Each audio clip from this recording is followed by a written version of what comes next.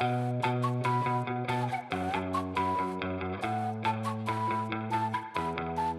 ain't holding my breath, but something's gotta give. Settle for nothing less.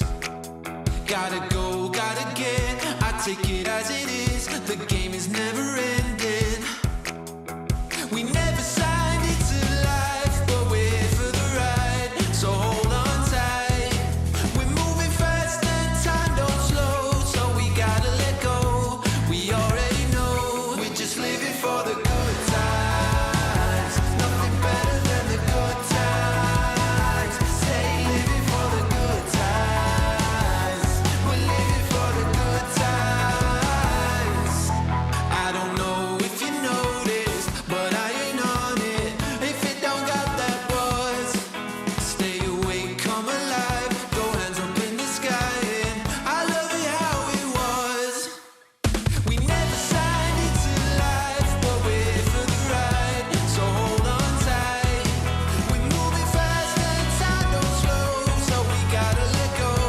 We already know we're just living for the good times. Nothing better than the good times. Stay living for the good times. We're living for the good times. We got it all. Got it all. Got it all. Got it all. We're just living for the good times. Nothing better than the good times. Stay living for the good times. We're living for the good times. We're just living for the good times. Good times. Good times. Good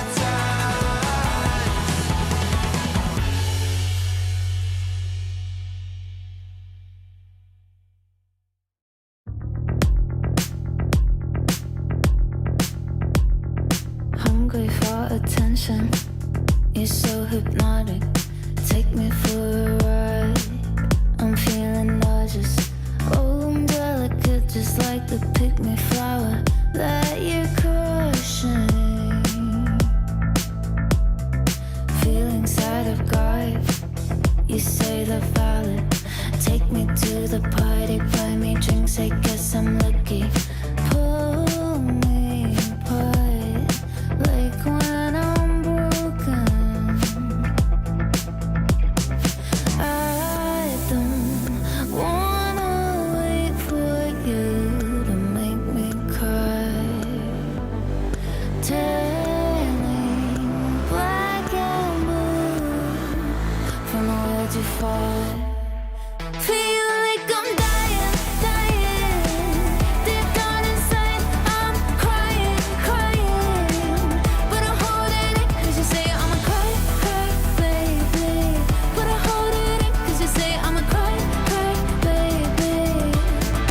Feel like I'm dying, dying. Deep down inside, I'm crying, crying. But I'm holding it, cause you say I'm a cry, cry, baby. But I'm holding it, cause you say I'm a cry, cry, baby.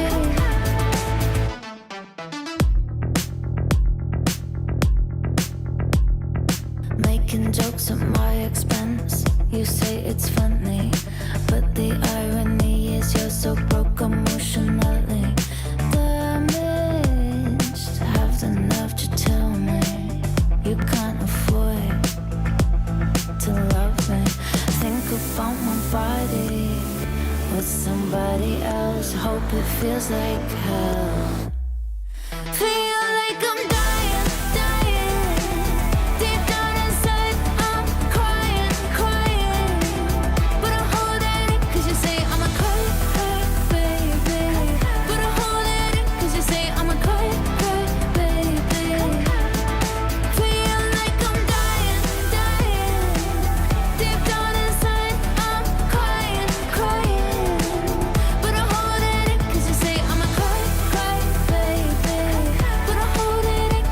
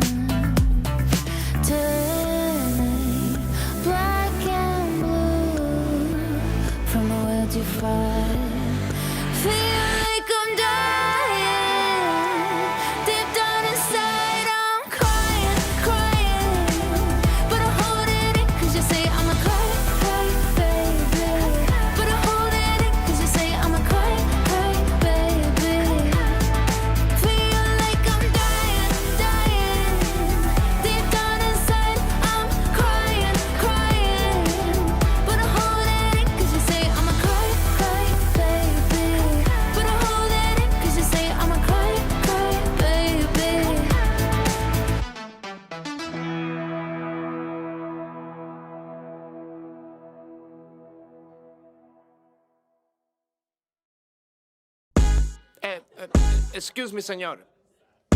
One moment, please. Yeah, disculpa. I know my English not good looking, but are you using salt? Cause there's no flavor in this place. Dile al quien fue que cocinó sin el sazón que no se aguante.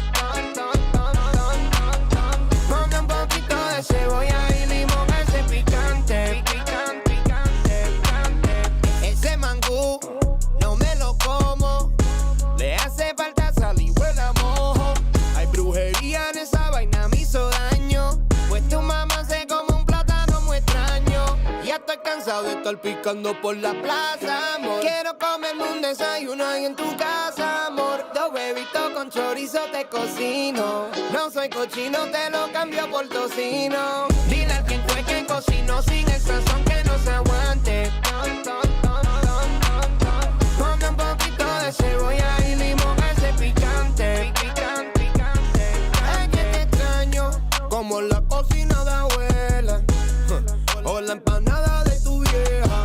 La nena dulce como la miel de abeja. Yo me muero pa' comer si tú me dejas. Diablo, nena, que tú sí estás fuera liga. Mango bajito, lo que son tus amigas. Por eso que yo no me encaramo en almor. Gracias por el plato, pero es que le falta algo. Dile al quien fue que cocinó sin el sazón que no se aguante. Ponga un poquito de cebolla y limón a ese picante. Dile al quien fue que cocinó sin el sazón que no se aguante. Dile no se aguante, dame. Ponga un poquito de cebolla y limón a ese picante.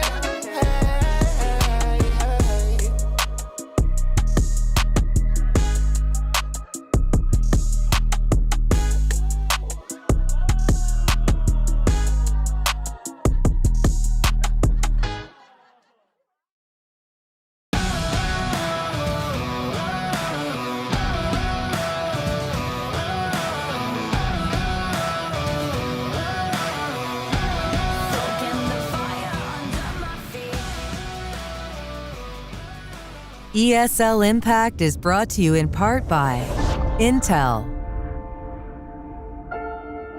Qiddiya, and DHL. Lights fall in the golden city. Fire's out and the water's gone black. You can run, but you won't get pity. Ash to dust will get you back. Tomorrow we will rise.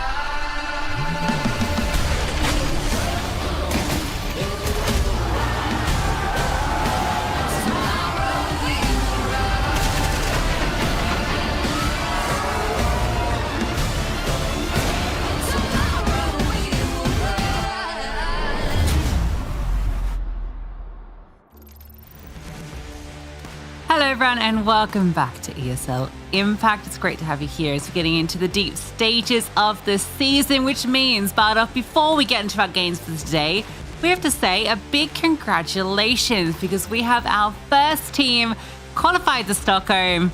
It's NIP. It is indeed great to see Vilga and her squad back on LAN. A slightly different NIP to this one, but most of them are there. It's going to be they're a team who they've had potential for a long time in their old roster and their new.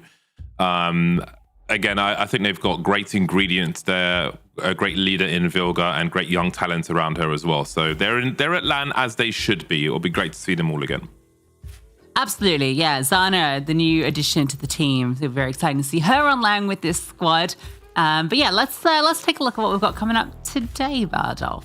We've got a pretty big game here on the main stream here for Europe, with Hindsight taking on Let Her Cook, a must-win game for both. For Magic vs MIBR, that one, in fact, all the games today have huge ramifications.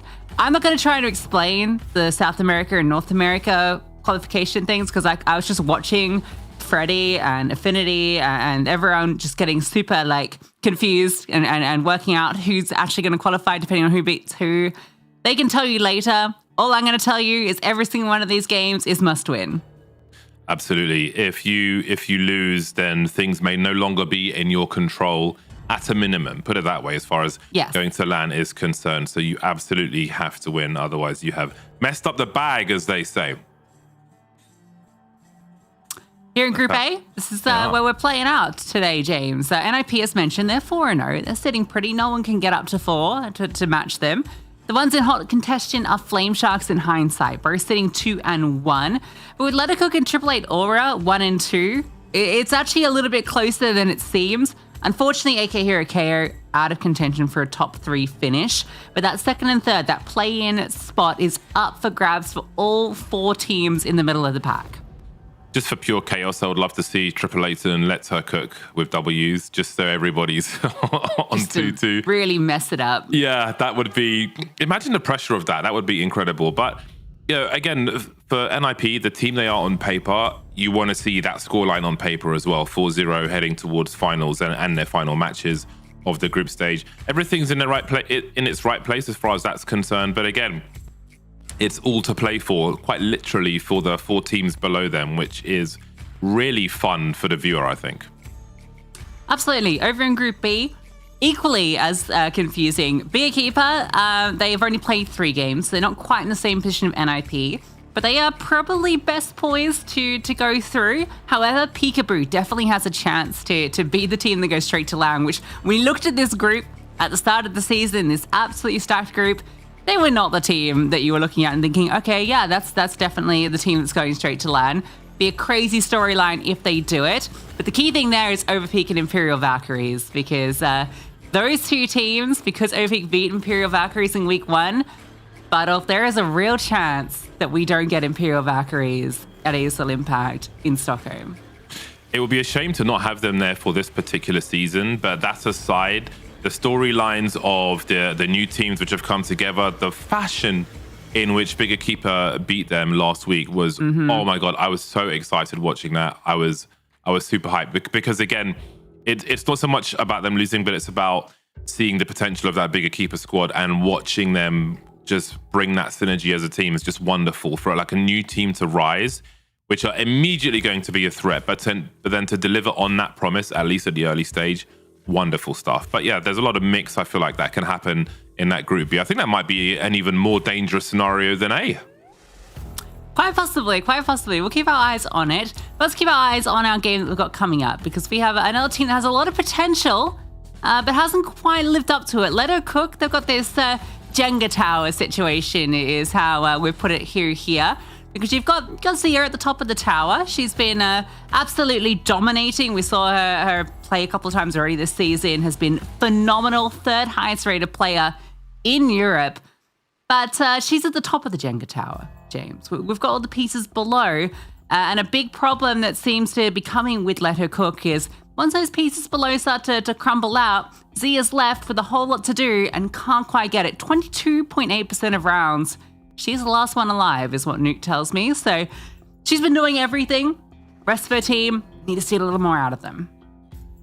Jenny R will be a name that many viewers will be familiar with. For me, the other 3, I think they need to be making names for themselves. And I think in doing that comes a higher rating, more impact, and winning those rounds for the team, turning the tide. We've seen that we see so many rounds where they're on a knife edge and they have big implementations, let's say for the next 3, 4, 5 rounds in a match in terms of momentum and so on. And I feel like that it's those moments that need to be seized by these players so they can be helping the team as well when it really counts. You know, it's not about just holding B, dropping that smoke on Mirage so your teammates can rotate in, but sometimes you've got to get that 1v3. Absolutely. And on the other side of things, we have our Katia player to watch. I've gone for Pullux for this one because she has been unbelievable. I've been shocked to see her come into this team and to be the star player. We had a chance to interview her after one of Hindsight's wins earlier in the season. Spoke to her about kind of how she's played basically every role under the sun. She even joked about that herself, and she's decided, you know what, I'm going to be the star. And she's been shining. 1.19 rating this season, top of her team, and has been a revelation for this Hindsight squad. Yeah, this is a team overall with a lot of potential, and again, a lot more players that people will be very familiar with. And I think Pullux is a name that we'll all know, but I think can be like historically, I guess you'd be looking at other players instead of her. So it'd be great to keep an eye on what she has to offer in this one and see if she can deliver on all the promises that you just made, Lucy. We'll see about that. This is a team with, again, a few familiar faces like Yenkon, who has been, oh, look at that, before she even came on camera, like Yenkon, who's, I think Tilda's played on some teams with her before. I always see her name about. She's been playing for a long time, so I think making LAN would be fantastic for her, and she's clearly a grinder, and I think that paying off would be huge for Yenkon in particular. So there's a lot of good names on this one. This is my favorite. I've got a huge bias here for Mikari. She's formerly from the Gucci Gaming squad, but she's also, so maybe because of that, but she's also just a great human. Like, I'm not going to glaze her too much because I know she watches the broadcast back, but she's good people. Like, she's I believe in her as a human, as a player as well. So I would like to see a good day for her here as well. Yeah, player I believe in is Madame as well. Her debut season with ESL Impact, she used to play with a really good friend of mine. So a little bit of crossover there. I've been loving seeing her play this season. Great to see her in her debut season really performing. She's been, again, alongside Pollux, one of the big stars of this team. And the other big surprise to me was Anna is taking on the IGL and AWP role in this team. So cool to see that. Going through the Let Her Cook squad, we had a bit of a touch on just coming into it, but I think the two players that I'm wanting to see a little bit more out of, and I think anyone that's a Let Her Cook fan does, is Jonana and Melly. These are the two players that are the known entities in this squad. They are basically the core of Let Her Cook. The team that made it to Dallas Grand Finals a year ago, but since then hasn't been able to get to those lofty heights. Lost a few key pieces, obviously, in Rachel and in Astra, but I think Melly and Jonana showed that in the right environment, they can thrive as players. And I think Melly in particular knows that she can be a star on this team. So I'm hoping those two can really deliver today when it's all on the line, because this is the sort of environment where I expect Let Her Cook to really step up, and they're going to need to. It's great to see the jerseys on the portraits, just to show some of the history of the squads, the Stralis, Gamer Legion. So yeah, this is a team I haven't seen too much of myself. This configuration. There are, I try to tune in when my friends are playing. I watch a lot of NA as well as South America. So I'm excited to see what they'll have to bring to the table. And they know what we, like, as commentators, we have to start big and then bring the story in, and we always talk about pressure and so on. They're very aware of that as well. And I think it's always a good scenario to see how people perform in such a scenario, and they'll know they need to. So I'm hoping for a good competitive game today. I think Ancient will be where Let Her Cook want to take it here. For Hindsight, I think they've got a little bit more flex for the punish. I'd love them to go Nuke. Yeah, I really like that. It's not a map we see a lot out of Let Her Cook. I'm surprised they actually banned Inferno. Maybe they're feeling a little uncomfortable on it, but that's always been a very strong map for Let Her Cook, so I'm kind of surprised to see it get banned out.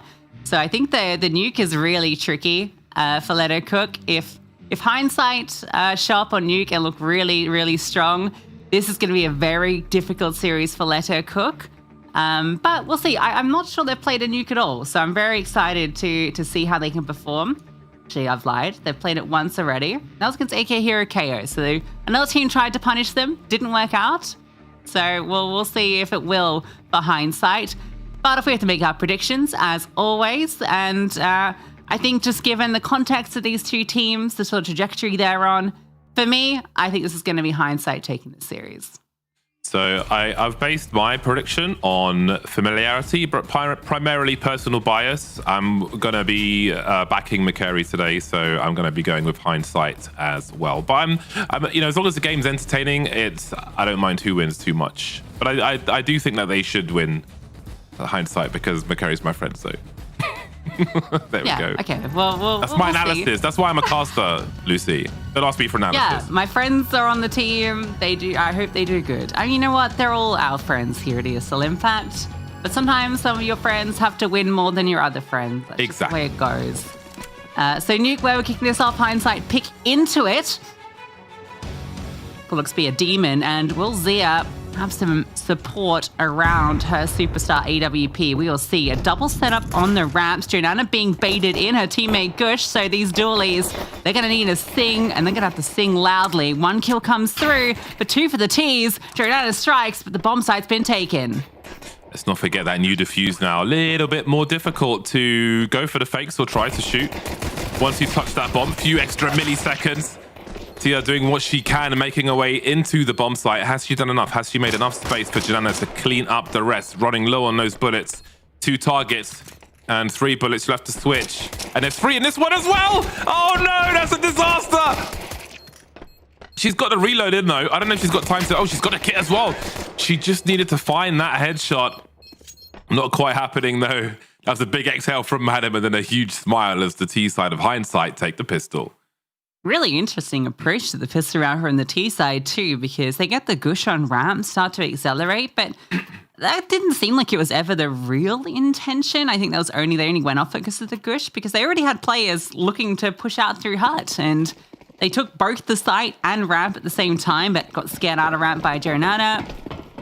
Nice attempt on the retake. Enough to entice the investment. Melly's been dropped in M4.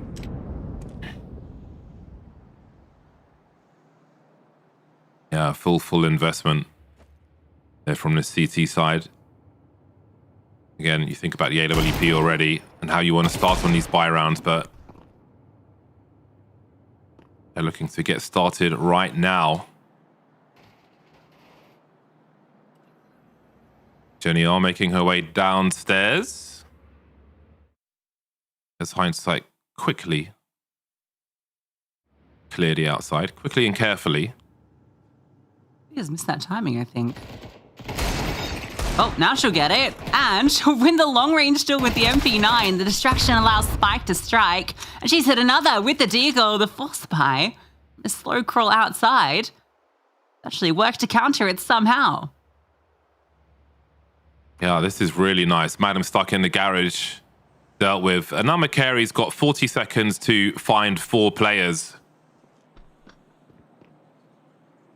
Very rough scenario for her. Well, that is a hell of an answer then from Let Her Cook. They came with a plan. I love how confident the buy was. The force buy in that second round. Again, not worrying about losing it and not having an AWP or anything. They came with pure intention and had ultimately what was a strong victory there versus the plan of hindsight. Maybe looking to have some longer range versus a potential force buy going outside. Didn't really go their way at all though. The surprising is that the M4 that was dropped over actually got no kills, and Spike, who just had the Deagle, was the one that found the frag. So even the deadliest weapon not required for Let Her Cook to steal that one away. Oh, two PT50s. The nicest. Check 9 of strike for 1. Zia removed. Niaz again started towards Secret. Best weapon for the job, but again, up against pistols, so it won't be too bad. Looking for the players of Let Her Cook to deliver when they need to. That second round is a good early marker as well. Again, very important game. If you're joining us a little bit late, it's not a game either team can afford to lose. Hindsight could put themselves in a very strong position if they win this game. The series, that is. That grenade is going to be painful. And it'll be minimal bleeding for the CT side then. Just Zia lost as Let Her Cook find their second. Nice. Round 2 to pick up. Bomb goes down, but even with that, it won't really entice too much into the next round. Only losing 1 player as well. Plus upgrading the MP9. So it's like you lost no one at all. JDR can drop an AWP as well. Not sure if you want to, given you know you're up against pistols, but see if they opt to do it. I suppose it's Zia, and with how she's been performing, you probably want her to have an AWP at every opportunity. I think if Zia, if you pronounce her name in Chinese, it would be Sha. Because I know if you added an O on it would be Shao. Shao. So I'm guessing it would be Sha. But X is like a Z in English at least. The more you know. Throwing bodies at the problem is the plan on ramp. And, oh dear. Outstayed the welcome with the AWP. Janana gets her bell rung down to the Deagle now. Can she survive? That is a great jump from Gencon, showing her mileage there, the experience, just bouncing off the roof to avoid getting headshot. And the threat will be dealt with, almost losing a third, but ultimately it will be 2. Nice kick flip there as well. Good stuff. Good energy in this game early. Got a little scary for a second now when Zia gets removed and Gianna goes down, but the plant position was just completely exposed to double, so Spike able to line up 2 from her position. Like the way they scaled.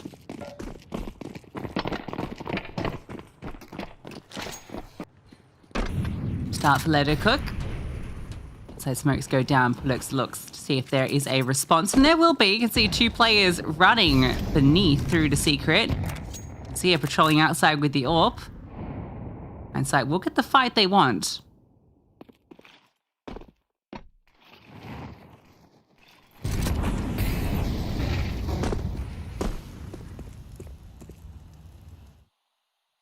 I love this set of nades. When a team offers this, it's really interesting to see where they go to from here. But compromising for the CTs as well. Still lurking with the AWP, but there are heavy losses for LHC on this one. Melly trying to hold down the A bomb site, but it seems that the T's will head downstairs. McCary taking control of control, but Jenny R is here by the single door, waiting to be a problem. Don't see too much though, and bomb can be planted safely for double. Johanna still low from earlier. Try and be the first contact and actually gets the kill as well. Jenken will trade her out. She's brought down low, needs the quad kill. Jenny in the 1v1. No kit on this one, sorry.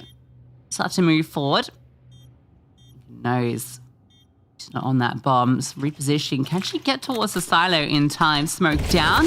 Jenny are not expecting her on that angle. Beautiful reposition from Jenkin in that post plant. Gun round comes onto the board.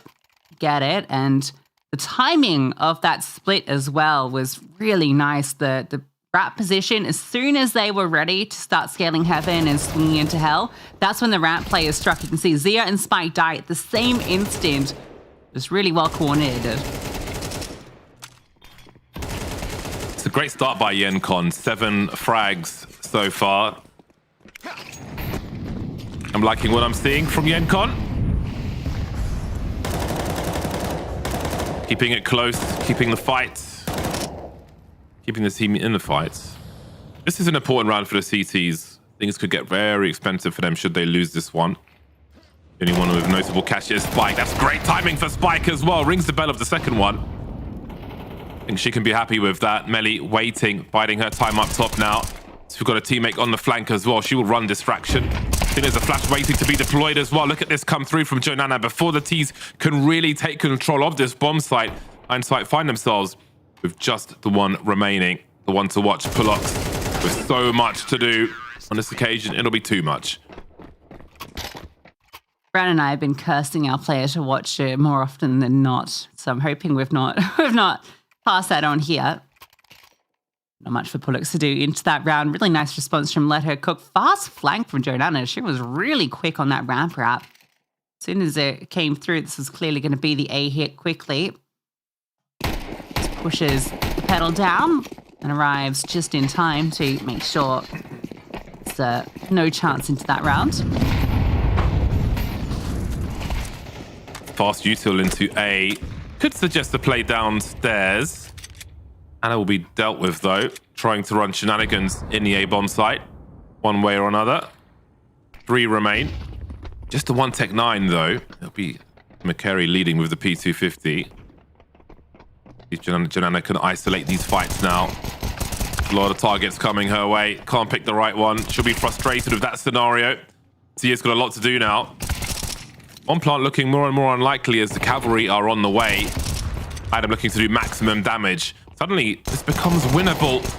Pushing through the smoke to give the 1v1 spike. Oh, that's a nasty one on the last as well. Wonderful work from Madam. Squeezed in 4. Oh my goodness. Wonderful.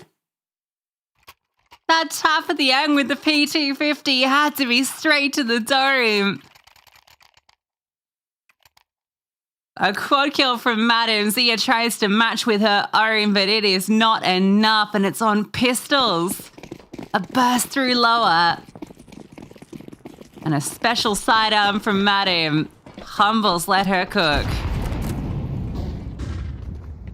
That was monstrous. The play through the smoke opened the window, opened the door, the windows and the doors, Lucy, for the opportunities to clutch that one, and she took it. Great spatial awareness. Knew exactly what she needed to do. Right in wrap. And Zia removed. Pullux dodging that one. I think that flash might have bounced a bit funky too. Second push. And then there'll be a third push as well, Bardolph. How many is Pullux ready for? Just 2. But jobs are good in. How many can you expect there? That's an unreasonable amount of 1v1 in the same spot. Nice from Melly. Oh dear. Wallbang, please! Oh, swing and a miss. There we go. And now there's a chance to do this. There's no kit on these last 2 players. Perhaps there's one around the site.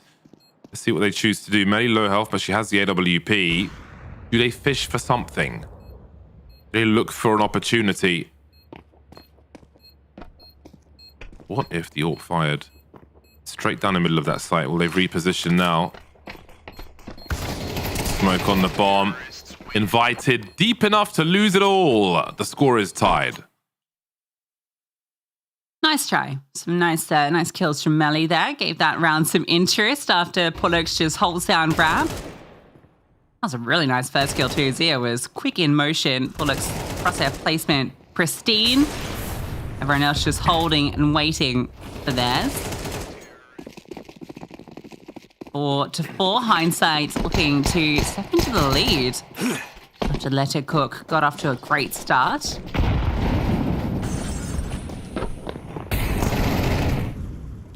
Now it should be off to the races for Hindsight. In the short term at the very least.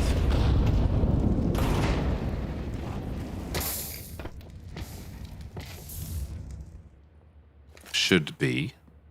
The carry's got to be careful now. She is dinging the ball with the USPs. A community game as well going on. That's Imperial Valkyries versus Shinigami. Imperial 7-1 up at the moment. Their tricky situation is might even be not in their hands as to whether they qualify. Even if they win both their games, there's a chance. They won't make it. That would be crazy.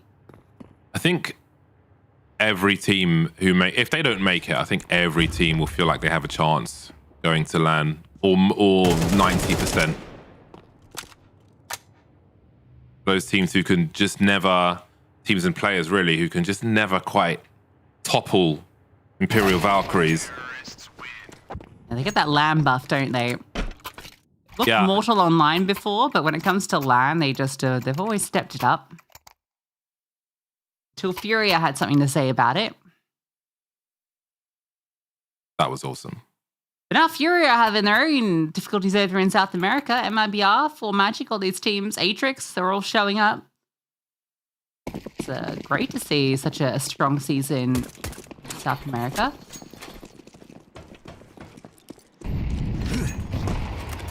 LHC on the buy once again. M4s are out. Util's very limited at this point. Purely smokes. Each player with a potato in the bag.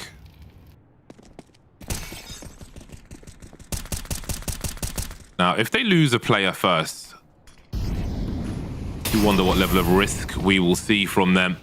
Dry peaks, essentially, trying to fight back. Pullux will see the silencer on the rifle. Jenny R will be lost. Now, what do you do? With only smokes, you can buy some time. But this will feel like a brittle setup now for LHC. Carrie's got this kill in a moment, surely. Okay, we'll walk through. Back was against the metaphorical wall. And they're just so aware. They're so ready for Let Her Cook to go on these pushes. They are a team that, I guess, historically has always been known for getting aggressive. But, Oh no. Well, could have been worse. And now you know where she is at least. Yeah, it's wonderful. The hands are kind of tied for Let Her Cook when they lose that first player. Again, they just don't have the util to make any safe plays. But if they just stand and wait to die, there's just not Everyone was shot on the side of the head, I swear. All they can do is make those pushes, really. In hindsight, I've got the time to wait for them. Works out swimmingly in that regard.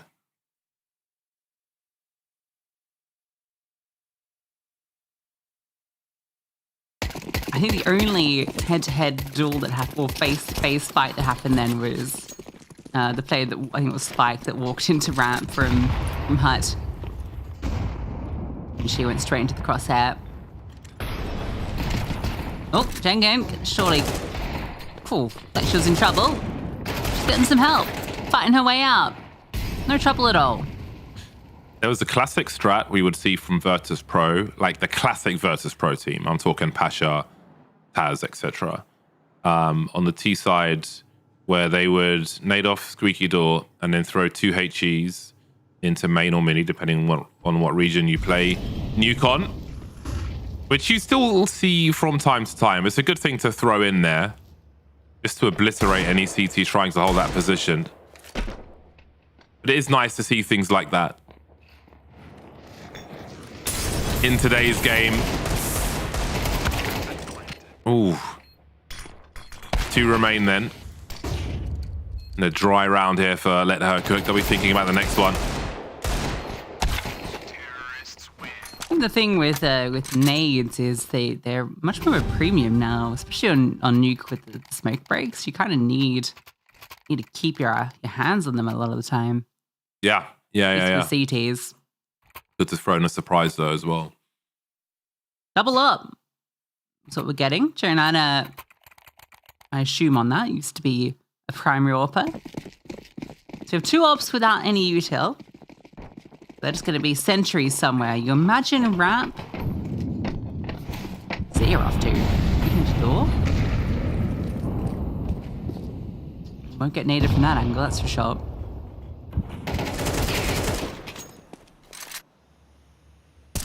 Fortunately, first kill goes to hindsight. Chiniar gets caught on the edge of the smoke. See if anyone walks through, but they're already some space downstairs, and I think hindsight's just keeping this pretty direct. And Carey holds down for 1, information on a second. Should be a pretty easy acceleration down to B.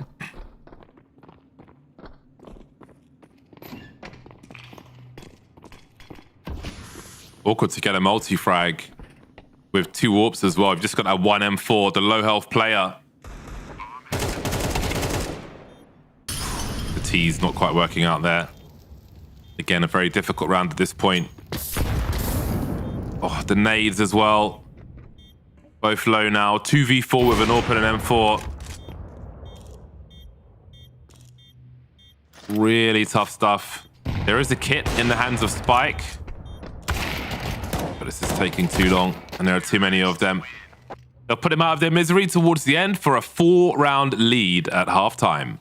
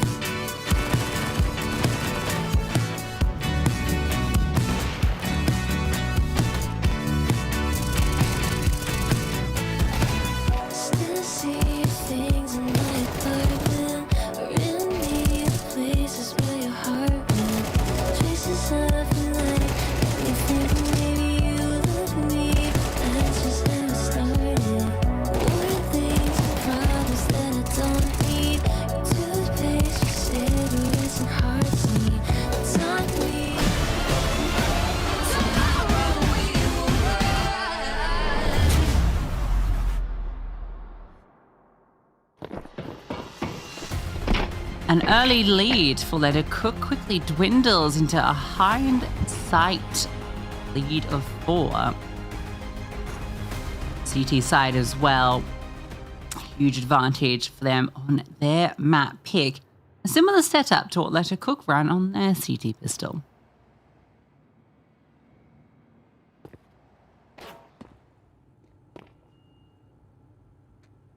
Genial got dinked somehow to 3 HP. Not sure if it was through the corner of the wall or shadow spotted, and Yencon gets one on the cheap way, which is always what you want. Good positions in that respect. However, Hindsight have lost players on this A bomb site. Jonana looking for the rotation already. She can run distraction from her teammate as well. Can she collect this? Absolutely she can. Very well positioned even before the bomb was planted. That leaves Pulox between a rock and a hard place. And a third player for Let Her Cook. 1 versus 3 for Pulox. Oh, that's a great way to start. Holy potatoes. 3 HP for Jenny R remaining. There's no kit. See how her gun's gone down. Don't forget how that's different as well. And Jenny R will finish off the job for Let Her Cook. It was a promising start, though, for Pulox, but in the end, too many T's. Oh, my goodness, though. Those shots were ridiculous. Real shame for her that time wasn't on her side because, yeah, Jenny R dinked from earlier. I think Pulox is surprised that she actually peaks it. I think she was pretty confident that Jenny R was the last player with the low HP. Thought maybe she could call the bluff that Pro is not faking.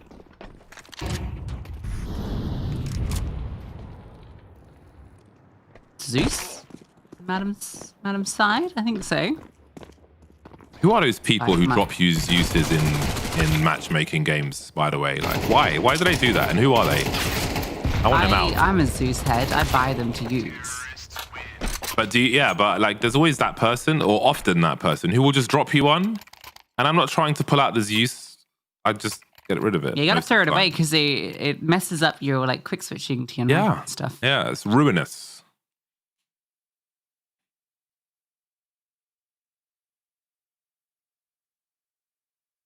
Right, well, Let Her Cook got the much needed pistol round win. An eco from Hindsight in round 2. So they will have guns out to fight.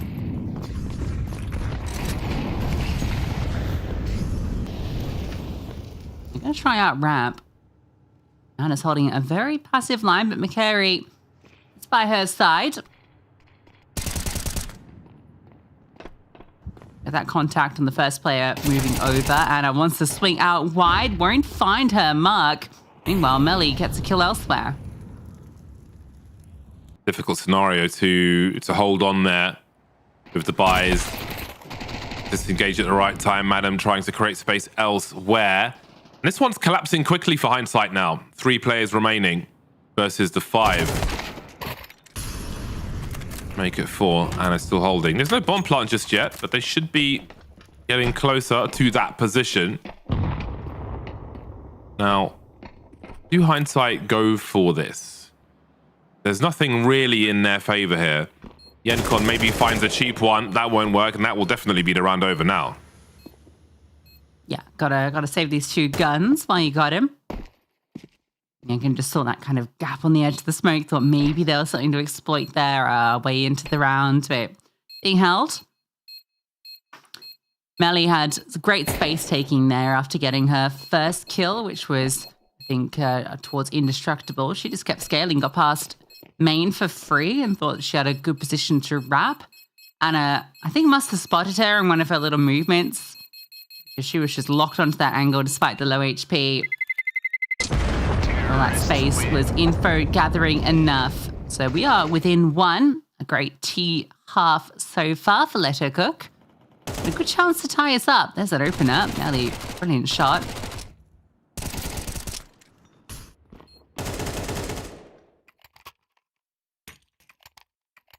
Well, gonna actually force around these 2 saved rifles. That's somewhat surprising. These 2 MP9s are in the field.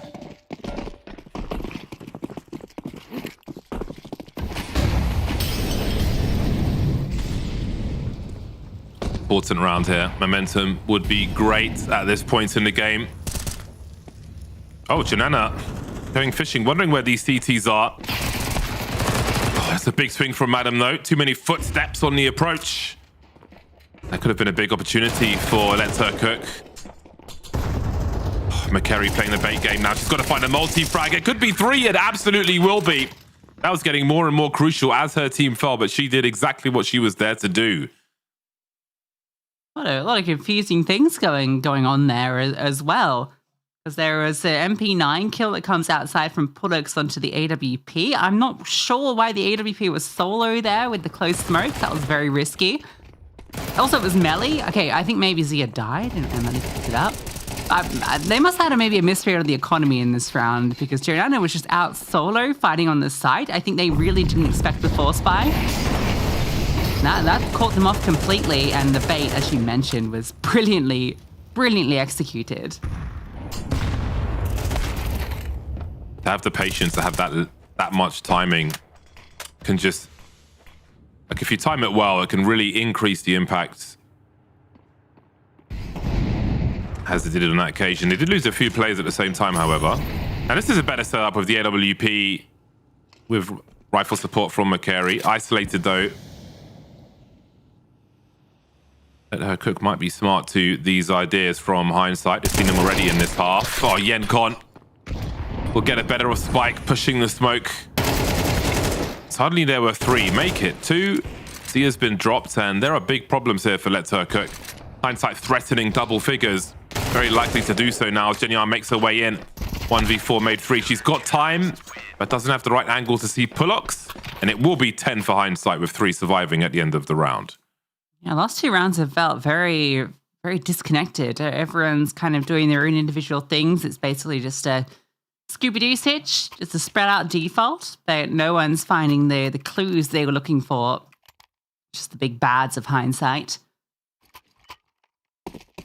Every time we swap to a new player, there was no ability to trade any death from Let Her Cook.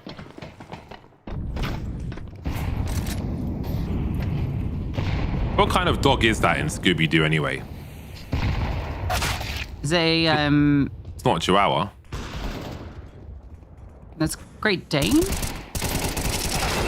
Oh, they're lining up. Getting away with it, though. Another. Hold on a second. What a bizarre scenario. 13 HP for both Slayer and Jenny. Oh, but it's Spike who swings in first and just about delivers the frag. This is crazy. Look at the HP. McCary has a real chance in this one. It's going to be any util thrown out. The smoke, if one goes to heaven, then McCary's chance in the round begin to dwindle. Not being given anything. They're not going to come to you, McCary. She's just going to go for a ninja. Yeah, I think the comm has come through the low HP. So rather than going for the 1v3, she's waiting for the evacuation. And then she's going to drop down. Now, is she actually going to get the chance on this? They're sticking around. She gets those first 2 kills. Can she get this defused? I don't think she's got the time.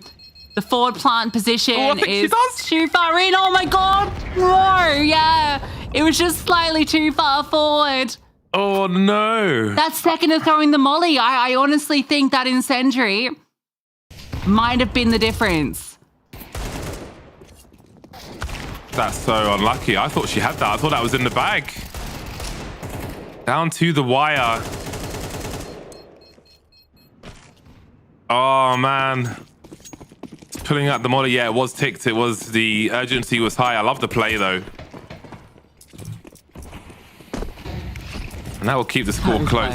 Man, that was a crazy round. It just kind of came out of nowhere. And so it was crazy from Zia to even get Let Her Cook into that position. Yeah, like that was huge. And the implications of that now, if Let Her Cook can convert this round as well, could lead to a map win when it looked like it was slipping away. But forcing the issue there, and if you look at the scoreboard as well, it's definitely a team effort. What we're seeing from Let's Her Cook at the moment, but that could change everything. If they can win this round, they will be in the driving seats, even around behind.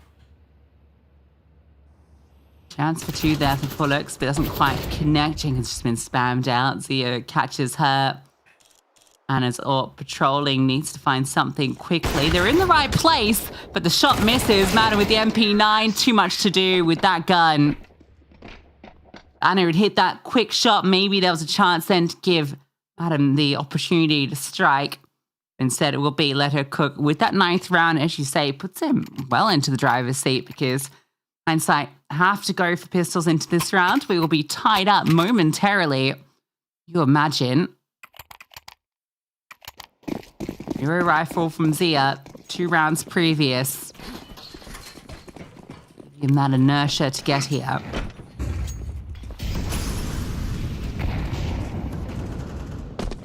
Even when the CTs get their buyback, it's the most uncomfortable because again, you lose it, you're on pistols once again. It absolutely sucks, especially at this late stage of the game,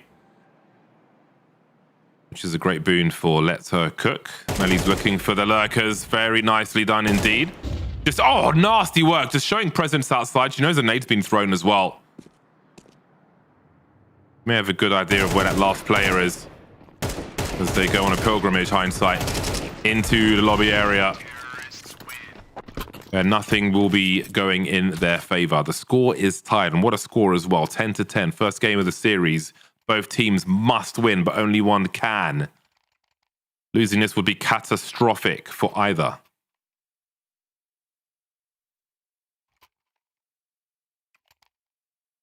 Yeah, about time to call that timeout for Hindsight. You know, if this one falls afoul, they have a chance of conceding their map pick. We know how good Let Her Cook are on Ancient. Very good right here as well. And as you mentioned, the scoreboard looking very healthy for Let Her Cook. That was something we highlighted in the pre-show, that for the most part it's been Zia top of the tables, but hasn't quite had the support underneath her. But in this match, they're all within a few kills of each other, which is a really good sign.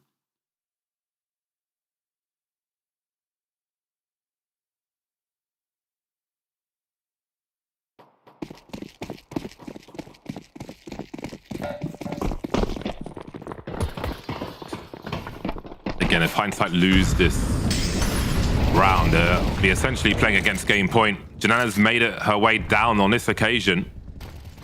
Immediately pulling the CTs out of position, at least on paper. This could be a money nade. That's definitely an important frag. Was that getting not dropped. Calmed? Yeah. Looks like she got taken by surprise there, but that's an awkward time to pull out grenades. McCary trying to find a second. Pullux will, and she'll stay alive for the time being as well. Disengaging, keeping 3 alive. Can't disengage completely. That's an important refrag from Jonana, who spots at least one of the remaining 2 players. Needs a reload of her own. Should be free for Zaya here. Absolutely free there onto Yenkon. Catches Madam as well, showing how she is worth her weight in solid gold for this squad, and now Let Her Cook find themselves in the lead. I don't know what went wrong there, because Jonana drops down. It's fairly loud. I'm sure that should have been calmed. But Anna, yeah, just completely unaware. Or did she hit a quick switch accidentally? It looked like she was pulling out her gun, but then didn't have it in her hands. I'm not sure what went wrong there. Been a rough showing on Nuke for Anna. That one's not going to feel any better. Nice try to and hold ramp. Pullux arrives, and you feel like maybe there's a chance there, but without any control elsewhere, it just all falls apart. And that was a very Let Her Cook-esque round. Very pacey, catching you off guard. And it's cool to see that one come out after a few more standard defaulty rounds. Fixing their stuff.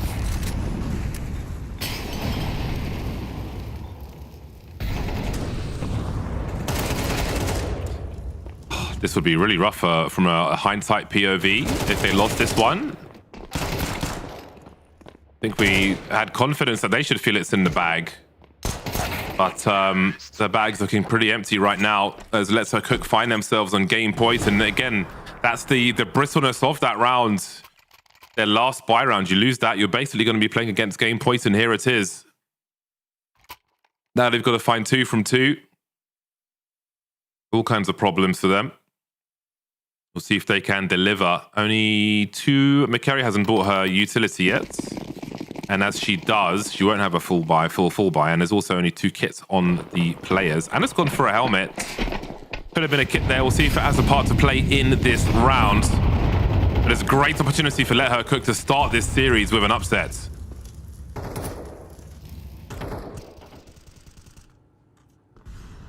Push through from Rap. Nana's found the opener too. Jonana removed. A lot of activity outside currently. Looks keeping an eye on things. Lobby controls completely the CTs. Look at where McCary is. So they know exactly what's going on.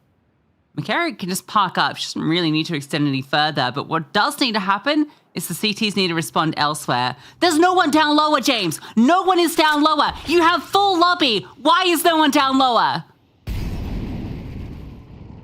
It's a question that hopefully hindsight Move will down answer. lower. Someone rotate. Oh my God, I'm losing my mind. Yeah, if the B-bomb sites get taken, look at the util that remains on Let Her Cook. There may be some in use to get this bomb plant, but on that retake, those tight choke points, if they have to come from the ramp, what are they going to do? They've given up heaven on the A-bomb site as well. With no real eyes outside, apart from McCary and T-Spawn. Well, I mean, they've got plenty of sound cues here. I think Let Her Cook are wondering where everybody is. 25 seconds to get this bomb planted. If the vents are compromised, then they're going to be in some trouble. Spike makes her way down, and again, we've got a smoke. We've got like full util for Spike. She's busy dealing with the vent position.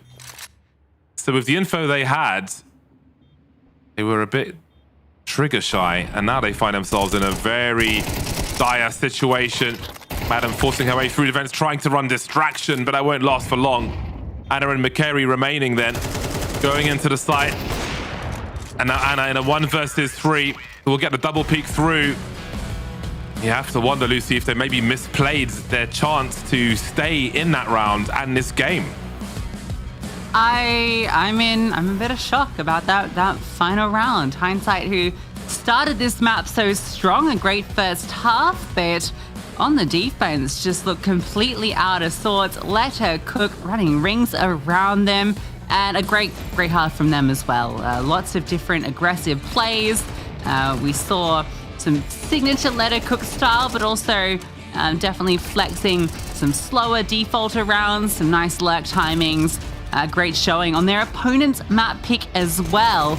And this is with hindsight. You know, we saw this clutch here from Madam, which was pretty ridiculous. Yeah, there are a lot of opportunities for them to really run away with this map, but couldn't get it done. Let Her Cook. What an incredible showing. Yeah. That was great to see. Again, definitely a team effort. I think Dia maybe stands out a little bit in terms of leading with the frags, but everybody turned up to that one.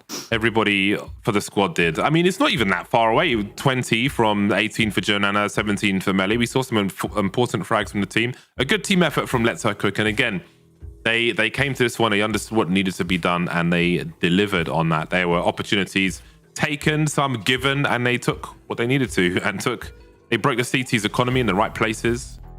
Great work from them. Yeah, huge impact from Yunkin. 6 opening kills there as well. So she was trying her best over on hindsight to get them going, but Let Her Cook.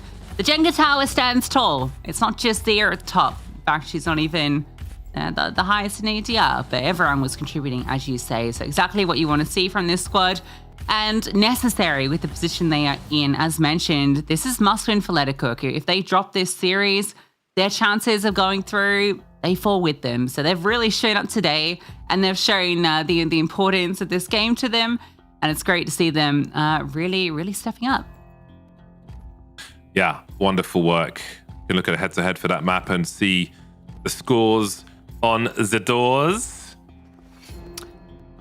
Listen, James, I never want to obviously look down on any particular performance. This was a rough run from Anna. Everyone has those games, but I think if you're picking into a map like Nuke, the AWP, you're kind of expecting a little bit more impact. And it wasn't quite there, unfortunately, for Anna.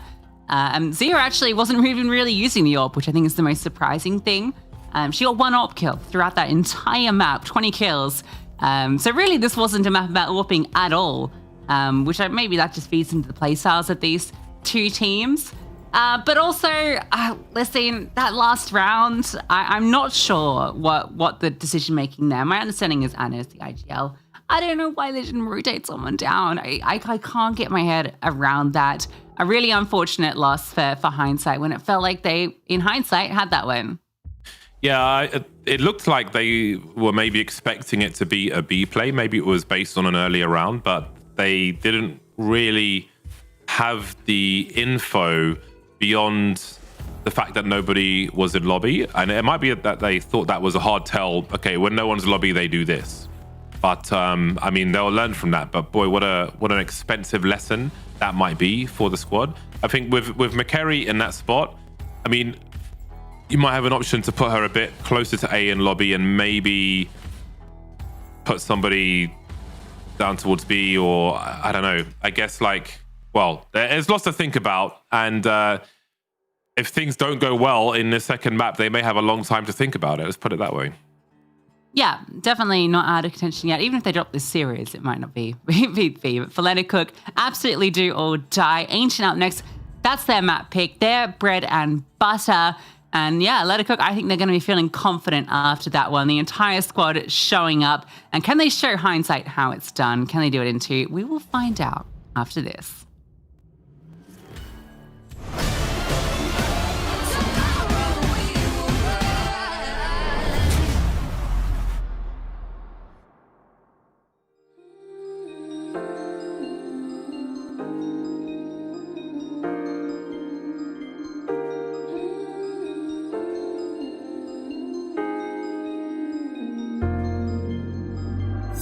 Feel it spilling over. You gotta cry just a little. Cry for you, let it go. Gotta take a moment, then move on. Leave the past behind you. You gotta die just a little. Die for you, learn to live. Let the magic find you and go on. And you might fall down a little, get back up again, fake it till you make it, and don't have to play pretend. Get into your flow, come on, let it show. There you go.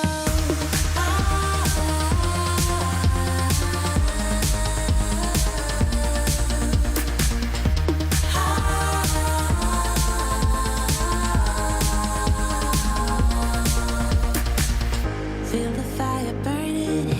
You gotta hurt just a little. Hurt for you, heal the pain. Soon the winds are turning. Let it rain. And you might fall down a little. Get back up again, fake it till you make it, and don't have to play pretend. Get into your flow, come on, let it show. There you go.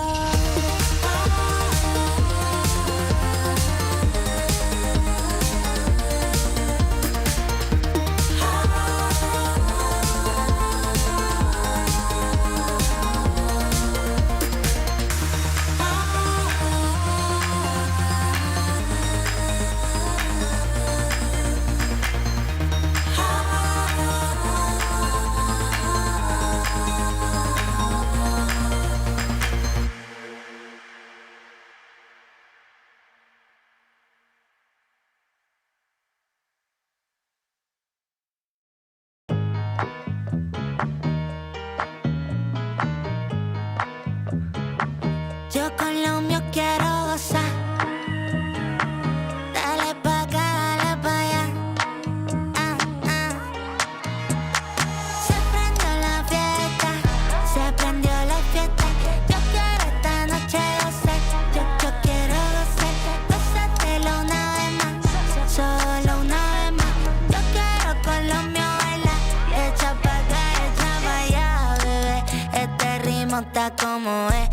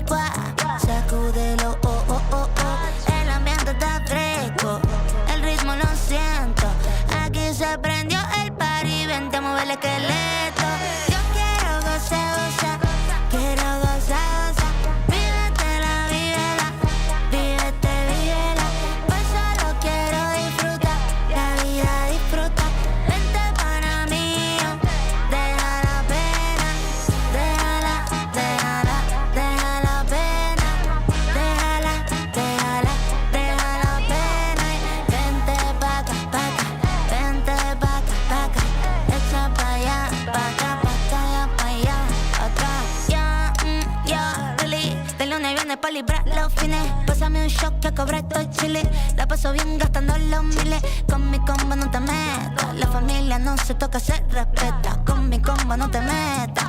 La familia no se toca, se respeta. Aquí estamos todos happy. La rutina siempre contra mí. Me relajo, cero estrés aquí. Vente a la fiesta, vente al party. Vente al party. Los carros en la calle suenan pi, pi, pi. La pasamos bonito y el juego siempre puesto en la TV. Yo quiero gozar, gozar. Quiero gozar, gozar. Vívetela, vívela. Vívete, vívela. Hoy solo quiero disfrutar. La vida disfruta. Vente para mí. Deja la pena. Déjala, déjala. Deja la pena. Déjala, déjala. Deja la pena. Vente pa' acá, pa' acá.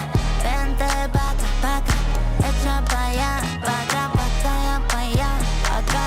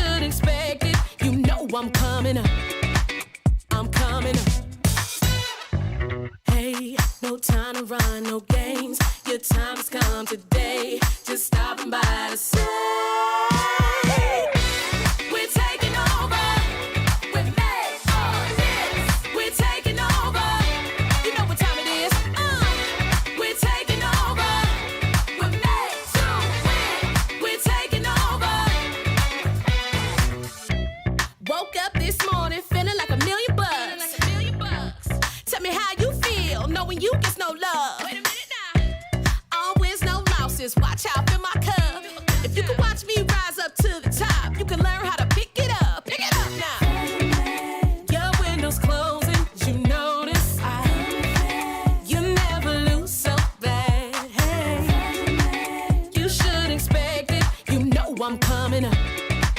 I'm coming up. Hey, no time to run, no games. Your time has come today. Just stopping by to say, hey, come on. We're taking over. We're made for this. We're taking over. We're taking over. We're taking over. We're made to win. Yeah. Say what we made for. We're made for this. Hey, say it again. We're made to win. Say we're made to win. We're made to win. Hey, we're taking over. Tomorrow we will rise.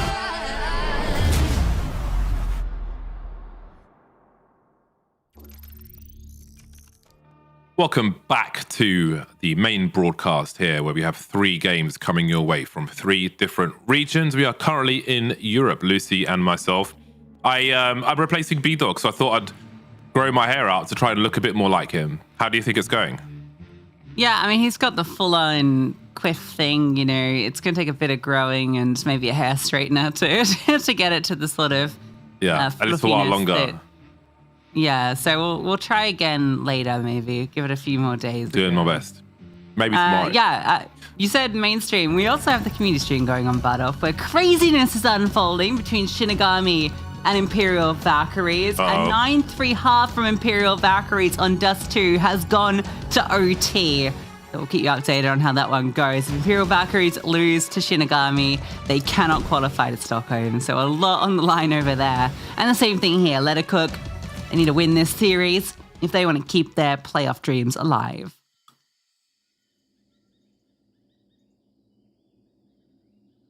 Hindsight picking the CT side of their opponent's pick, having lost their own. A good start. Rough finish. Oh! A drive-by, a Ferrari peak from Jenny R, and Let Her Cook will continue that momentum into this pistol round. Early dropped 4-on-4. Coming up the ramp now as Junana will run distraction, allowing Spike to collect some heads. Pulox and Anna will find it very hard to get onto this bomb site, it seems, as Pulox will be the last one to fall, and Let Her Cook will win the pistol. As Spike puts a couple through the eyes of the players coming up the ramp. No smooth footing there. But sharp shots from her. It's a convincing pistol. The B hit a little bit delayed. Cave was completely in control of Hindsight, but that didn't matter to Let Her Cook. They just scale long. Sure, they isolate Cave, get the player short, and it's all too easy. Anna gets a couple of fights from long range, but flank is dealt with. See ya. Surely heard these players. Spike won't need help. She'll just spam away. There's a fast plane coming through, and AK's been stolen as well, so that's been picked up from Jonana's corpse. Won't be allowed to hold on to it, though. Plane's actually separating the other 2 players, the USPs.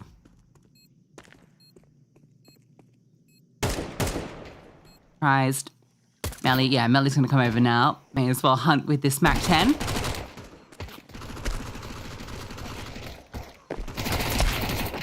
They do lose. They do lose 2. Zia, and Zia won't get the glue. So it's a little costly, but it's not bad. Yeah, T-side is... That'll be fine.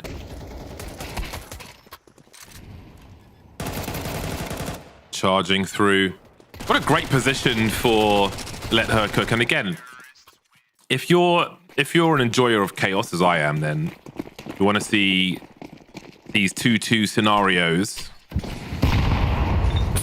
where everybody will be feeling uncomfortable, apart from me as a spectator. Ah, wonderful stuff. Let's see what happens, though. We've got the French guns out in the 3rd round for Hindsight. A big pop flash. Jenny R could not be blinder. Great work by Madam and Yenkon to drop 3. Got to try and stop the bleeding now. Yenkon will swing out and get 2. Definitely a confident fragger on this squad of Hindsight is Yencon. And it'll feel nice to win a round if you're Hindsight. Yeah, you know what? That ball flash, it's not one you actually see that often, weirdly enough. I guess because the T's do have a lot of time to respond to the trajectory, but they were wide swinging, and Madam, it pops at the perfect time for her to swing out wide as well. Great defense over on B. And the damage from that round before, you know, that has had some ramifications.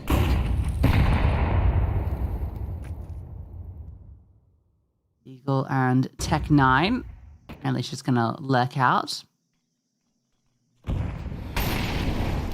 Lead in some util, and Spike's found the opener. Yeah, I think I'm kind of seeing problems on this B bomb site. A 1-2-2 setup to start with here for the CT side of Hindsight. Mercurial needs to try and draw more attention from the back of the site. Smoke up in K for the moment, leaving Madam a little safety, a little comfort. But now as the remaining 4 players will bunch together, the numbers game and the trade frags will be very important for Let Her Cook. They've got pistol players to swing and create space for the rifles as well. And it's got to be real careful here.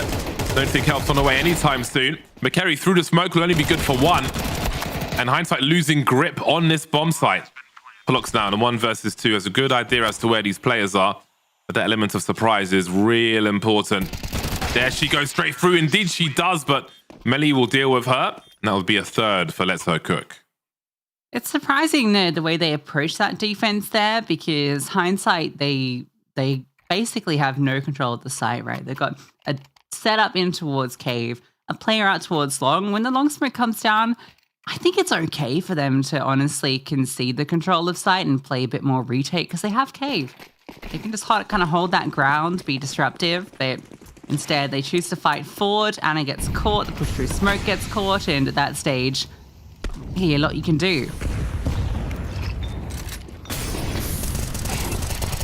Yencon utterly blind, almost finding a second. Actually, it's Madam to get that frag.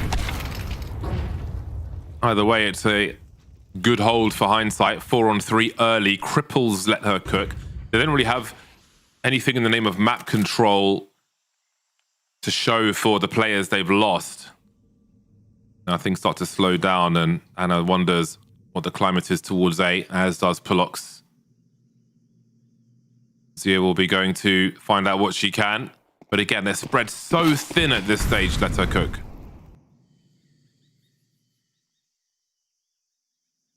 Jordana also needs to be very careful. She is solo with the bomb.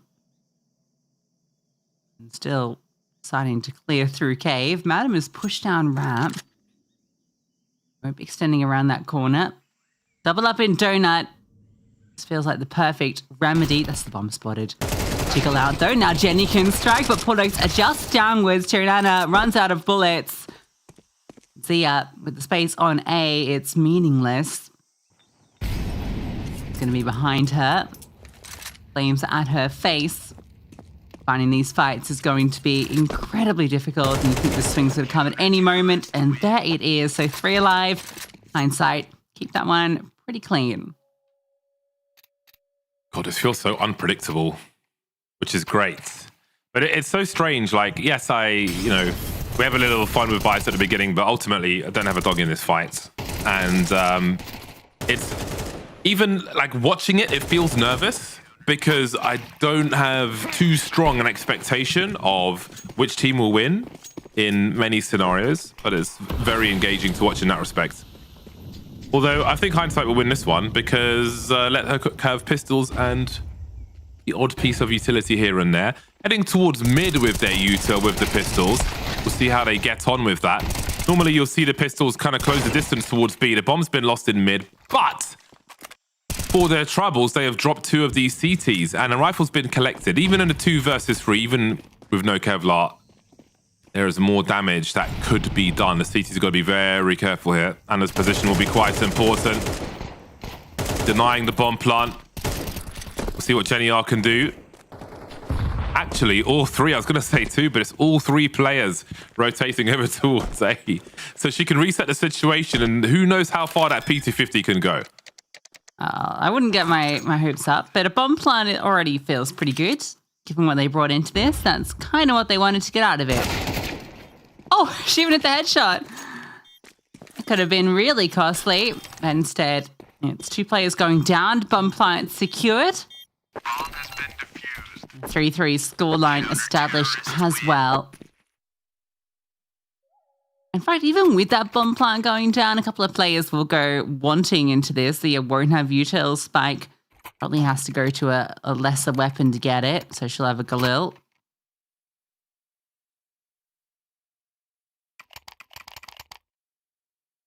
Hopefully a chance as well for Anna's AWP to have some impact on this CT side. No one on A. Yeah, it's a reasonable start. You see that sometimes, although they have maybe picked the absolute worst route to do that, because in they go. 0-2-3 setup, as sometimes the CTs will do, but they just chose the wrong time to do it. Pullok's forced back into Donut, but it's McCary who gets the first frag, and they're lining up for Pullok. It will be a team kill, but one way or another, there are 3 remaining for Let Her Cook before they plant that bomb, even with an empty bomb site at the beginning of the round. Can they pull this off, though? Swing and a miss from Anna. We'll need to see more from her with that in this game after a quiet first game in this series. Zia and Jenny R remain as a tight choke point, and they're all coming from the same direction. There's plenty of sound cues for Jenny, who catches too. This has been made doable for Zia now. Can she find a lineup, though? Bit of pre-fire trying to get them off that bomb, but she'll be punished by Anna through the smoke, and the retake will be successful. That double up from Jenny was really nice, just because she barely even saw anyone on it. Through the edge of the box, through the double kill. They were such low HP, but Zia was 7, even lower. She didn't quite have the lineup to find the bomb. Fortunate team kill. Carry with some critical frags as well. A little scary for hindsight, given they were playing 3-2. Ooh.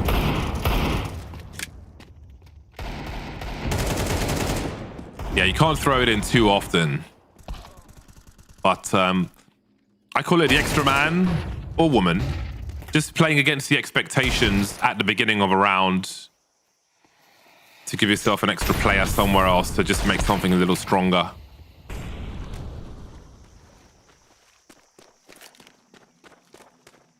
Pistols finding no mileage in this one, as we have well, now 469 HP hindsight at the end of the round. No one dying is great for the few rounds that remain in this half. A little extra money will certainly always help the CT side. But the AKs are coming out once again.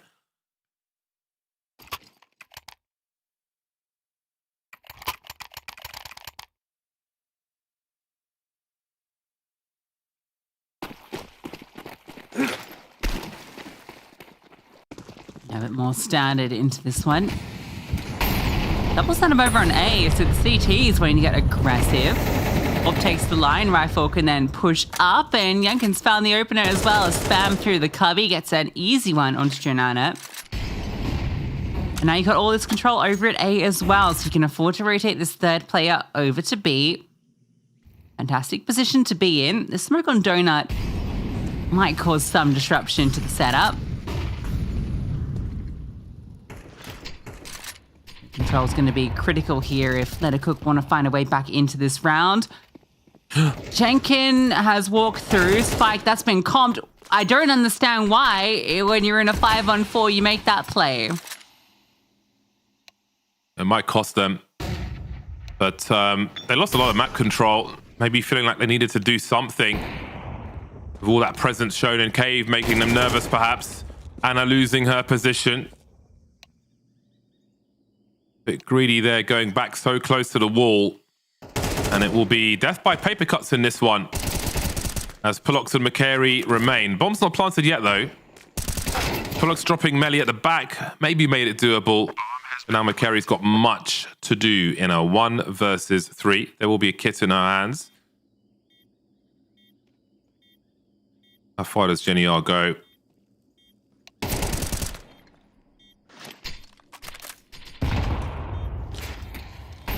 Molly as well. That will burn her time though. Jenny are still surviving. Bit of griefing with the spray. I think McCurry may have been outmaneuvered for this one. No time. She realizes it. Even getting out is going to be tricky. I think she's going down to the bomb here. No, she just about gets away. Oh, that one's a bit of a silly one from hindsight. When you've kind of got the great position, you're in a 5-on-4, time's are ticking, and for whatever reason, it decides to push down the ramp smoke. That is a really She almost big had a great push. timing, to be fair, but it's just an unusual play to make when you have an advantage.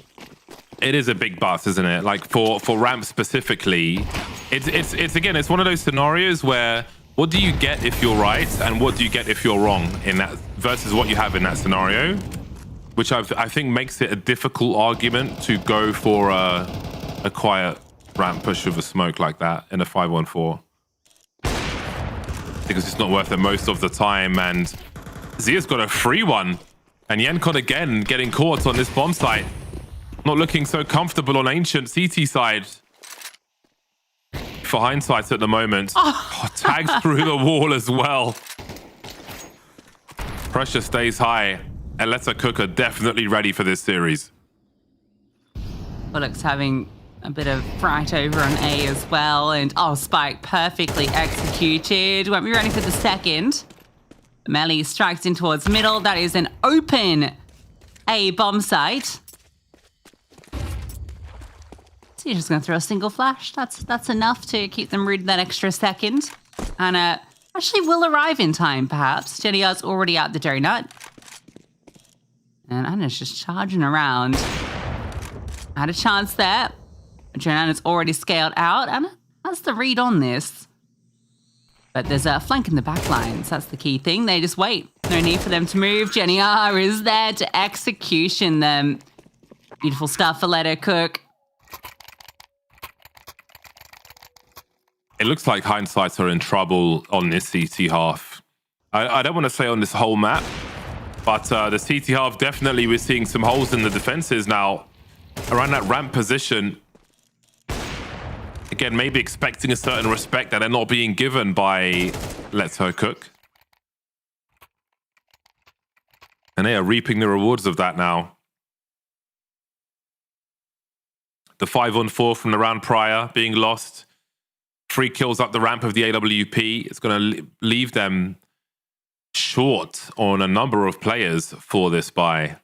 Now, with only 3 of the 5 players with rifles, a little short here and there on a full buy. And just looking at the util alone, I mean, Ancient's it's an aggressive map on a good day for both sides in how you need to take control. But I do wonder if we're going to see some kind of play made from hindsight to try and get an early 5-on-4 to balance out the disadvantages they might feel with this util.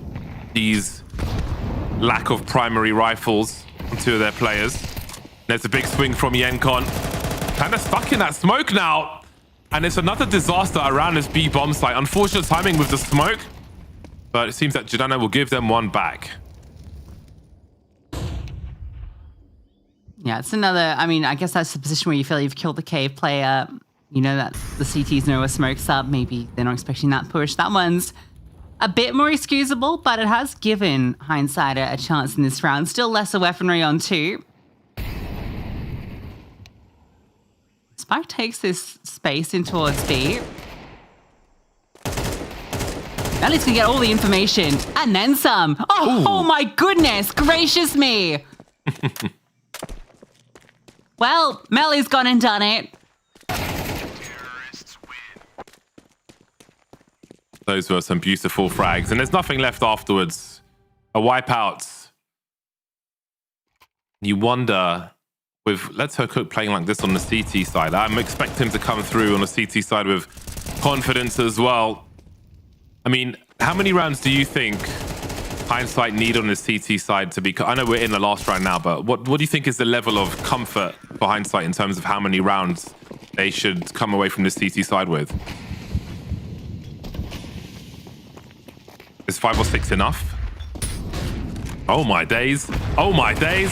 Oh my days. What's happening? So blind. They're in their spawn. And it's an open B bomb site with the bomb in tow. All right, then. A role reversal, maybe. It's like we've... My words. So blind. That play was bananas. And it's worked out well for them. Will we even see a bomb plant here? Janana's just busy dropping all the utility. And that's given time for the CTs to make it their way back into the bomb site. Hard to really read around when all of that madness happens. Well, it was a Hail Mary in that last round, and it will be a tied score at halftime.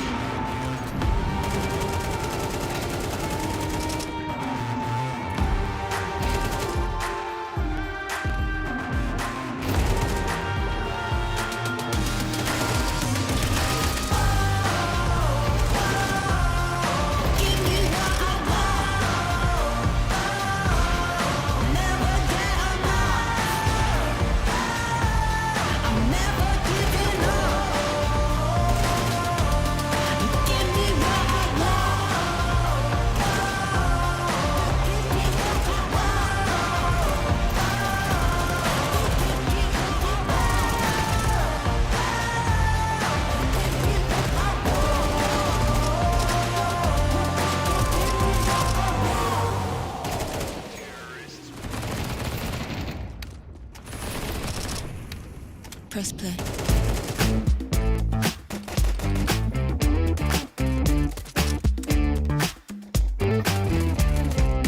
You know I feel the same way. Something crawling under the surface. Snap your fingers, we'll go there. We can find your inner furnace. Keep pacing to the mantra. Don't stop, get what you're after. No rush to find an answer. Let it all out. Stay moving as the beat goes. Feel free and let the rain fall. Tomorrow we will rise.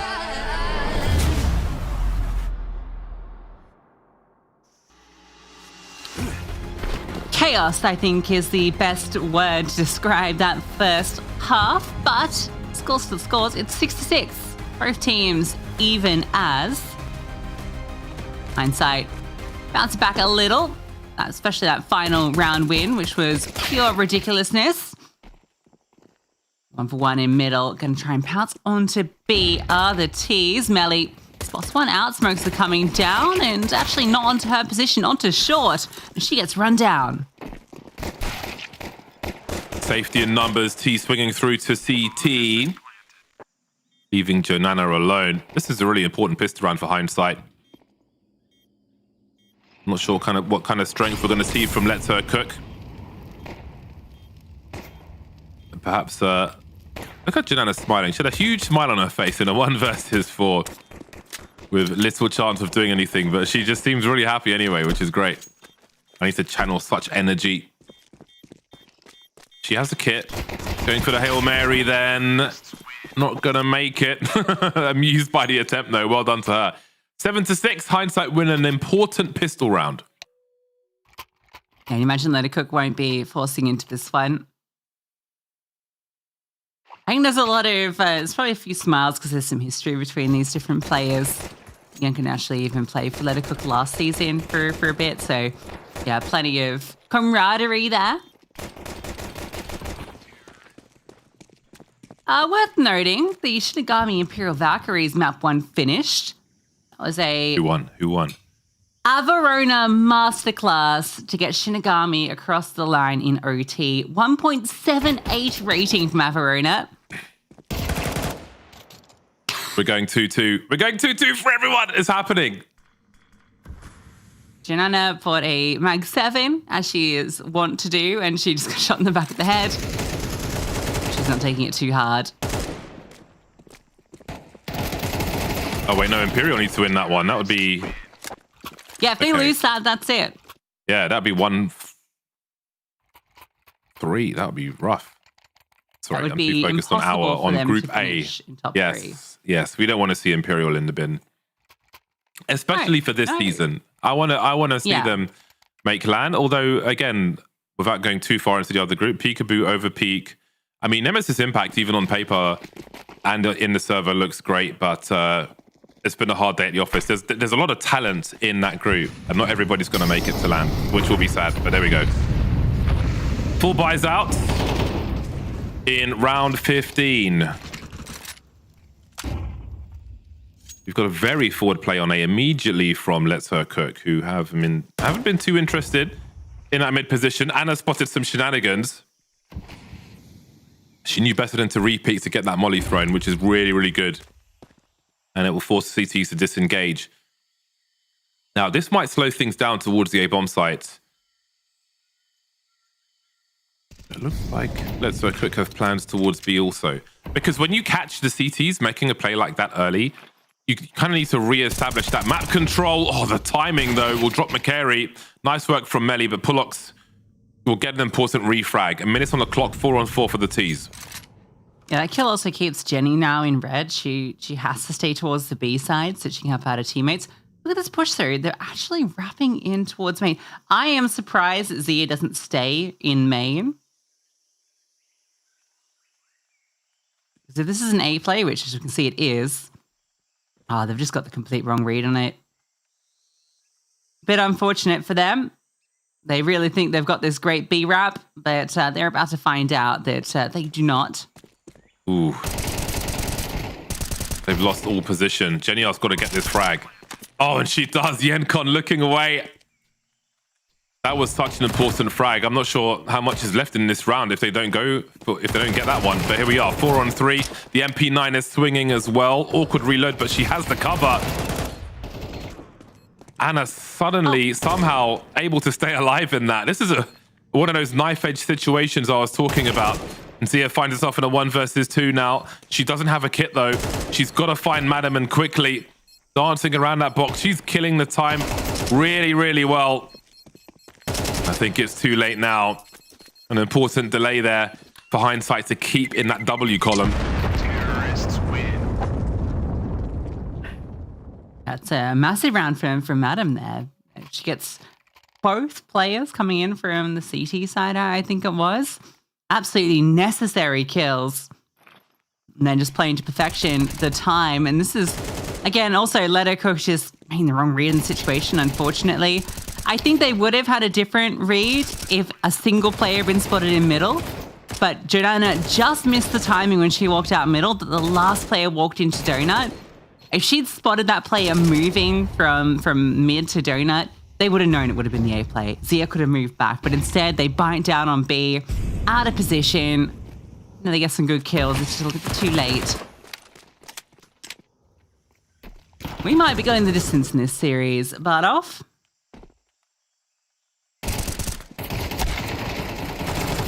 It's pretty good when it's done the hard way, winning each other's maps. Just got to work harder for it. think it brings more focus to both teams as well. That extra gear, it's hard to put yourself in unless the chips are down.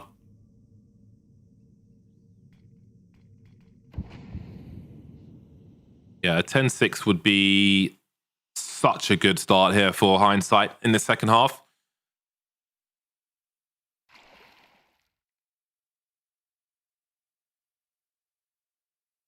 Glock's leading the way, low health player. That's what you want. They are the bait.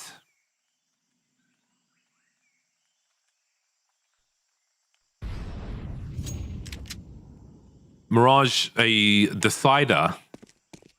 Should it go that far? Oh, bomb's not planted yet. Bomb's not planted yet. Now the bomb's planted. In case you needed to know, Lucy, you're welcome. There's no kit for these players. Do they want to hold on to that AK? Well, yeah, I thought they not would being have held wanted anymore. the money. I think going for that was a little silly, actually. Because look at the money. Spike, if they just hold on to that rifle, she has a proper rifle into this round, and she's gonna have an MP9 or a FAMAS. I think it would have been nice to keep that AK. Yeah. But you know, whatever. They still get guns out. Your players who are alive are in the zone there. So it's the ones who are dead who need to look at that scenario where it's borderline and just raise the question before it's too late.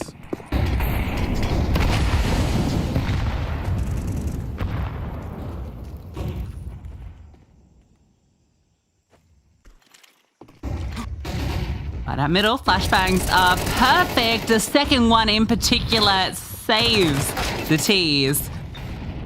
And even the attack from above dealt with. Zia is here.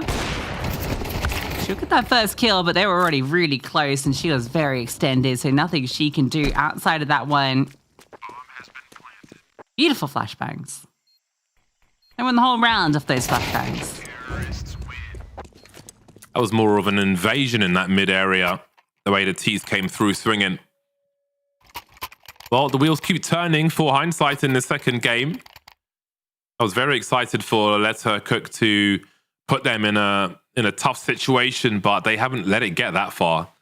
Taken control in the second half. I was wondering how many rounds were enough rounds for Hindsight in that first half. And I don't think Letta Cook have won a round yet, so we'll see if it ends that way. They will have the rifles out for this round. Again, I think a trick was missed not saving that AK, but the ink is dry on those rounds now. McCary patiently waiting with support. That support didn't come through as she expected it to. And that will leave LHC in a 4-on-3. But there's a huge flank coming through as well. And Anna might be about to lose. Never mind. Absolutely ready. No assumptions made. That's super important. Now they've got to know that no one's on that A-bomb site. Polox and Yenkon are in position to get there quick, but maybe Zia is as well. You've already won the round at that point. Just keep the MP9 out. You never know when someone's going to swing. Anna just jumps around the corner. If she had an MP9 in hand, it was free. Oh, it's going to be so costly.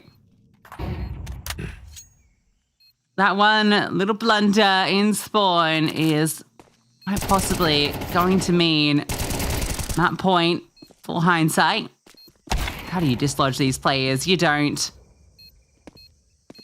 Anna with a big round. Fantastic to see from her after a struggle sim nuke. Point to prove on Ancient. Oh, as a quad kill comes through from the sniper.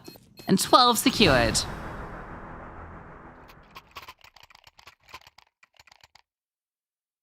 Hindsight angry in the second half.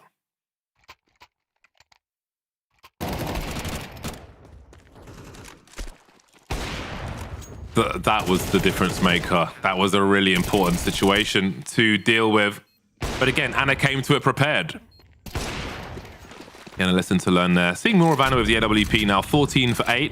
Again, a quiet first game. Absolutely present for the second. They're just waiting. They can smell the desperation. The firing squad poised, ready.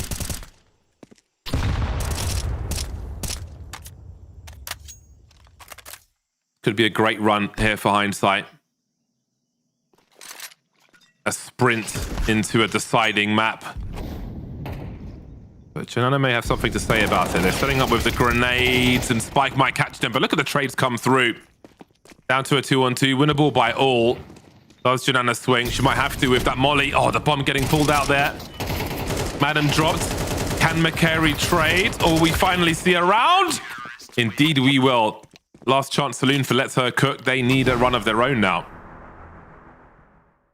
That was just continuous layers of aggression from Let Her Cook, which is what you should come to expect from this team at times. Multiple attempts to push down that ramp, and then finally it's the flank that comes through as well. Great job from Jonana as well. I knew she was in towards K, but she takes the aggression, knowing she needs to buy some time for Jenny R. A chance off it. Still needs so many more rounds consecutively. Great nade. Goodness, that has done some damage. Not going to slow them down though. They want to go fast. Spike MP9, run down. Melly tucked in out towards long and puts down two, but one was the low HP player. Can't get a follow through. Maybe Jenny R can. Great swing. A second spotted. A disengaged player advantage being played for. Nana in the 1v3. Push through the smoke will be her undoing. Trying to abuse the numbers on that B bomb site. Keep it simple. Just go in there. If we trade, we'll win the round. That hasn't worked out. They didn't plant the bomb. They've got no money. Now, all of a sudden, everything becomes dramatically different. Yes, they are 4 rounds away, but every round will be worth 2 if they keep Hindsight in this scenario where they fail on the buy round. So, you know, if they plant the bomb, then that'll make a hell of a difference. But if they don't, this could catch up really quickly. So now I'm starting to wonder. They need to, like, Hindsight needs to dig a bit deeper, I feel, and find something different to take themselves over the line, because their plays towards B may have been solved by these CTs.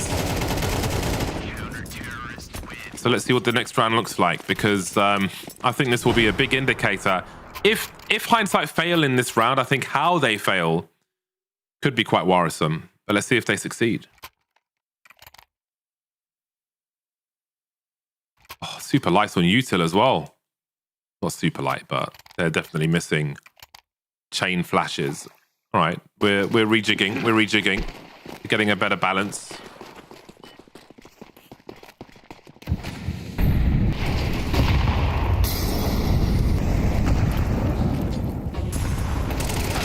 Right out middle.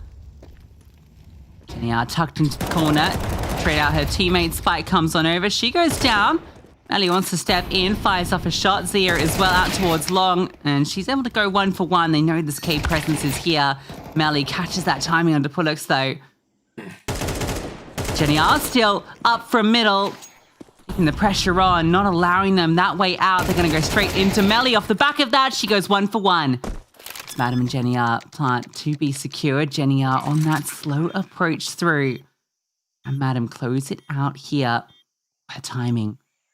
Not spotted by Jenny R as she goes down towards the ramp. This might be a long play with that sort of plant. It could well be. It's going to burn precious seconds off the clock. Now, a smoke is here for Jenny. Kit 2, so if she wants to deploy that onto the bomb, in fact, another picked up off the ground, that can go wherever she wants it, and she might just stick this in the open. Madam needs to find the lineup. She will. And it's a perfect spray down from Madam. Great 1v2 to close, and Hindsight take their opponent's map pick. Back and forth we go then. I was quite entertained by the push from Yenkon through the smoke in mid in that round. It's almost like she's got a phobia of smokes, both sides just sending it straight through, no cares given whatsoever. But Hindsight had a great answer to her first map and also to a difficult first half as well. It looked worrisome. I think for a Hindsight fan, you came into that one wondering if they were going to survive the second round, but they definitely took the bull by the horns in that second half and had a great run, a late comeback from Let Her Cook, but they were able to take it over the line anyway, Hindsight, and force that third map. But I think that's good for their confidence as well. I mean, look, the looks on some of the faces at the end there, looking at McCary, she didn't seem completely happy. And I think there will definitely be frustrations in this series, but they've got a chance to make it right now in a third map.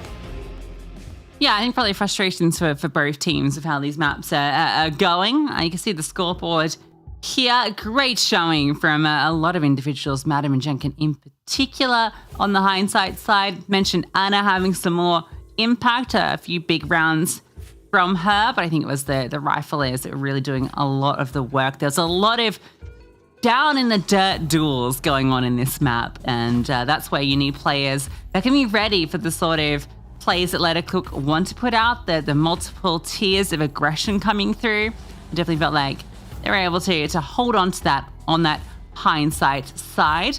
Have a head-to-head to throw up after that one.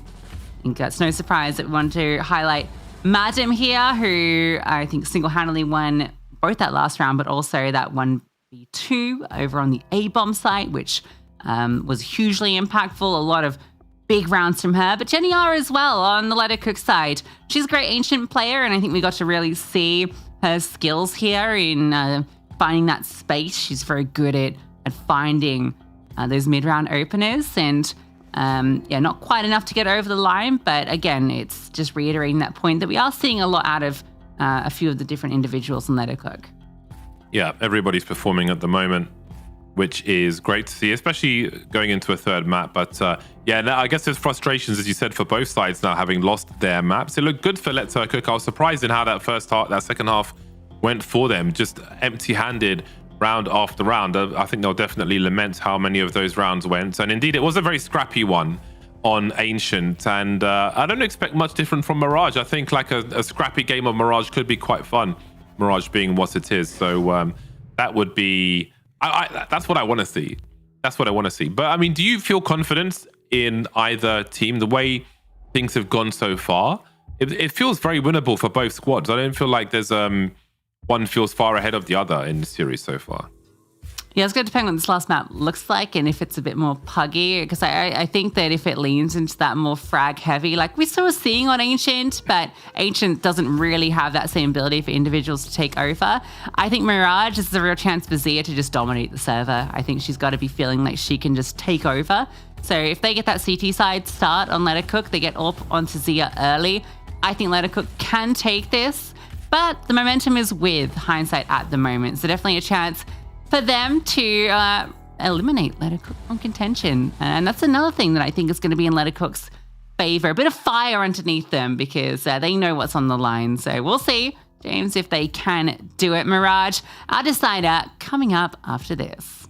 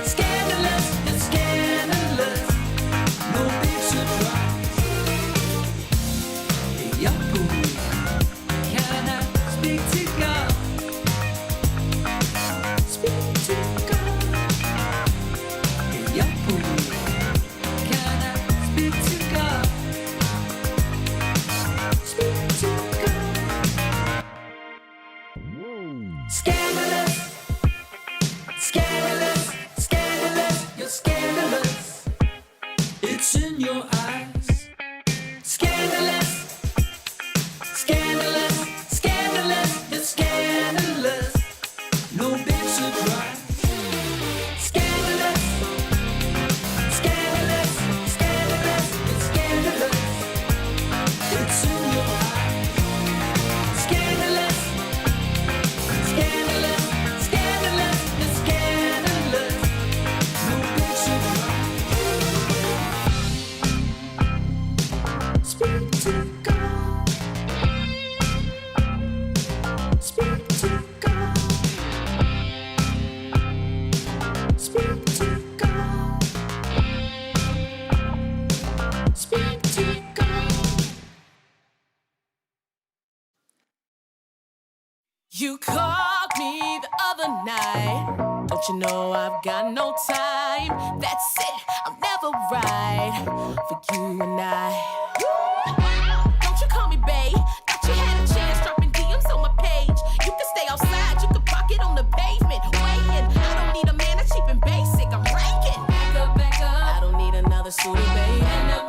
Put your pouting on a Twitter page, yeah. And I'd advise you to take a deep breath, cause you gon' hold it till the colors in your cheeks left. Whoa, child, I don't mind. You can follow if you like.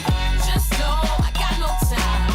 Now for you and I, now for you and I. Call me if you like. Don't expect me to reply. Don't expect no ride or die. Now for you and I, now for you and I.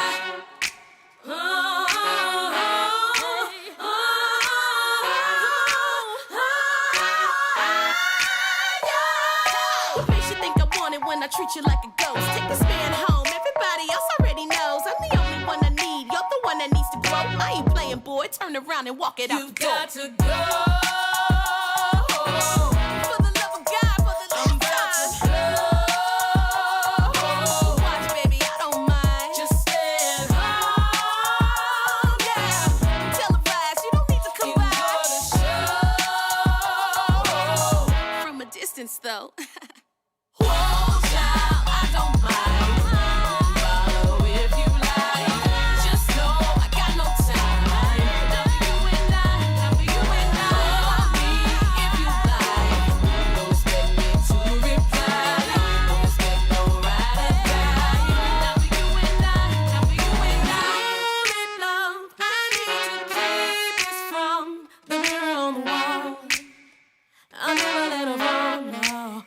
Yeah. The only time I need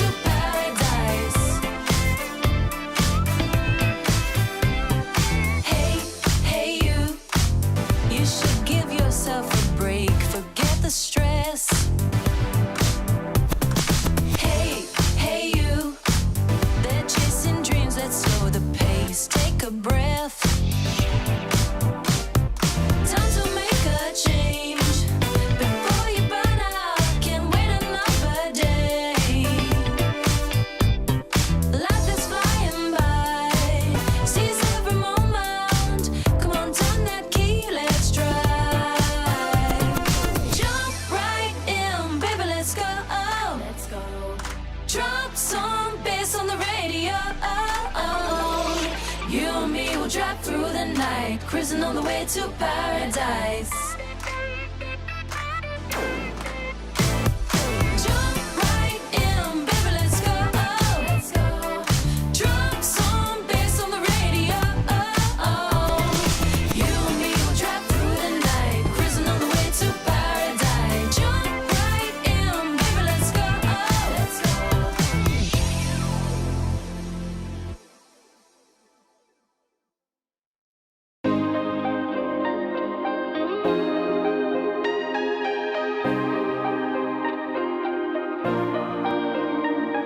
Street lights turned on hours ago.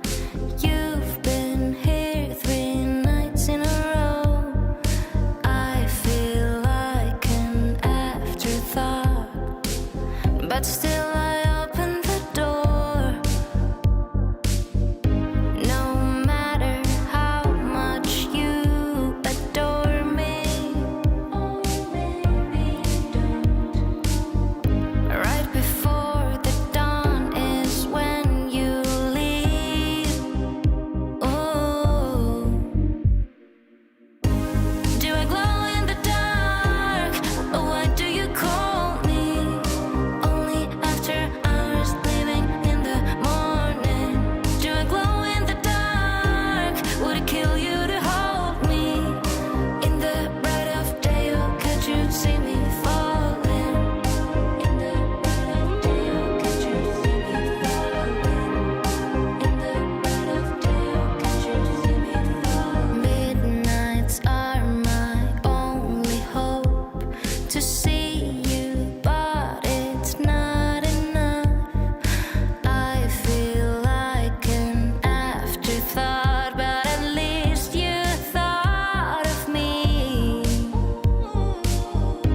No matter how much you adore me, oh, maybe don't. Right before the dawn is tomorrow we will rise.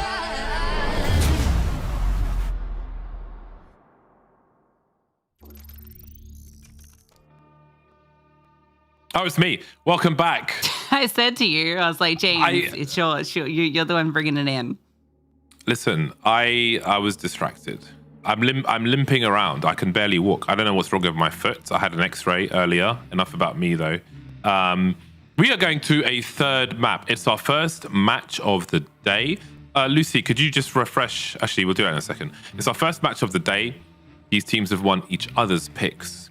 It was looking somewhat dangerous in that first half of Ancient, but hindsight stormed most of the second half. And here we are now on an even keel heading into Mirage.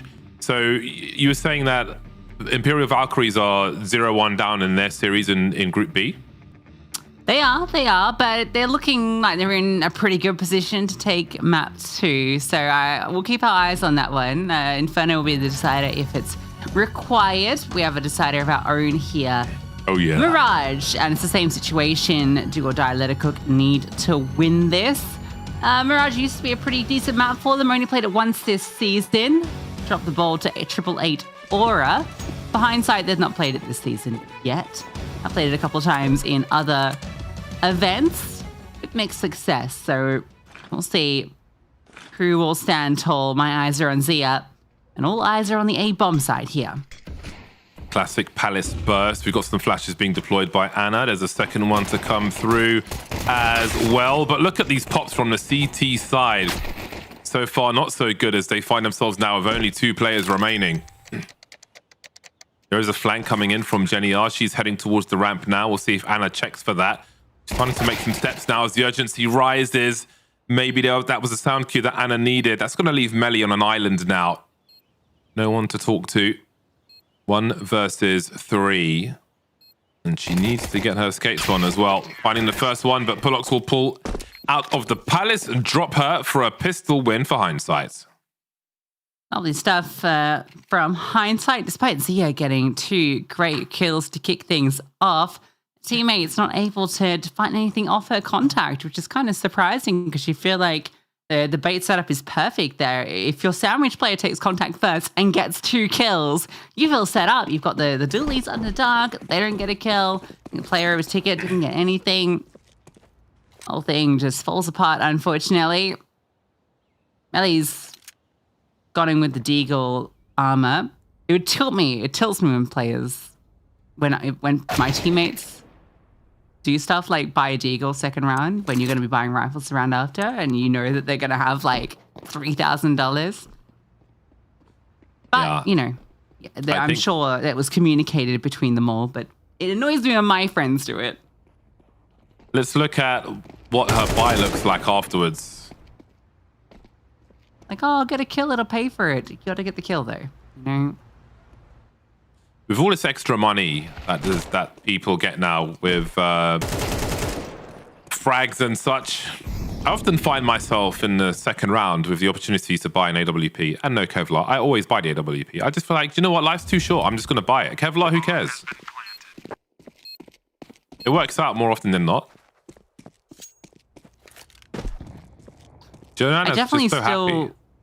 happy. I still get caught off guard. Oh, I get caught off guard by like the CT economy at times. Still, I'll be like, how is there an AWP? Yeah. Sometimes it just completely throws you off. Or like you burst pistols with armor in round 2, and the next round it's M4s, and you're like, how did that happen? How did we get here? Melly's buy is doo doo. Maybe she drop a mag 7 to Joe Nano. Was it MP9 and 2 nades? I think I saw. Yeah. So Melly will be playing B. I know, but you can have a better time on B with. It still limits. Like, what if she has to rotate? There's a lot of questions, a lot of challenges here. I think with a rifle, you might feel more inclined if there's an opportunity to go for a push in the apartments or something. But anyway, the T's are streaming into the A bomb site. Mac 10 first. Yenkon, the most aggressive player I've seen in a long time, charging through with the Mac 10, taking CT, which really compromises the retake. Well, the Pollux has given them space, though. They don't have a kit. So I think you're just calling this off now. In fact, you do call it off now, especially as Zia's got an AWP, no armor. Call it off. You got to call it off. James, you got to call it off. I think there's a very reasonable argument to do that. And they're not doing that at the moment. And I feel like the areas like this are where the ship needs to be tightened. There's been a few notes like this where the better decisions will lead to more rounds with buys. Excuse me. Yeah, I mean, I get the confidence to win. But I'm very conservative, I think, when it comes to the save situation. I'm very like by the books and like, all right, there's no chance into this. But I think when there's no kit, it changes the tenor of it a lot. Yeah. No kit, Bombs no half armor. ticked on that first contact. Yeah, and they don't have CT either. There's a lot of things not going in their favor.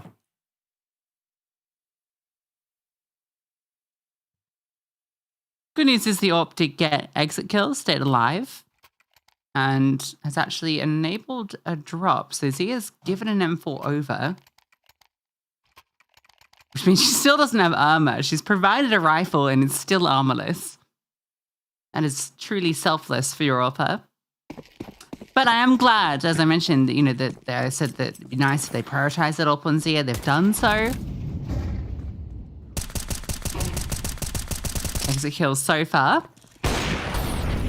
Oh, Melly exits the round. Good thing she only had that MP9.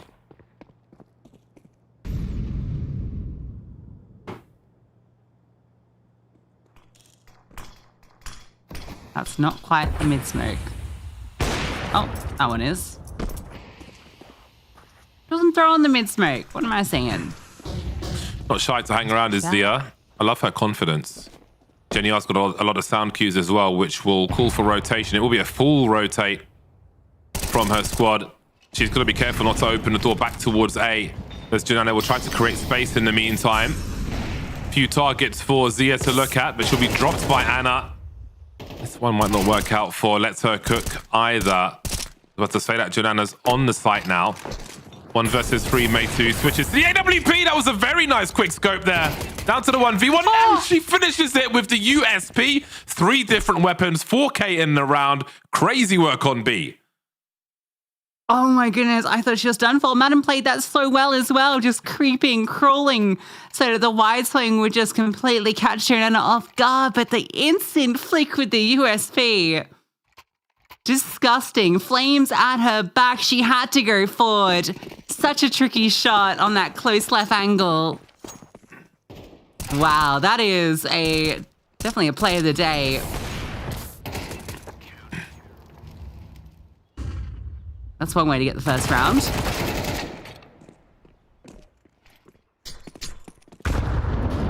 Oh, that's a meaty one. Jenny needs more help though. Well, her util seems to be holding for the time being. McCary's trying to do what she can. Madam will drop Jenny R. And suddenly, the numbers are dwindling once again. This is looking like a very difficult day at the office for Let Her Cook, although the blind frag will certainly help. Zia stays standing. We've got 3 players with a combined 1 frag for Let Her Cook, including Melly in the clutch now. Although she's finally got an M4 in her hands.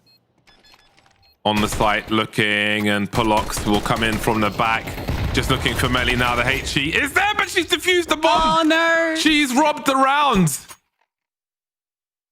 In unlikely fashion. Oh boy, with the flank from Pulox, they had no business winning that round. 0% kills, 100% impact. Yeah. I mean, what else can you do? Going after my own heart. A 1v3 without a frag is something special. Things you love to see.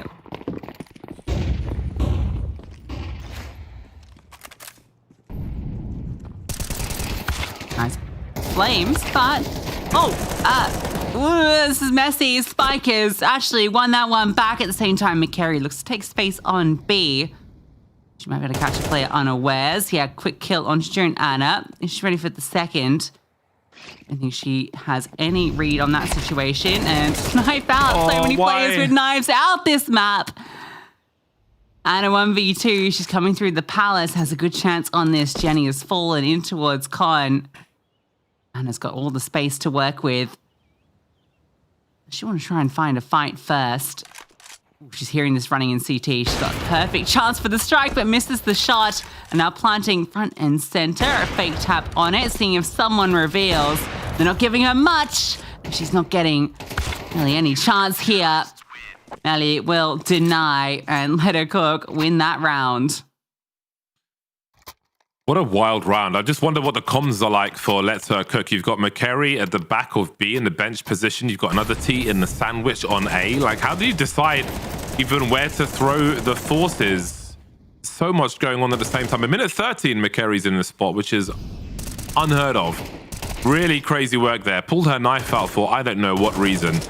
Just slow things down. Keep your gun out. You don't know what other threats may lie around the corner.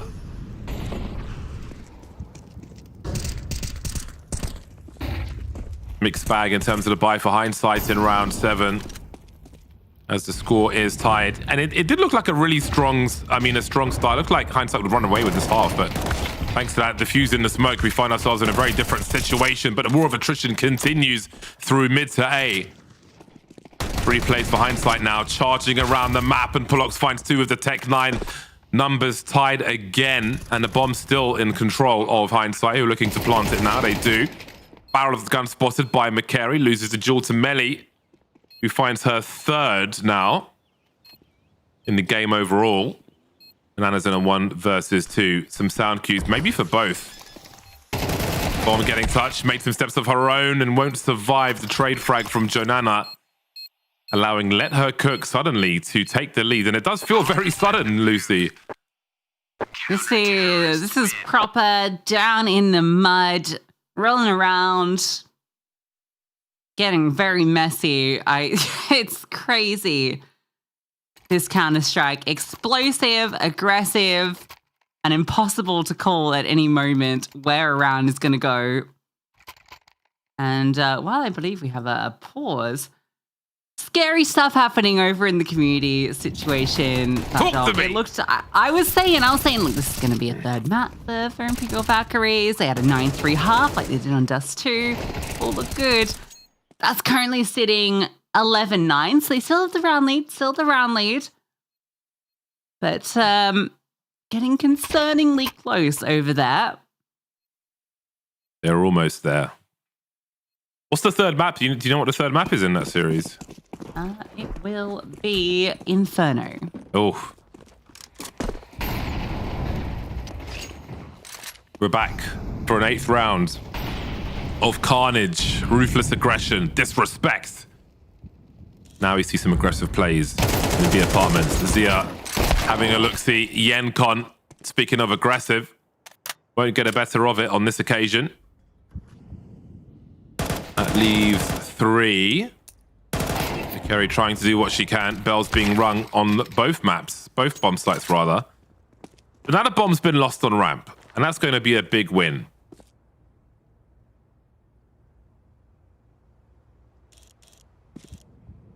Yeah, this one pretty impossible.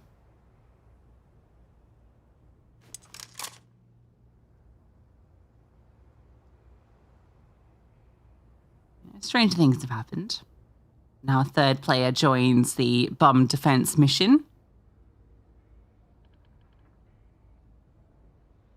See a peeks through short. Oh, she misses her timing. Now the players will be spotted, and now you know McCary, final player at stairs. Smoke gives her some room to breathe. Cheeky little flash over as well. 30 seconds though, the swing will come from Rap, and it's not even needed. Trinana closes the account and let it cook. Get to actually get a bit of control of this map. 5 rounds now, and hindsight, not with a lot to invest into it.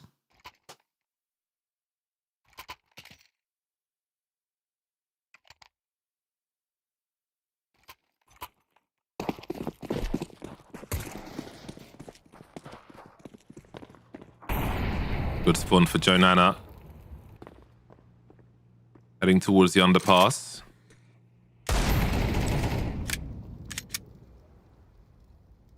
Oh, she's got an AK, so she carried stuff in from the round prior. But if you had died in the previous round, then you generally wouldn't buy nades if you're going to jump under the window, because you're probably not going to get to use them. Something for those at home to think about. Big hand cannons for the T side, looking to wait out the util. Still a fair few rounds to play for in this half.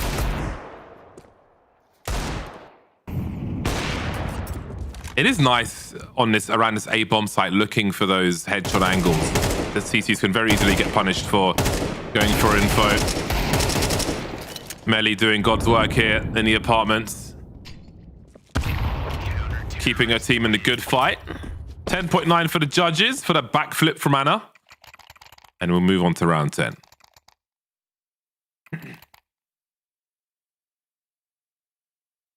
Have you ever done a backflip? Have I done a backflip? I don't know. I think Maybe you have.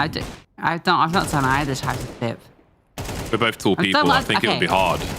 I've like flipped into a pool. Okay, yeah. So I've had the experience of flipping, but in a safe environment. I front flipped in a bouncy castle while it was unfortunately being deflated. So I hit the ground. Oh. Yeah. I was not happy with that. It's a bit silly. Big fight brewing in middle. 3 CTs, 4 CTs looking to pounce. Sproke's keeping Pollock safe right now. Meg will do a little to her. She's hanging on.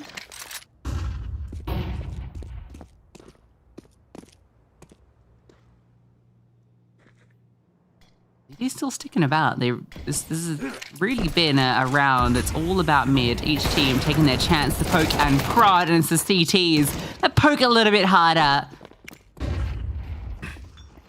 Desperation on the play out towards B now. Melly gets the information on both scaling. Great headshot. Looking for the second two. Jenny Young will confirm it. And only the one casualty. That was a great resurgence in mid from the CT side. I was keeping an eye on the clock because we didn't really have any lurkers for the T side. You did have players in the underpass, but it was almost all 5 in mid. But the CTs came out swinging at a time of their choosing to great effect and just dispatched of the stragglers around that B bomb site. It's looking like a really good half for Let Her Cook. And I think there's opportunity, at least psychologically, for them to, say, win the series based on their performance in this half. If they can try and finish with a diabolical scoreline at halftime, then it may look insurmountable once we switch sides. That's the opportunity they have. I think that's how you could frame it. They've got 3 AKs on the CT side. That is fantastic work.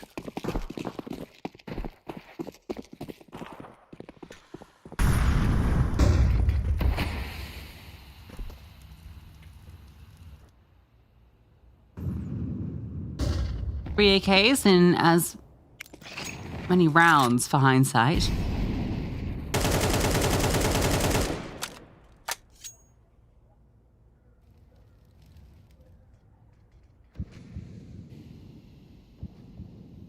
Getting aggressive. Deep smoke thrown. No one's actually here. It's again a split coming through. This time pressure being put on towards Rat. Zia close by. Flames at her feet, keeping her under pressure. Has to fall back and slow call up from short. Joanna is ready for this sort of play and she'll only go 1 for 1. Madam finds something on the lurk as well. So Hindsight's aggression across the map working out wonderfully. And they've got the A bomb site. They wanted to go to B, and they're still going to B. Oh, this could be a disaster. This could be an absolute disaster. Melly drops the bomb, and if they remove Pullix, could have really all fallen apart, but instead it's Zia left alone. A 1v3 looking forward. I need that quick shot. Dancing with Anna, missing the no-scope as well. There was a real chance for that one to crumble, but it is recovered. Mega important round for Hindsight. They've got to keep it as close as they can. Heading in towards halftime. One more round to seize if they can from Let Her Cook. We've got pretty strong clutches on many of these rounds.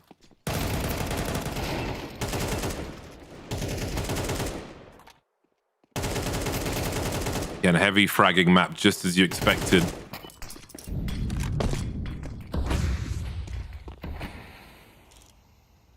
Zia with 9 kills. Joanna with 11. And it's had some nice frags with the AWP.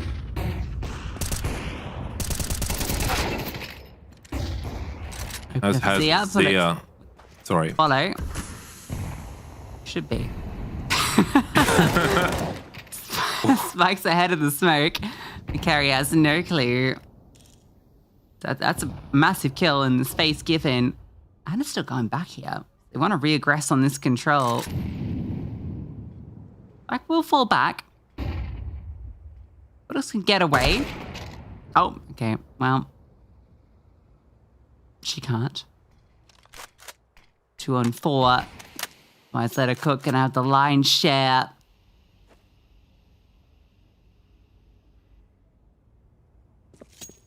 And there's a flank as well. Oh, this has been heard. Anna, goodbye. And so long. Bomb gone. Madam. We'll get a free one onto Spike, who just charges at her. Now Melly's on the line, and oh, you think maybe she's going to hit that shot? So don't give Madam the chances. We've already seen what she can do. There was a real world, and there still is. Chasing down Jenny. This one in the corner, 20 seconds. Bomb picked up. She can only go through short or through con. And Zia is over B. Madam making the right decision towards his A bomb site. She's going to get the bomb down with a chance to 1v4. The blunders from Let Her Cook have given Madam the chance. Zia with a molly and a kit. No smoke. It's in Sentry that Madam is picked up suddenly becomes a whole lot more valuable. He's making the sounds, moving closer. flushing out all of the possible positions. It's an open plant, could be anywhere. Madam sees her, taps her, and my destroys gosh. her. A 1v4 to close out the half.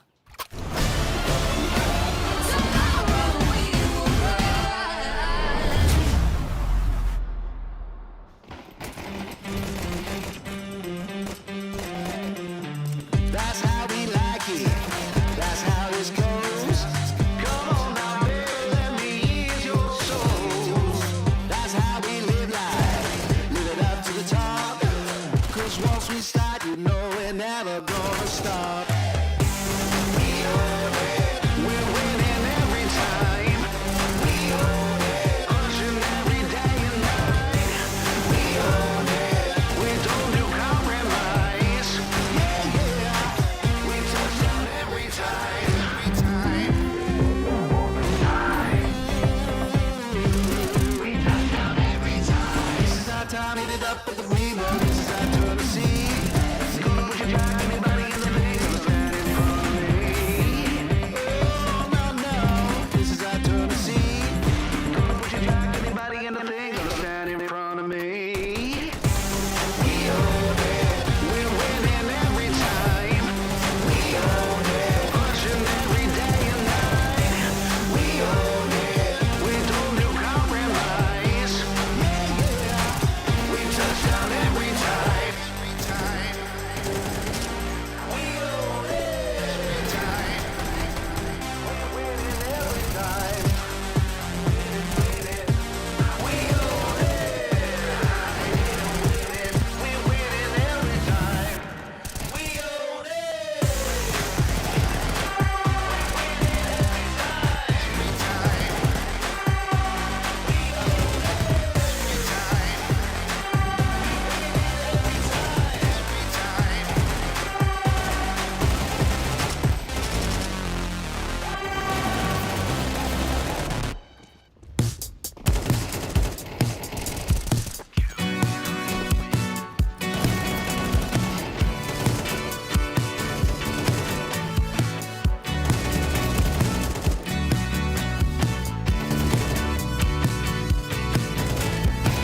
Still see things in my apartment. Remind me of places where your heart went. Traces of life got me thinking maybe you love me, but that's just getting started. Warning things and problems that I don't need. Toothpaste, your cigarettes and heartbeat. Taught me to whisper when I'm sleeping, saying you love me, but that was just a daydream. Hot sun fall and hot sun wine. You were standing right in front of me. Museum of our lost time, where you had me on display, yeah. All the while I wondered why never saw you in the tomorrow we will ride.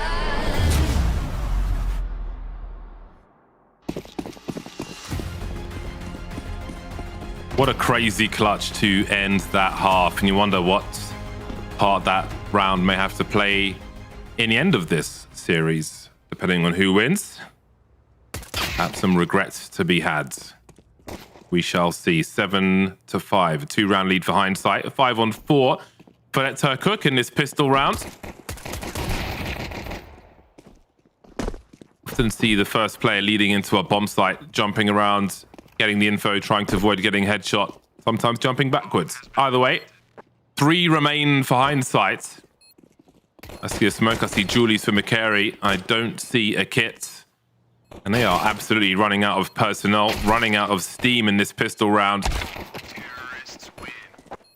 Straight into the bin. That was a very strong round from Let's Her Cook. Again, like momentum at the beginning of an important half is great to have, and that's certainly with the T's right now. Yeah, I think with how that last half ended, to at least start with the pistol takes a bit of the sting out of the 4-on-1 that Let Her Cook let slip. Now they'll have a great 4-round lead, especially if this is going to be a fast split on B. stacks in play on A. The crisis should be avoided. But a crisis might not be avoided in the Imperial Shinigami game, James. That's gone overtime now. Again? It's gone overtime. Both these maps have gone OT. Oh, God. Wouldn't that be just a crushing way to drop out? OT always feels like it's so winnable because you're in OT. The slate was wiped clean. Shinigami 0 for 3 as well. And Shinigami, in both of the first halves of both the maps, were 3-9. They won 3 rounds. So colossal comebacks. Yeah, that's going to be a really tough one. Wow. That's great. Just the dinks. She really wants like a little... I mean, oh, it's an AK. gotta Yeah, get your definitely skates want on that. Spike. I don't think she's going to be holding that for long. Oh, this is nice. I love this. This is really a nuisance. How many survive at the end of the round? Just the one. That's great work. Whether you frag them or they die to the bomb, take the money away. That was sick. I love that. You scared them out of CT and then you just move. And they only can go up safely, but they decide to go short. Deadly USPs. And I can't believe it.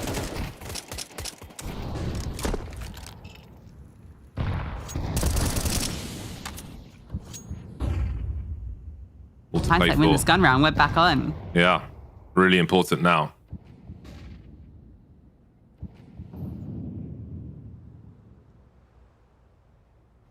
I've enjoyed where this series has taken us. But what other destinations remain? Oh boy.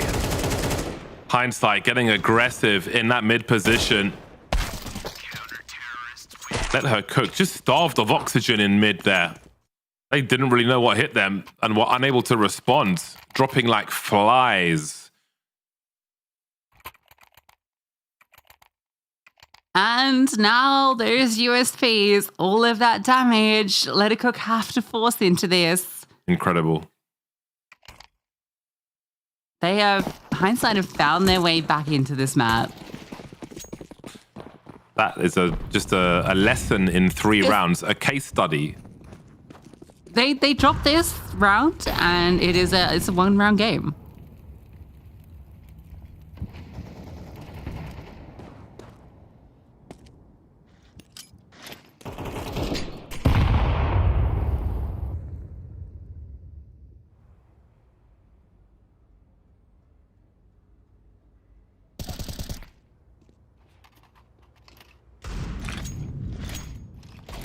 There's a fair amount of util here for Let's Her Cook.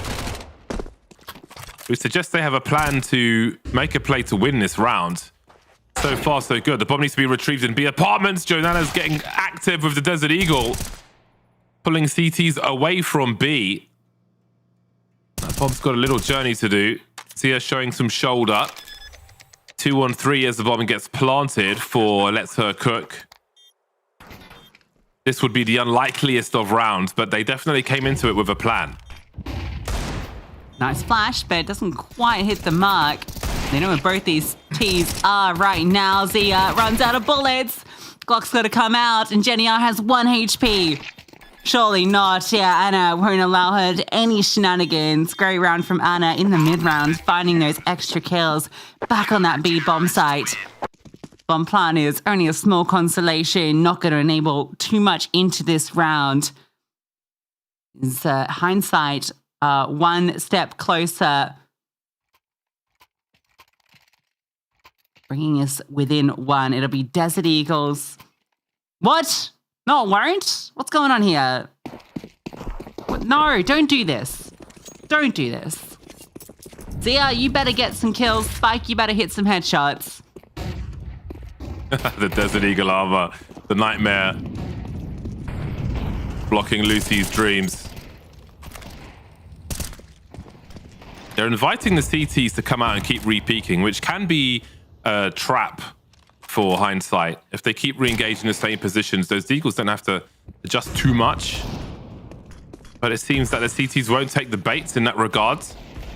They've been very keen on different rounds to engage in this mid area and seize the round, but they're smart enough not to do it when Let's Her Cook want them to do it.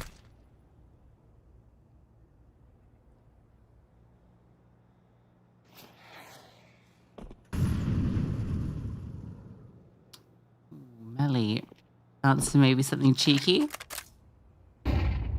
Complete reposition of the pack. I feel like with Melly's position, you've got a great run onto this B bomb site, but there's still 2 defenders. Dealing with them is going to be tricky. Boing, boing. Carrie gets the information. Now the pounce comes. She'll fall back. Melly is removed. Yeah, we'll get the kill onto McCary. Set AK put to work. Some damage inflicted onto Moore. On plant is nice, but you invested this hero AK in. You bought down on Spike. You want to find the round off the back of it, and there's a real chance for it. All 4 CTs retaking from the markets, and the wide swing is good. Zia, AK in hand, the only one remaining, and she has a chance here. Spray onto 2, and Pulex with 10 HP. It's just enough. That instant headshot needed to come through, because Zia was ready.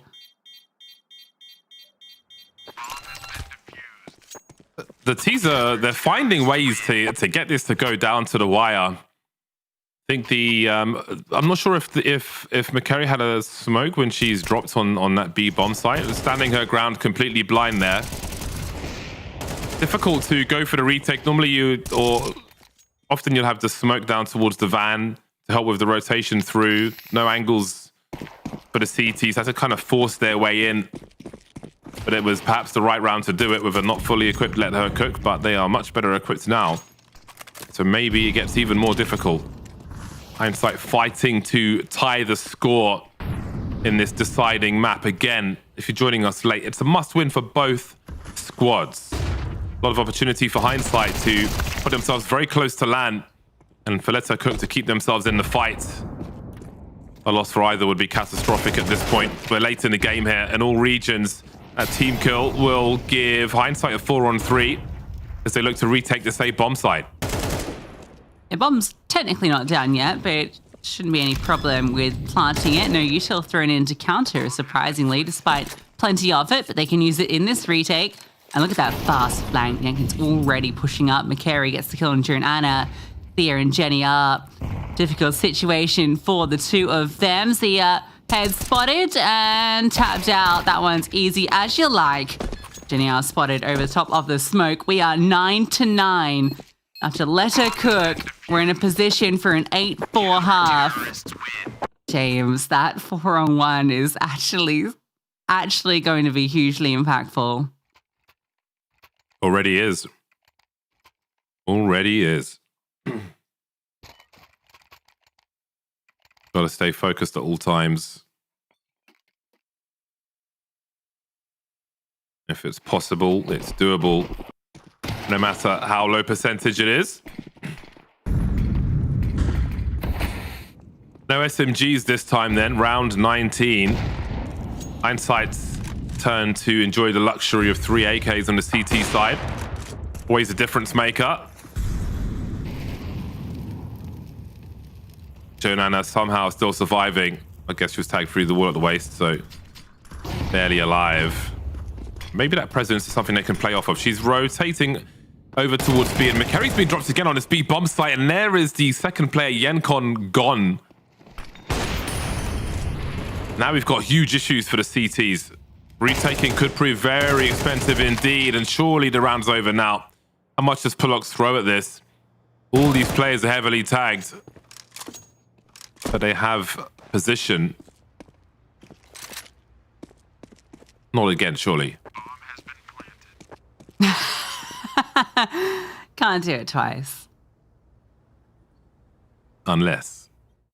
No, I think exits is what you're looking for here. You know the economy is not great. You want to hold this AK as well. Now look at the HP. You can barely put together one player that Let Her Cook fight their way out. Oh, and only one potential exit, it looks like. Oh, no, maybe two.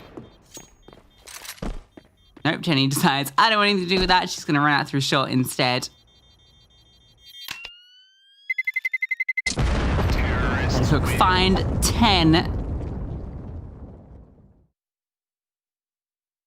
And yeah, Madam needed to stay alive. Despite that run of rounds, the loss bonus not there, obviously, and the bank not that built up either.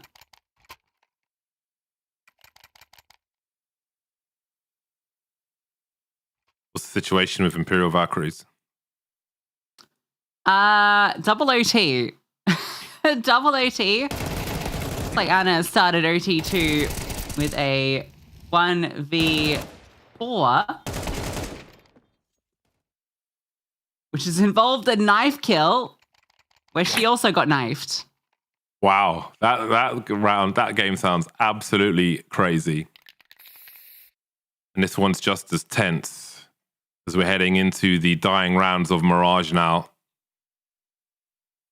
These squads having won each other's picks in this series to find themselves neck and neck. Now, hindsight definitely needs to think about this B bomb site. McCarry's been getting picked here in more than one round. Oh, Zia looking for it. And Anna was being good with that on both sides. If you've got a good spawn on that T side, some will take it towards mid, but you can also look for a timing towards B. CTs need a boost to get there a little faster to get that pick. Exactly what the doctor was looking for. Or what the doctor ordered. That's what the term is. Yeah. I tend to get those wrong. Well, what's a doctor ordering anyway? I don't know, prescription. Or is it medicine. is it like he's ordering you to do the, or she? Sorry, that was I can't believe you've done me. this. Yeah, oh my goodness. Yeah, didn't think Dr. Pepper could be a woman, my bad. Two remain for Leicester Cook, Melly and Spike behind enemy lines. Only good for one. A multi-frag could have had so much potential there. Although Yenkon maybe would have stifled, snuffed out the round. Oh my God, my words are just disappearing now. What is it like called when you put out a fire? Extinguish? You don't stuff out a fire, do you? What do? You snuff it, yeah. You snuff it out, yeah, that's what I meant. Yeah. That's where I was going for. Your favorite type of films? That's what I was trying to avoid.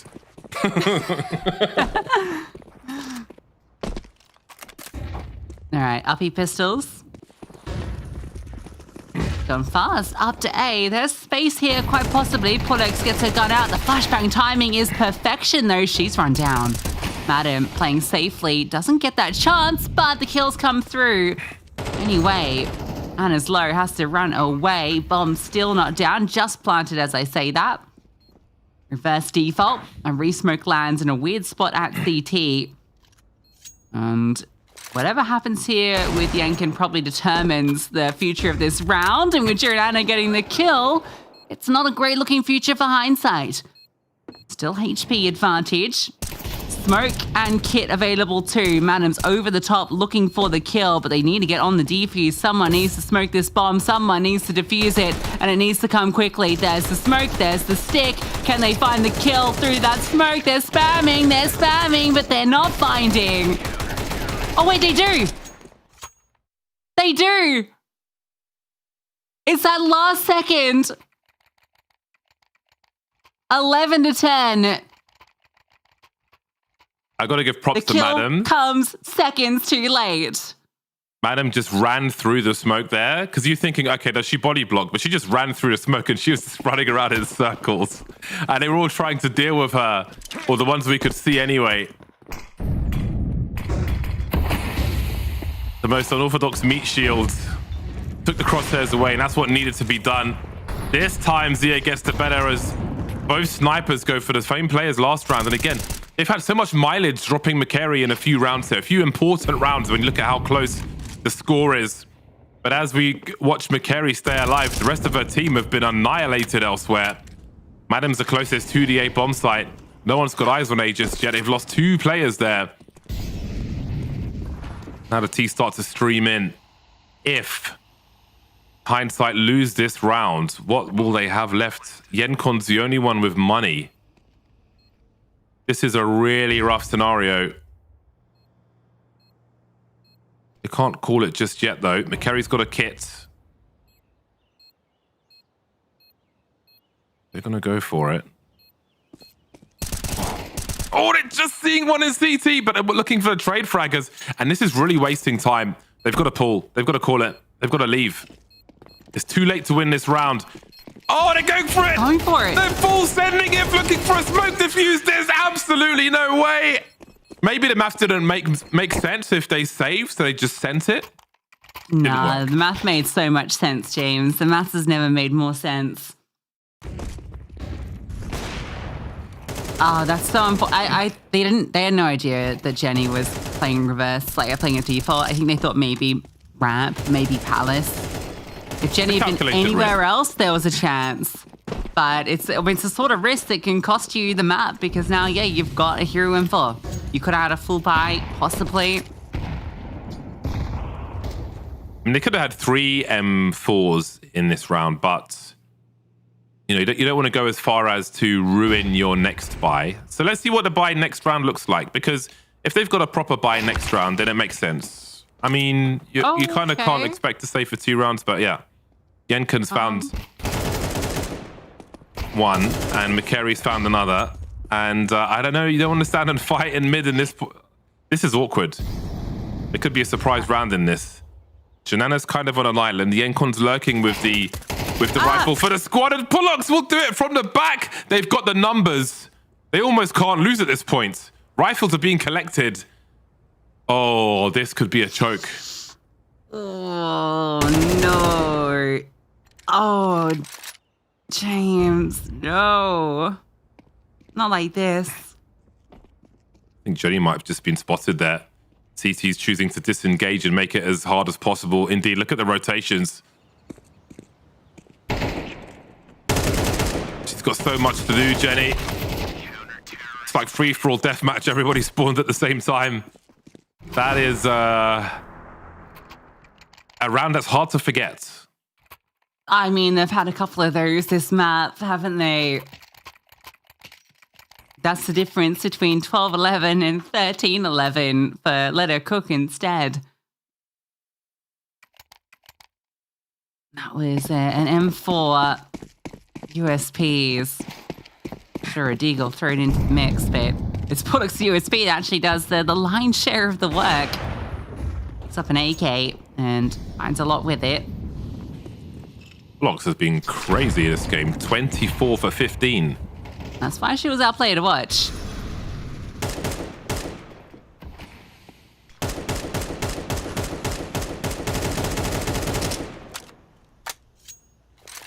Janana's stopped smiling now. She's been smiling the whole time, but maybe that was just a bit too much. We'll see if she can get it back by the end of this round. Let's let her cook her in the driving seat now. McCarry trying to do what she can, but up close it will be Zia to get them a little bit closer to overtime. And Melly will come through to make it 12-12.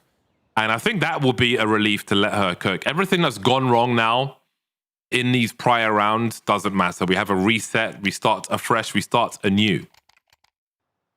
Yeah.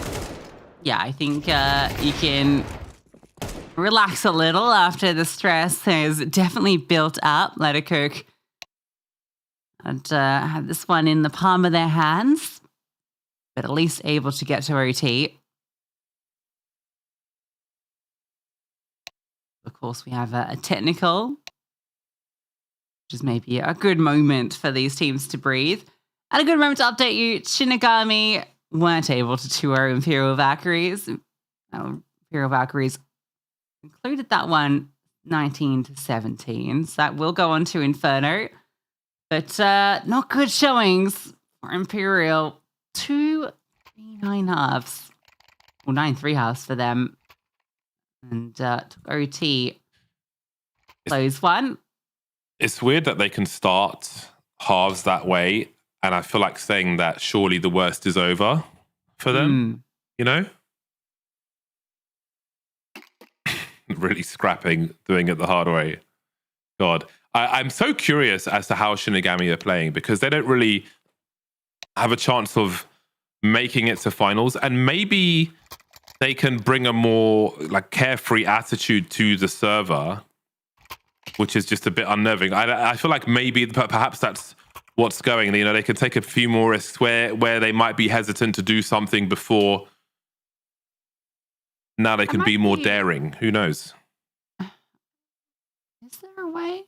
Hold on, I'm gonna look at the thing because you're gonna need 5 abacus just to figure that one out. They might. It would be a miracle run.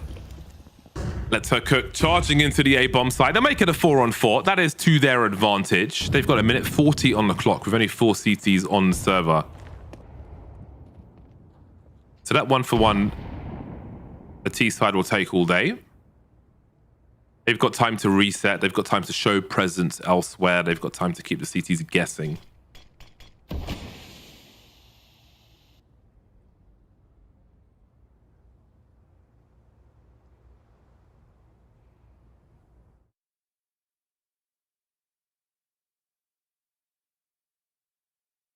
Jenny R gets the off. Of all the players in this team, the one you would think least likely to wield it, but with low HP, Bogdan's Law applies. Lurk dealt with, but Spike finds the opener. McCary spraying wildly. 2 players are low, so a stray bullet could do the trick. Trying to get in the back lines, but that's covered. Lux removes her. Jenny R hits the off shot. More from her. Oh, over the top, and wow, that missed. That looked dead on, but maybe she shifted. And speaking of shifting, it's over towards A where the bomb's being planted. Crazy work.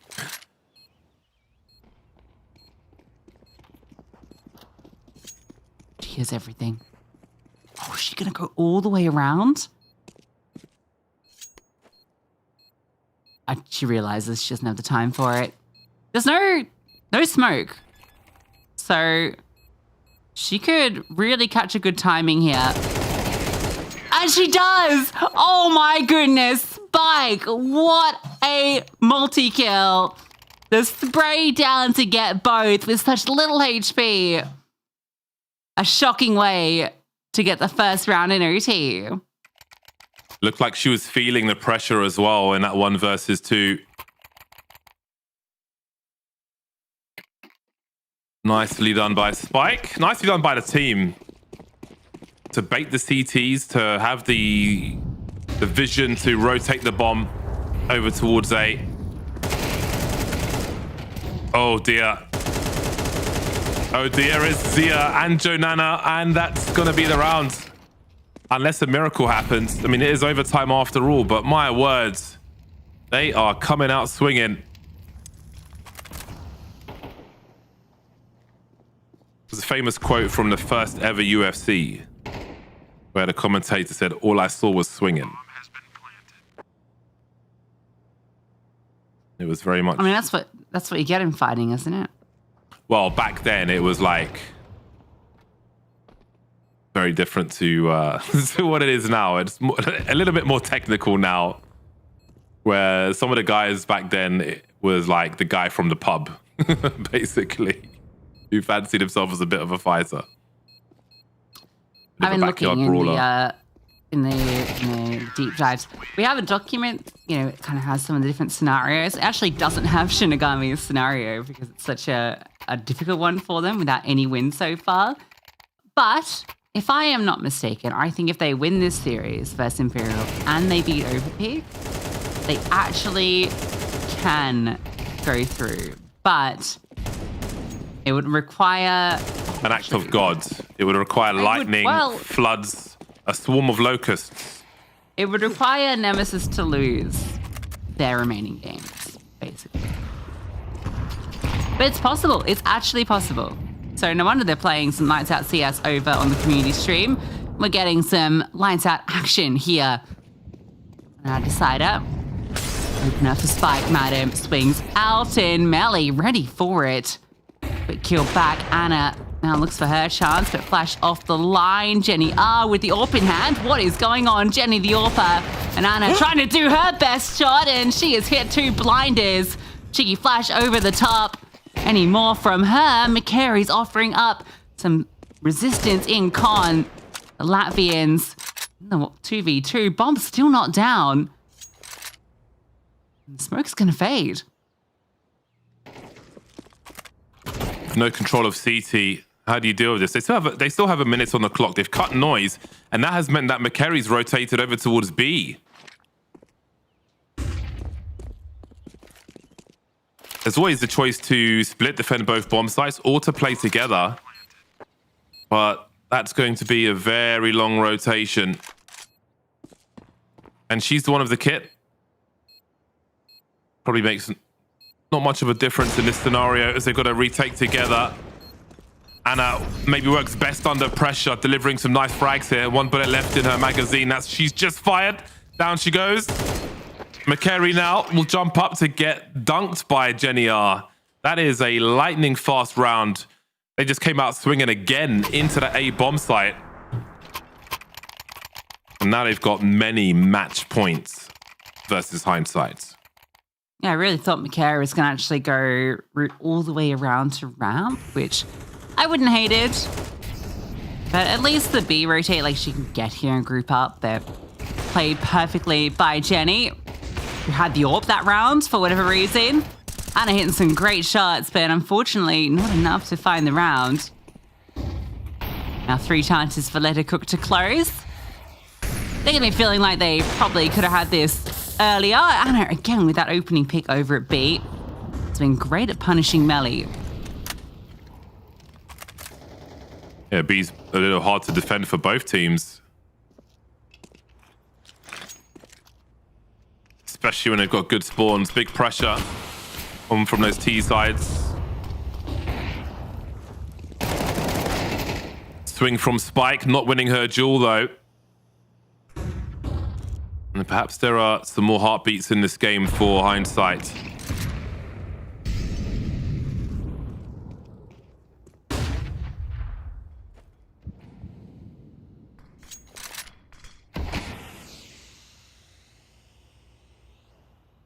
Low HP.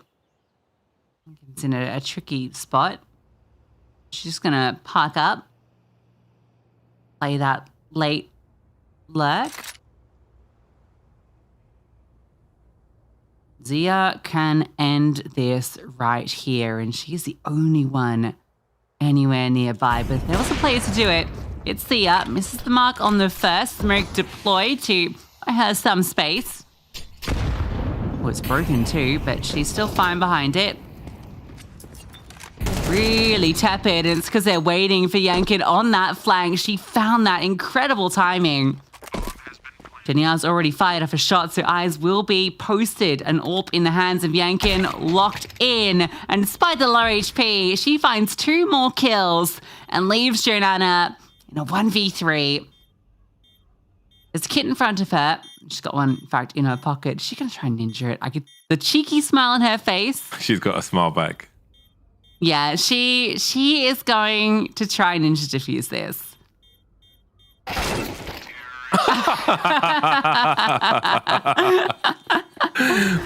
That was wonderful. I feel like we've seen so many attempts in this series. But it's like, nah. Reaction as well. They've got no reason to leave the bomb site. They've got plenty of money. A noble effort.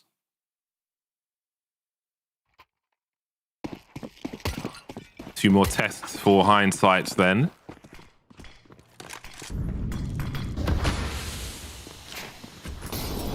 So you're looking for her 28th frag. She is tied with Pulox now, both on 27. Not sure if Pulox has cooled down in recent rounds, but there's plenty of time to come back. Yenkon dropped on the ramp. That's a lot of info for the CTs. And the Ts are quite spread out. They're defaulting. So they can't really respond to this by throwing bodies elsewhere. They'll just have to figure it out with the 4 remaining.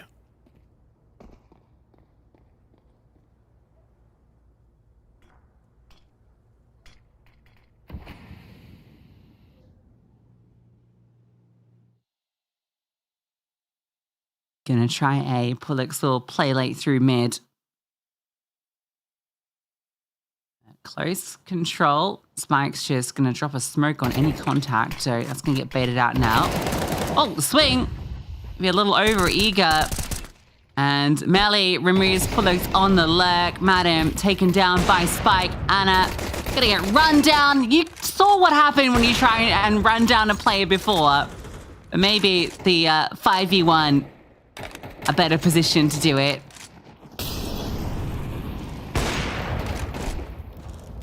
I think Anna's days certainly numbered.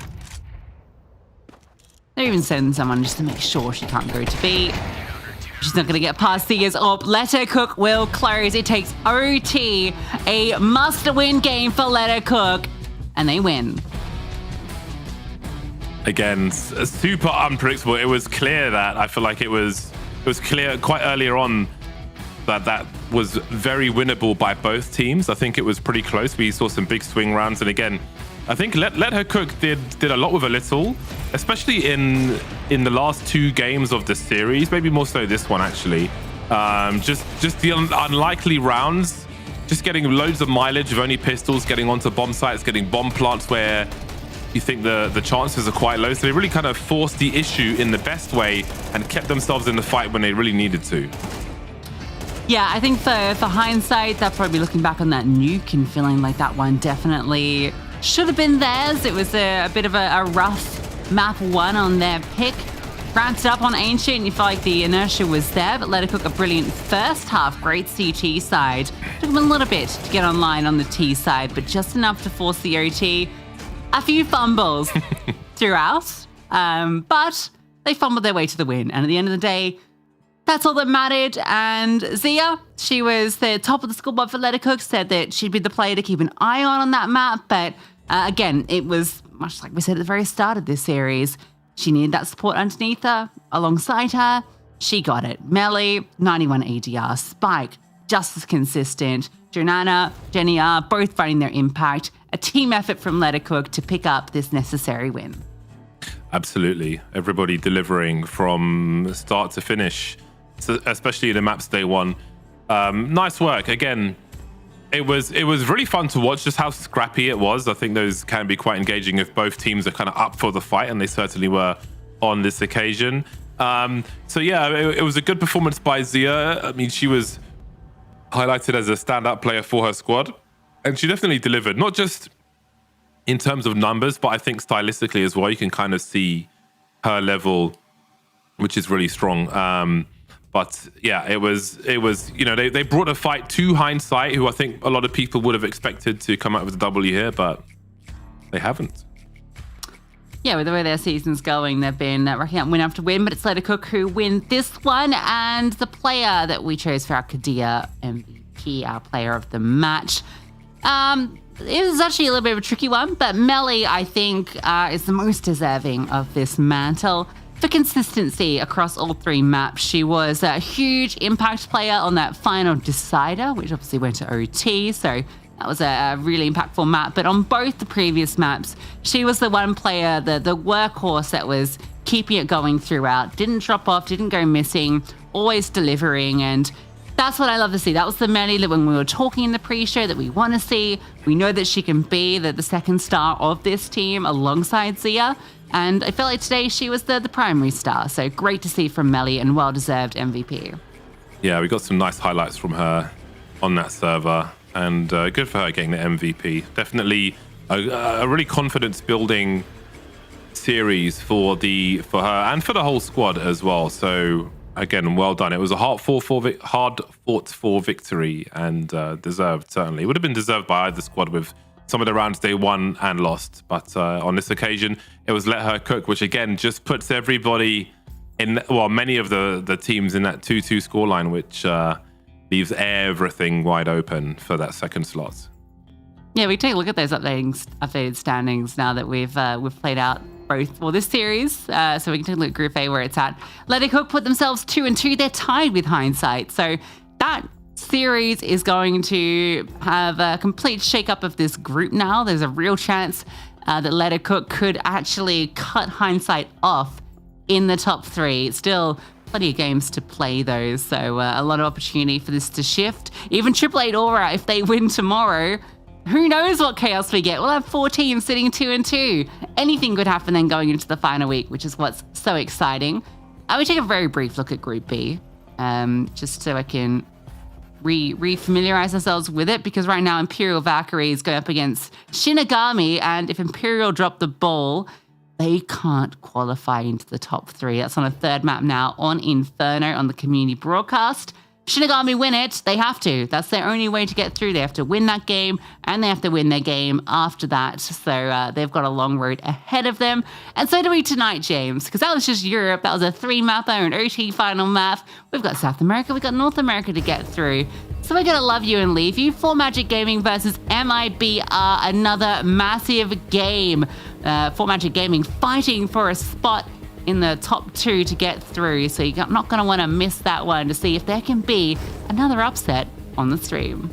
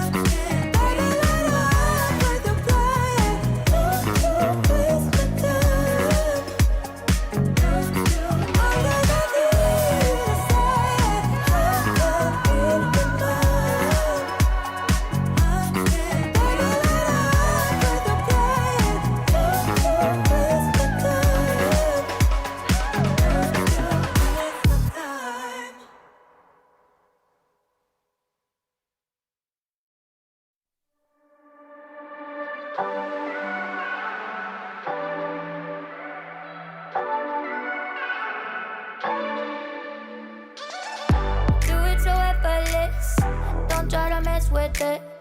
They try to reference it, wanna say they invented this. I know you can't resist, trying to be like this. Don't even take the risk, walk away, cause I got everyone wishing they had what they're missing, but no, never know. Guess I got it simple, I'm not like the people you know. People you know. Make it look easy. I bet I'll make it look easy. Don't try to fake it, to be me. Just cause I make it look easy.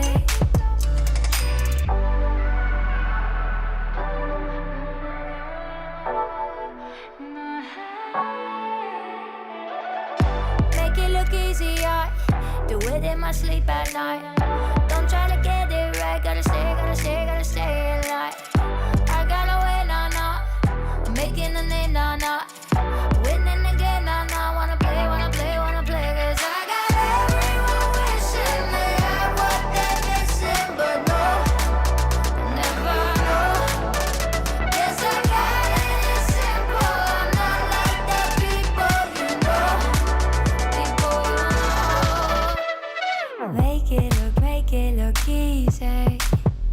bet I make it look easy.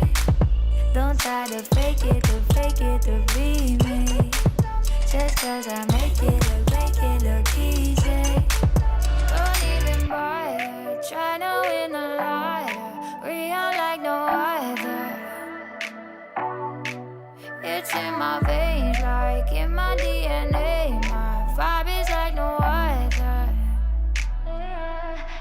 Cause I got everyone wishing they had what they're missing, but no, never know. Yes, I got it simple, I'm not like the people you know. I make it look easy. I bet I make it look easy. Don't try to fake it to be me. Just cause I make it look easy.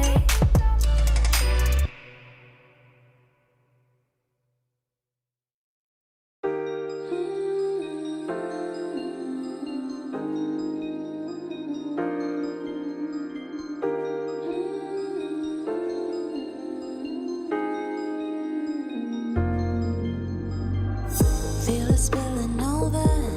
You've gotta cry just a little. Cry before you let it go. Gotta take a moment, then move on. Leave the past behind you. You've gotta die just a little. Die before you learn to live. Let the magic find you and go on. And you might fall down a little, get back up again, fake it till you make it, and don't have to play or pretend. Get into your flow, come on, let it show. There you go.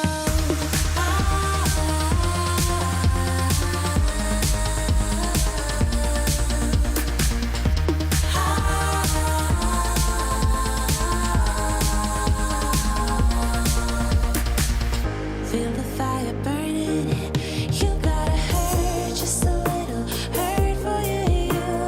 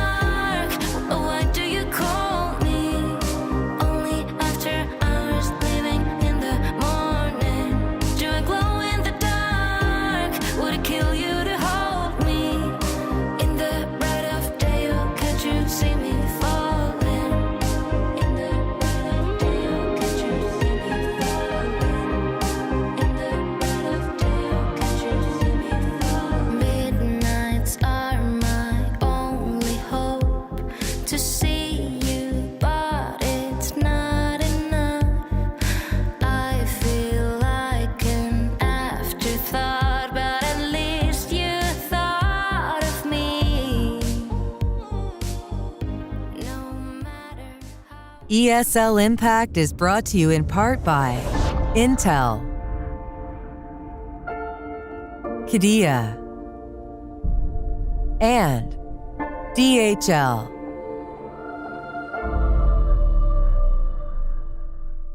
Lights fall in the golden city. Fire's out and the water's gone black. You can run, but you won't get pity. Ash to dust will get you back. Tomorrow we will rise.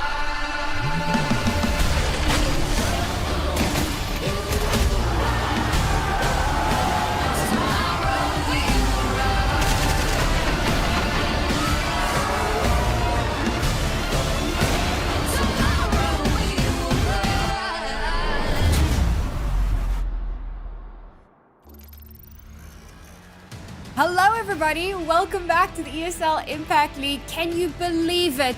We're in week number 6. We've just wrapped up Europe. Kind of. Imperial and Shinigami is still going, as hard as that may be to believe. They're in map 3 at the moment after 2 maps in overtime. But we're here in South America, and we're ready to see what's going to happen today. I'm here once again with the amazing Freddy. How are you feeling about today's games? Oh, I feel even better actually about these games after I've just been described as amazing. But I'm not gonna lie, I feel pretty good about myself because I think in week 1 or week 2, I was like, haha, this is silly season, and this really is the silly season in every single region, specifically Europe and South America. Sorry, NA. But yeah, this game today as well, I'm excited because we could kind of see the continuation of that trend. Yeah, absolutely. I mean, you were saying it in one of the text channels earlier, and I think we've all kind of been thinking it, the fact that SA has been a little bit of a foregone conclusion for the past few seasons. So to have us in a situation where anything could happen, you see, after today, MIBR should go up to 6-0, barring any crazy shenanigans. But there's a world in which Atrix, Furia, and maybe even for Magic, now that's a little bit of a stretch, but certainly Atrix and Furia could end up in a 3-way tie with MIBR. So the truth of the matter is we have no idea just yet who's actually going to be making it all the way to the finals. Yeah, I mean, like in previous seasons, Black Dragons, I think in like season 3 came through and surprised everyone, beating some of the bigger names.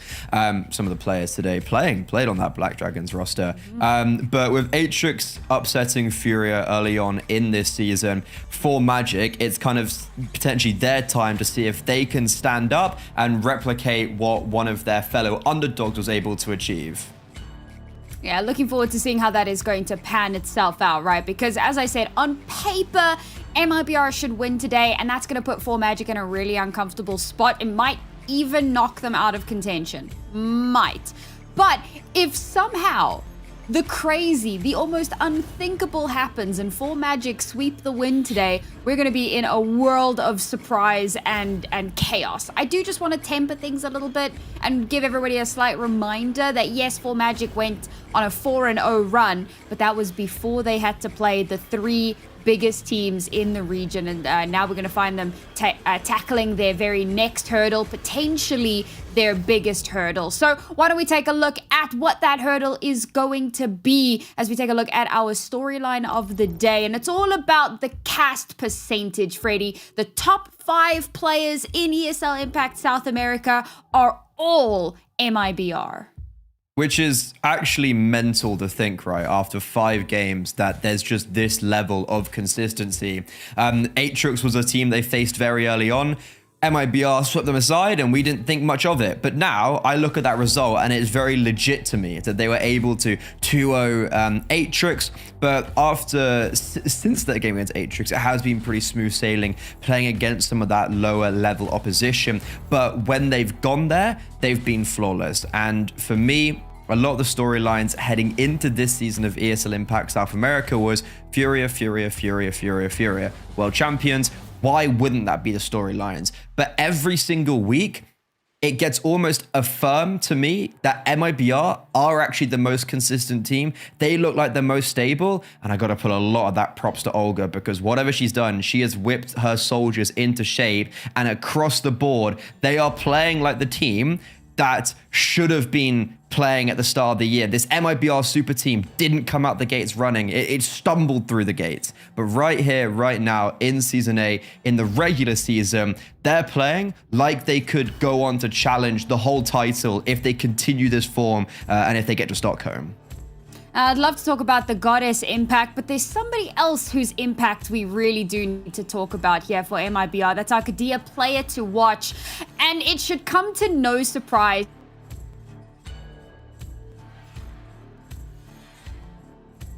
Spotlight, and dare I say it, she has overtaken Car as the best AWPer in the region.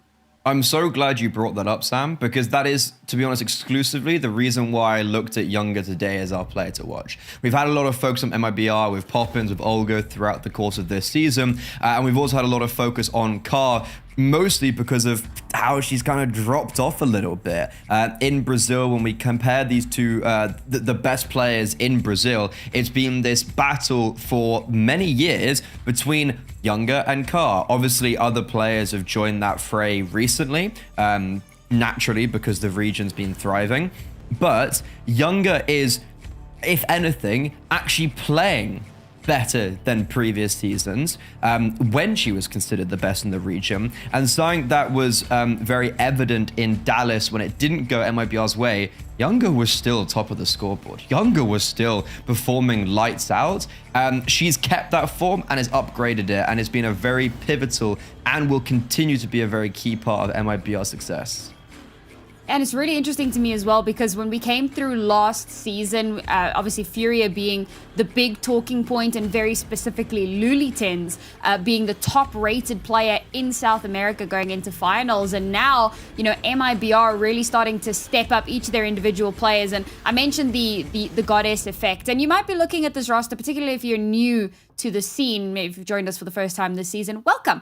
But yes, Goddess, not on this roster. Who on earth? Well, she is one of the big brains behind the roster. She was the IGL. She brought together some really strong pieces, brought in players like Gabby, Poppins, kind of fostered them into this powerhouse that they were, that they are. And then when the possibility presented itself, when Olga was ready to come back from the Asia Pacific region, she stepped aside, gave that role to Olga, and has taken a more kind of behind the scenes leadership role, and MIBR have flourished. But they have an opponent today. They're not just going to be walking through the server uncontested. And well, we spoke about the shining light that is Younger, and I'm glad that we kick off here with Anna X, because she's had a couple of inconsistent moments, but overall, she has been an exceptional piece for this 4Magic puzzle.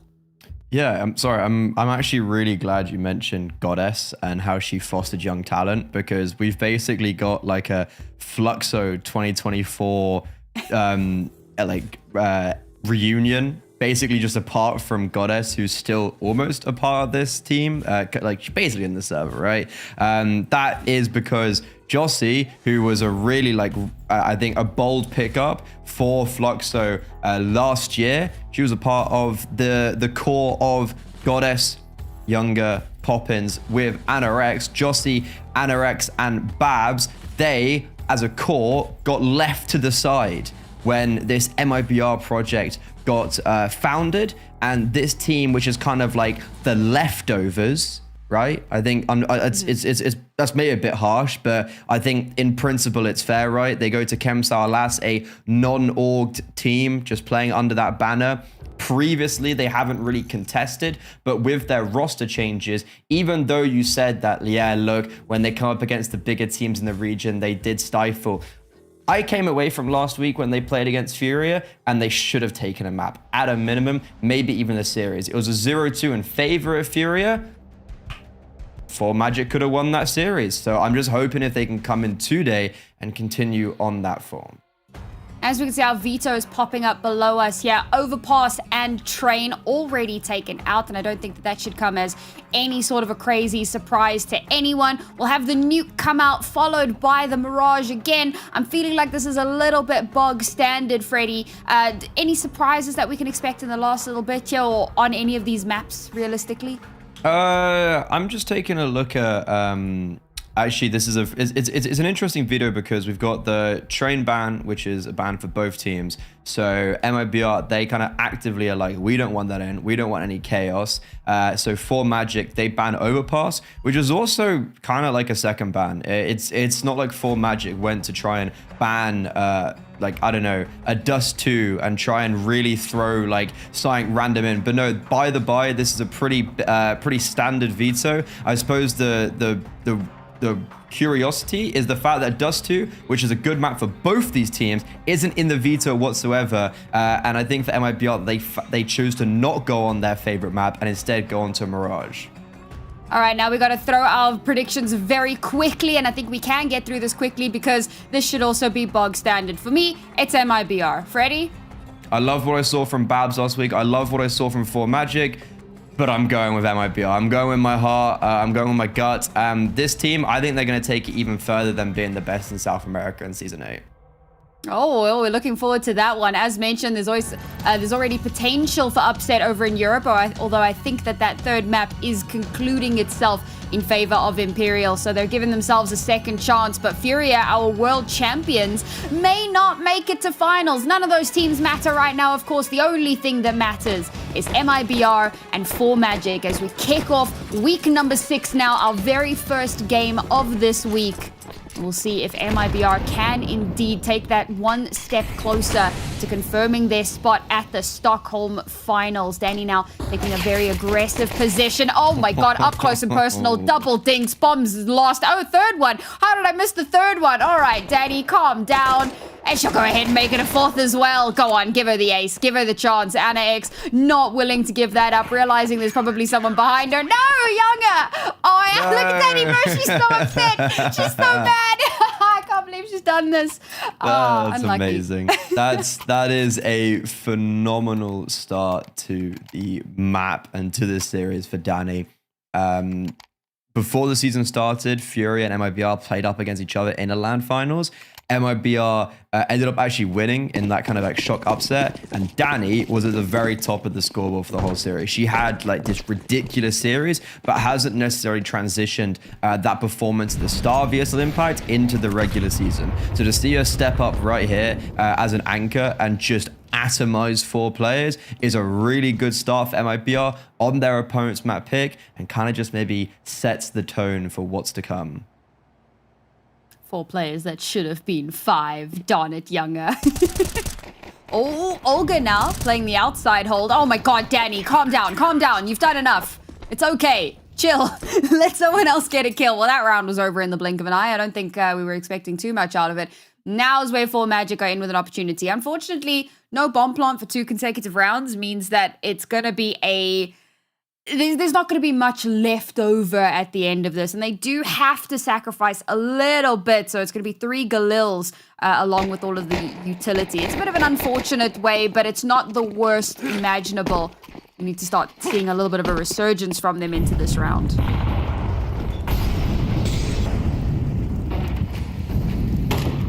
Already the util battle, the dumping across the board, just kind of stem any sort of crazy aggressions have started very early on.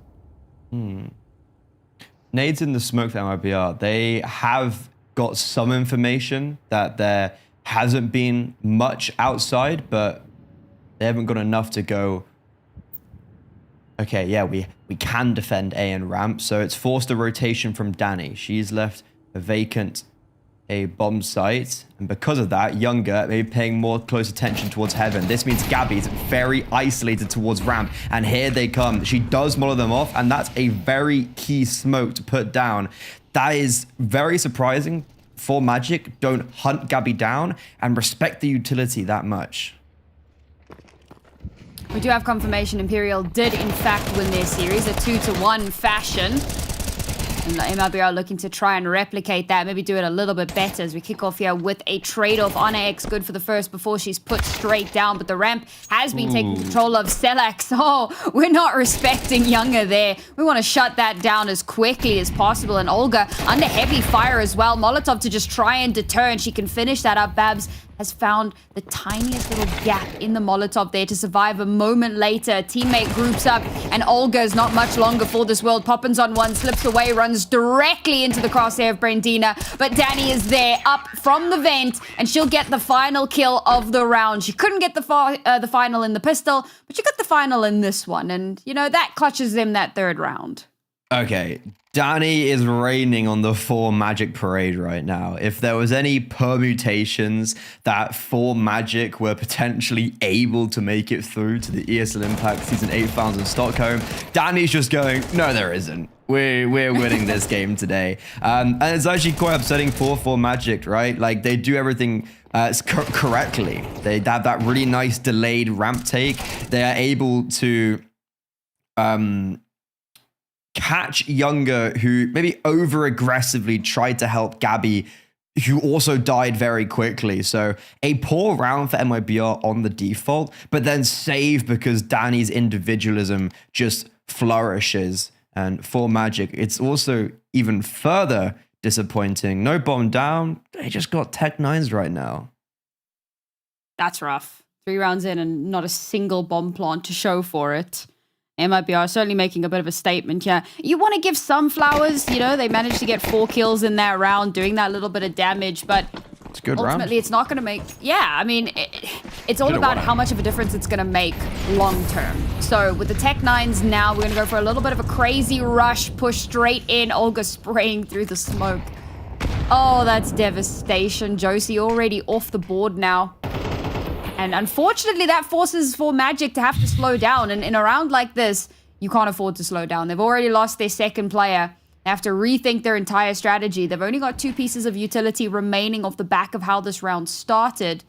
And with only 3 players left as well, it's going to certainly be difficult to garner any sort of real map control here. Still over a minute remaining, so they've got some time to change up their strategy. For the moment, MIBR are still heavily focused on ramp. A high suspicion that it's going to be a push down there. It's the quickest rotation down towards B, so maybe that just makes the most sense to them. Maybe that's why 4 Magic have decided to go for the slightly more surprising play here. Oh, Poppins. She's on the inside, so she's fine. There was a second where I thought maybe she was in the outside scenario. Oh no, they're going to re-hit A. Oh, devastation. They just run straight into the waiting crosshairs. I thought maybe they'd try and slip down secret, but no, re-hit the A site and just get melted. Okay, Danny's just not missing anything right now. What? How does she get 2 there? That was a pretty wild spray. We're just like, her bullets are like magnets. Like,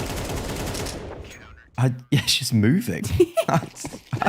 Okay, fair enough. Danny's 11-0. She also just activates a fight in Hut.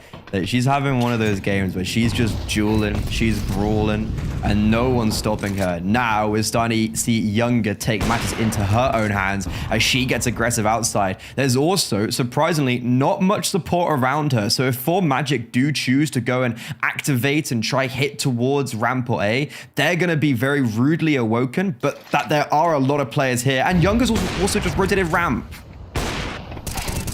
Was the right call to make. Oh no, all the distraction created by Younger means nobody's even looking for Gabby. Selax has been a phenomenal sniper in the past, regardless of which weapon she has in hand. Will she be able to win out this battle? It's not often that you get to see the head-to-head, the direct head-to-head between Orpers. Oh, the slow peek into her crosshair. The second onto Gabby, who knew she was there, but maybe not expecting the re-peek. And suddenly, this has brought itself into a far more doable scenario. 2 kills, but Danny's still alive, and Danny has had a formidable performance so far. Swings open the door, shuts down the bomb planter. Selax is good for an extra one. Oh, but it's going to take the miracle of all miracles, and unfortunately, that miracle is denied. A lot of damage done, but again, Does it matter? Look at the sheer amount of money that MIBR have in their banks after 5 consecutive round wins. It is scary.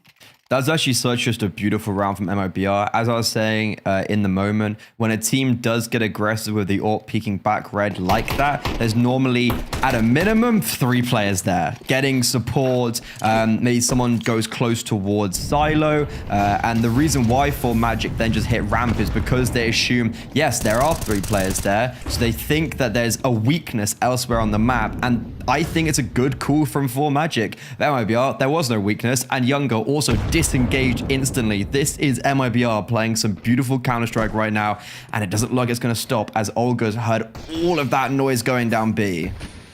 Oh, she's going to wrap behind them, and they have no idea that she's there, man. No. Oh, God, Olga. Oh, that's unfortunate. Bit of a weird one there, but she'll manage to get the one at least. Unfortunately, we've already had 2 trade backs. The bomb's been planted. This is a bit of a weird one. One rifle handed on over to Josie. Now they just need to try and hold the line as far as possible. MIBR have everything that they need to turn this round back around. Younger sneaking up behind. Oh my God. Pivots away from her position. They can create a little bit of a flank scenario here, make it a little bit more difficult. They don't know about Doors being Josie. closed. The tap on the bomb. And now they're trying to spray through the smoke, trying to shut that down, but it's just not going to be allowed. Finally, a bomb plant, but it's still a 6th round for MIBR. God, if I'm Josie, I'm sitting there thinking, what more can I do? You know, she hides. I don't know how she never gets spotted behind that double door. And then still, somehow, Younger expects her and battle AWPs. Quick scope with the sniper rifle. Oh my God, what a shot. That's the Josie who was picked up for the Fluxo Demonos last year, and unfortunately when she made it through to the ESL Impact Finals, that was their worst finals with this core. Right now it could be a bit of redemption for her, but instead it looks like it can be redemption for this MIBR roster as they are just shutting down anything 4Magic throw at them. And gotta remember, this is the underdogs map pick.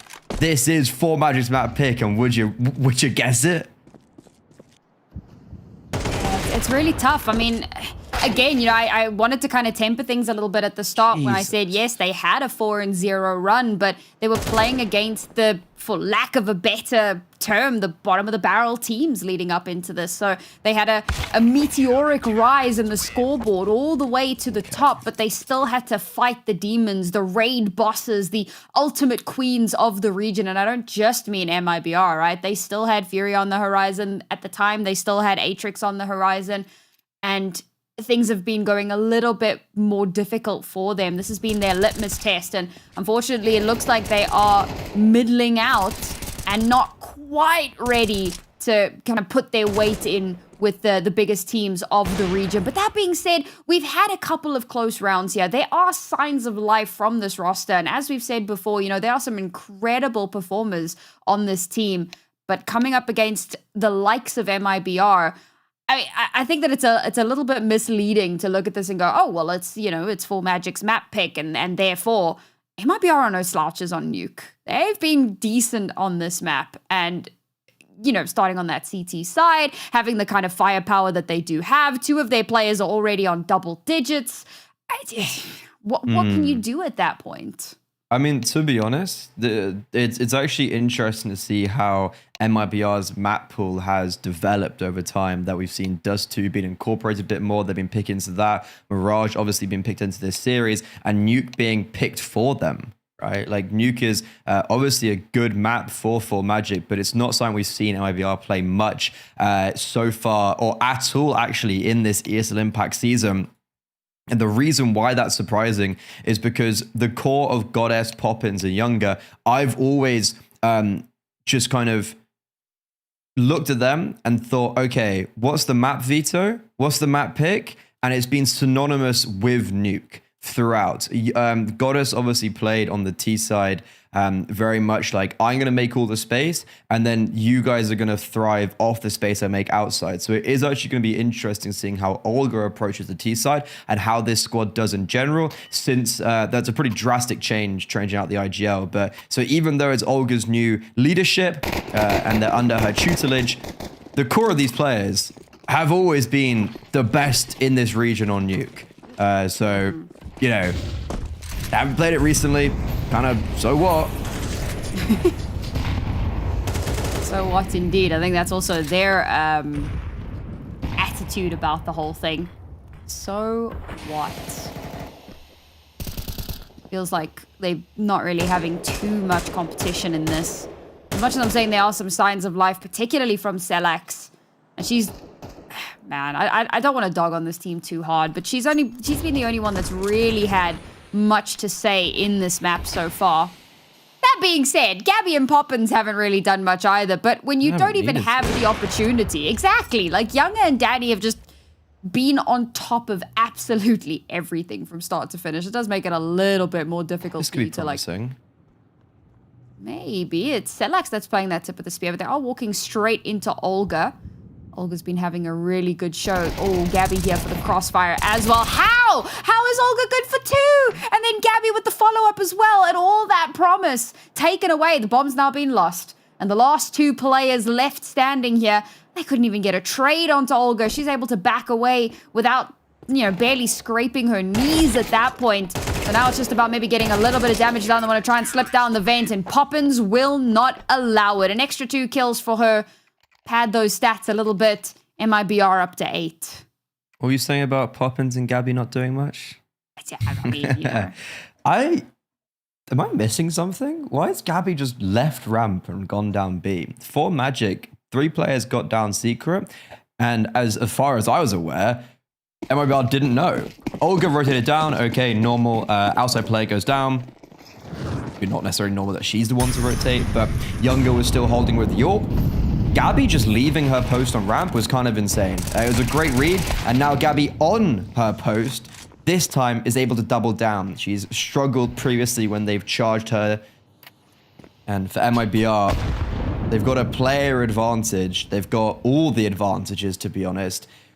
For Magic need to do something a bit brazen, and that brazen is just going to be walking through the hell smoke. But Younger acutely waiting and ready for this. Everyone's got their Tech 9s out, but it's Babs, who is currently the highest rated player in this season of ESL Impact. A 1 versus 4 it would be, and she's actually making this work. So far, 2 kills. Does she expect Olga? No, but Olga misses her opportunity. Poppins not mobilized outside, but a timing. Babs shot in the side, and MIBR sustain their flawless streak. I think that was more an attempt to hold on to that AWP if possible. And she had an inkling. She was trying to scope in. She realized that Poppins was there, but not necessarily a seasoned AWPer. Can't quite get the quick scope like we've seen from the likes of Younger. And does get caught out a little bit there. Tries to make it a bit more expensive, and thankfully does manage to do that. But let's face it, we're now moments away from the end of the half. And this may be the last buy that 4 Magic are going to be able to scrape together here. They might get 1 more in the final round of the half, but so far it has been devastation. Poppins holding the line. Good for a double before being traded. Gabby's just snuck around behind them. Only gets 1, a little bit, maybe a little bit too early on the firing squad there before she's traded. But it's down to 2 players once again. Selax and Josie, hand in hand. Everything to do here. A miracle needed. Olga's already in position.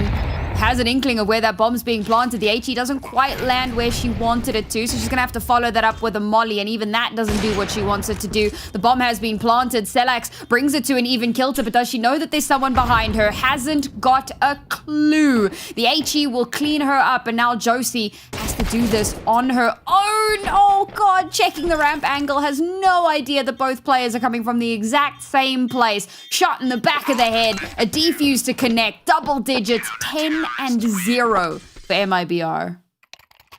I thought that was going to be it. I thought that was going to be the moment for Magic. It shouldn't have been. That round should have been over in about 20 seconds. Popping gets these two. Gabby flanks, and I'm not gonna lie, Gabby kind of whiffs.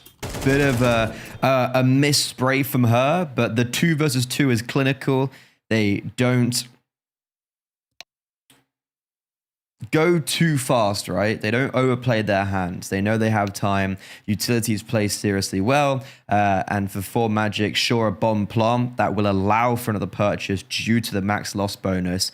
But with 2 rounds left in this half, even if they do get 2, I don't think that matters. To be fair, we're past the conversation of, oh, if they get 3 rounds, it might be contestable.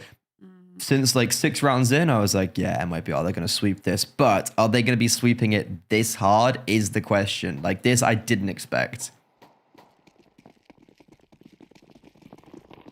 Is it really mean of me to say this is exactly what I expected?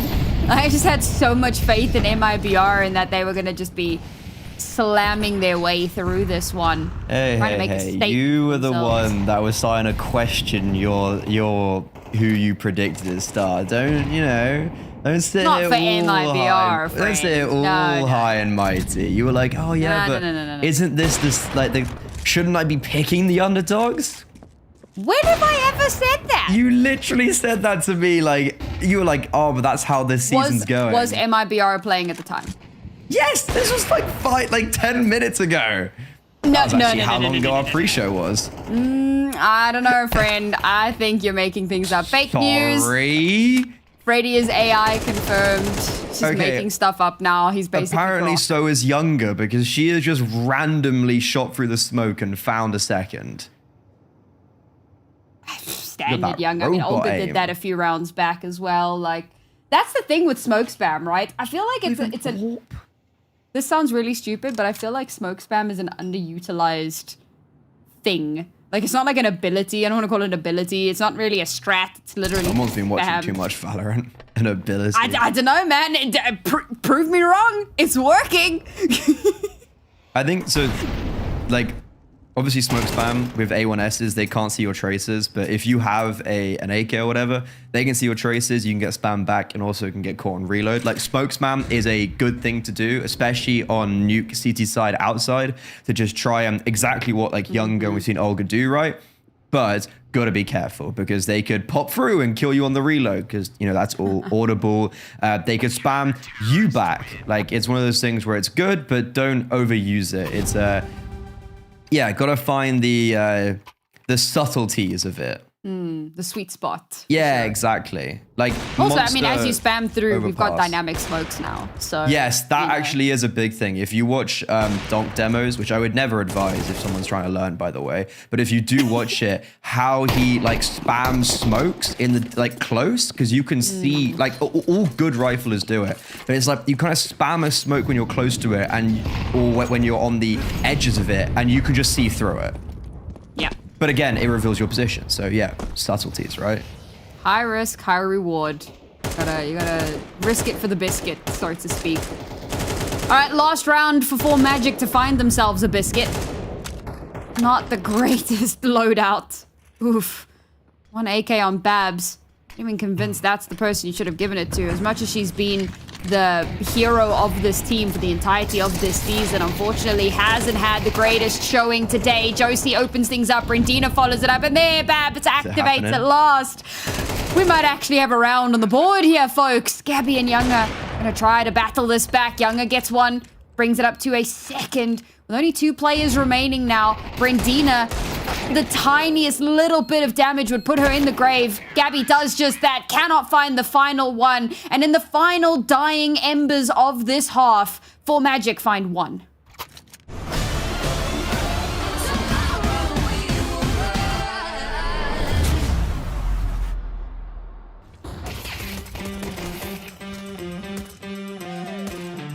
That's how we like it. That's how this goes. Come on now, baby, let me ease your soul. That's how we live life. Live it up to the top. 'Cause once we start, you know we're never gonna stop. We're winning every time. Pushing every day and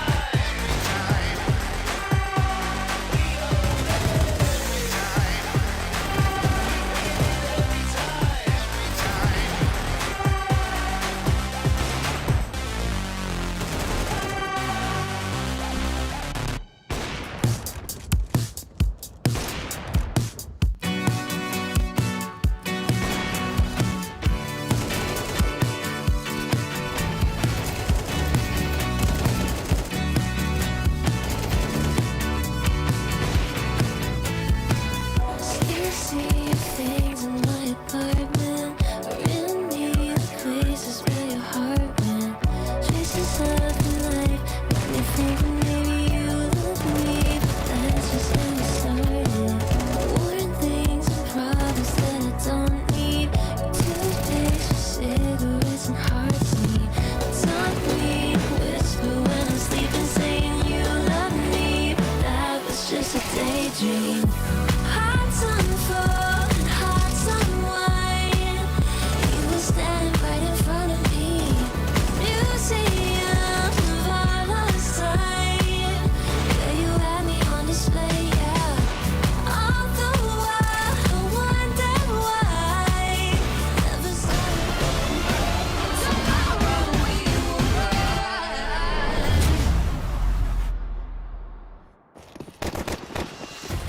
One round is all 4Magic got on their own map pick, on their T side.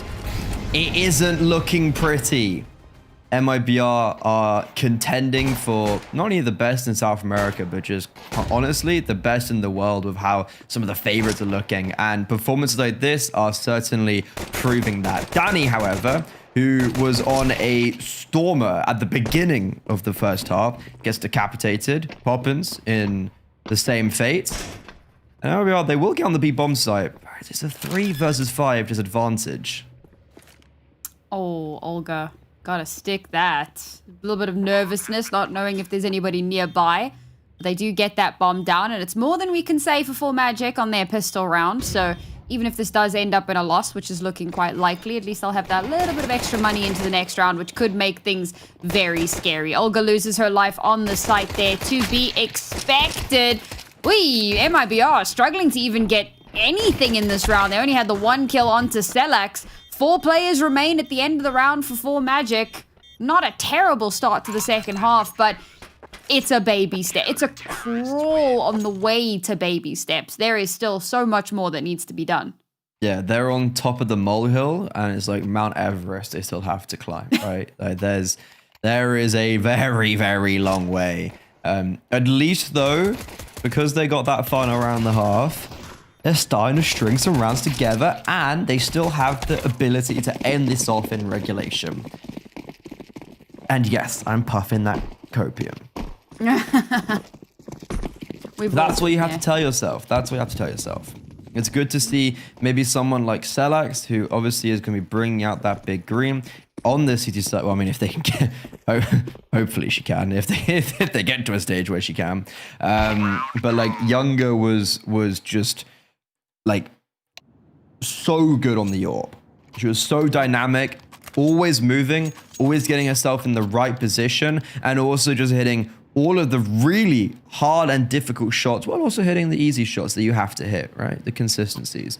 Selax is someone who, alongside Brandina, unfortunately last week against Furia, did not perform. The 2 newest additions to 4Magic that we were praising as not notoriously part of the core top 3 teams, delved into the lower echelons or the middling echelons of South America. Brandina and Selax, they stood out, they arise, they do well in the opening 4 games, but against the top dogs, they struggle. That cannot happen today at all.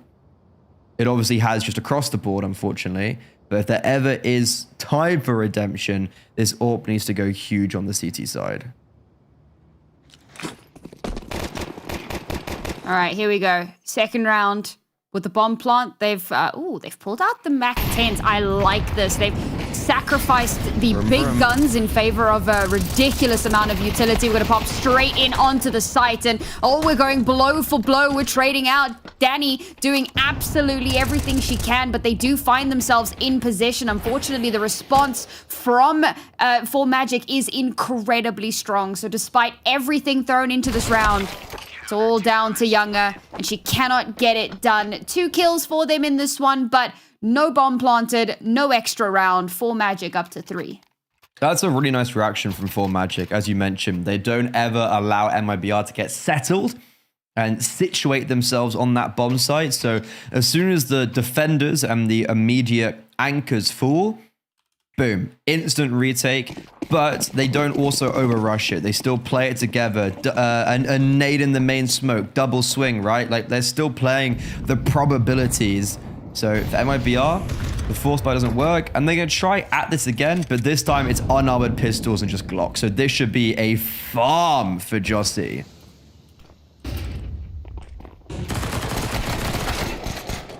Nope. Just one.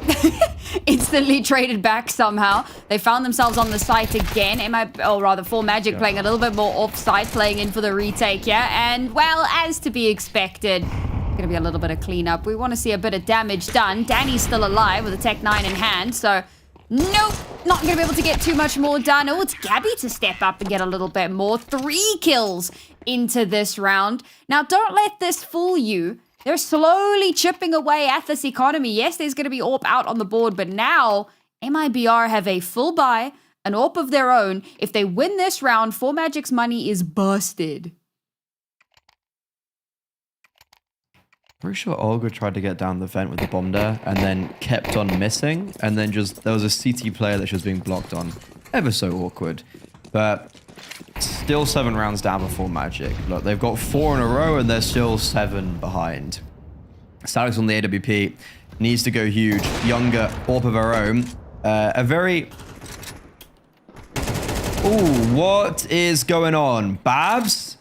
That is very over-eager, and she gets rightfully caught out of place by quite an easy opening kill.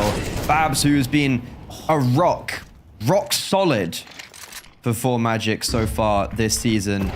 It's like paper mache on Nuke. And MIBR, it's actually just too easy when the rifles come out. Like, that default is just far too easy. Oof, Olga is actually just unfair, man. Popping to get that first. Olga following up with 2. And this is what I was saying. This is the scary part. Rifles in hand. Economy very close to being completely busted. Only 2 players remaining now for the CT side. Olga's going to get herself torn apart. But now they have that information. They know where Selax is. An HE through the smoke, trying to find an opening, an opportunity, but nothing given. And surely they just go for a save here. Surely they just back away and try to hold on to what they have. Selax in a really tight spot. I am amazed that she's able to get out of that position. And yes, they will just back away and hold on to the weapons that they have because, well, it's come to fruition. Map point for MIBR and 4Magic in a very tight scenario. It's sad to see Babs go for maneuvers like that because I don't know if that was a miscommunication that she thought that she was able to have that space as Poppins was top main. Like, that's a pretty audible sound cue that should be given away. No one seemed to know that she was there as Babs just like jumps up and is just, you're kind of sitting there thinking, okay, thanks, I guess. And for Babs in general, it's kind of sad to see her struggling as first 4 games of the season against the lower rated teams, she was, I think, 2nd highest rated in ESL Impact Season 8 South America. But there was an asterisk of, oh, hasn't played one against one of the top 3 teams. Last week against Furia, the only reason why it was even remotely contestable was because Babs was just so consistent. And today she's going negative and hasn't really had any impact. But you know who has? Olga taking space towards outside, another scalp to add to her tally. Fragging IGL strikes again. And she's always been kind of a tip of the spear entry, just being an absolute menace to enemy teams. But, oh, okay, we got a little bit of bite back. Unfortunately, can't get too much. Oh my god, Ana X around the outside. Oh my god, she's put them in such a dangerous position now. Olga has to 1v2. She got hers. She's like, guys, I got my opener. I did my job. And the rest of her team have fallen by the wayside. 1 versus 2 now. She's got to isolate these fights. Should have an inkling and walk straight into Josie's crosshairs. That was looking very much like it was going to be the end of the line, but 4Magic battle back. I actually can't really believe they won that round. Felt like that was a sure foot in for 13 for MIBR. But 4Magic, they gamble stack 2 players towards ramp, leave the A bomb site a little bit open, while also getting aggressive in towards lobby. You can see that Babs rotates in to help Brandina. They get 2. They stifle the attack just long enough for the rotation to come through. Very clean shooting from Josie as well at the end. Alongside Ana X, As for Magic, they get to 5, and Olga once more tries to continue her upward trajectory outside, but this time seriously shut down, and that same theme goes in the same vein for the whole of MIBR. They're losing some rounds, but especially like this, it's just the Tech-9s, right? Mm-hmm. Weren't really expecting too much to come out of this one. Maybe some damage, maybe some stolen guns. Ooh, I thought she might be able to get behind Celax there. She did Maybe spot yoink that Celax. AWP. Oh my goodness, it's happening. Oh, it's happening. Oh, there we go. Free AWP. And where are we going? What are we doing with this? Bomb's round. Don't have the bomb. Yeah, I mean, it's so far away. Trying to recover that is darn near impossible. I just save the AWP. For this. Maybe Gabby tries to get a bit of damage and Younger just kind of backs away with the AWP and holds onto it. Or maybe Younger just plays like, what's the word? Suppressive fire or backup, I suppose. And then, oh no, she's gone. She's gone. It's not suppressive fire, man. There's another word, but I've missed it. Oh, like covering fire? Yes, thank you. Cover fire. But no, cover this. I'm out. Yeah, I would have suggested that Younger just either threw the AWP out if she was being pressured as well, because if you take a look at the money for Magic, like I'm pretty sure Babs should be able to get a AWP drop, but like it ain't gonna be like fantastic. You know, Anorex is still on a FAMAS, right? For Magic are trying to mount this comeback, and they haven't even got the economy to fall back on and dig deep into. So Babs will drop this AWP, but there's going to be potentially weakness when it comes to utility. Like, yeah, she can quite literally just buy an AWP. And an extra 250 that came, sorry, an extra 200 that came from kills, which is actually really important because that allows her to buy a smoke that she wouldn't ordinarily have. But regardless, it's going to be players on bad weaponry, bad util. As for Magic, they continue backs against the wall. 6 in a row is needed. They fended off the pistols. They got lucky, I'd say, against the rifles. Will they get lucky again? Well, they need 6 in a row. They've already got 5, so they've shown that they can do it, but it's all about that consistency. Let's see if they can keep going on that front. Quick updates as well. Furia currently 7-3 against Kuralzinho. So looking very good on their first map. Looking to mount a little bit of a comeback in this season after a surprising loss. Unlucky horses, honestly. Maybe next season. Next time. Horse. Freddy.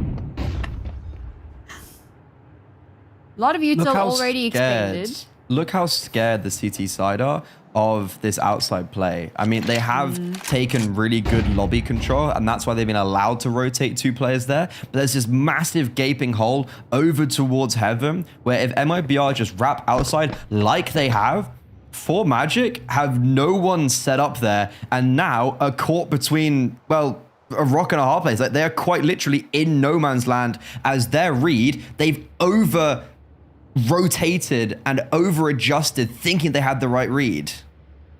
Well, Celax has an inkling here that they may... Oh my god. Oh my god, Poppins.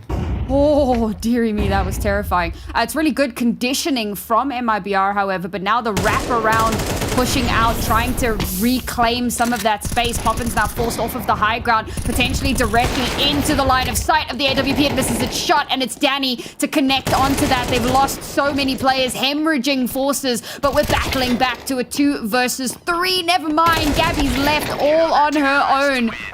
Despite all of the concerns in that round, MIBR remain proactive. They head down to the B site, nothing here. They're already moving. They're already making sure to reclaim that space.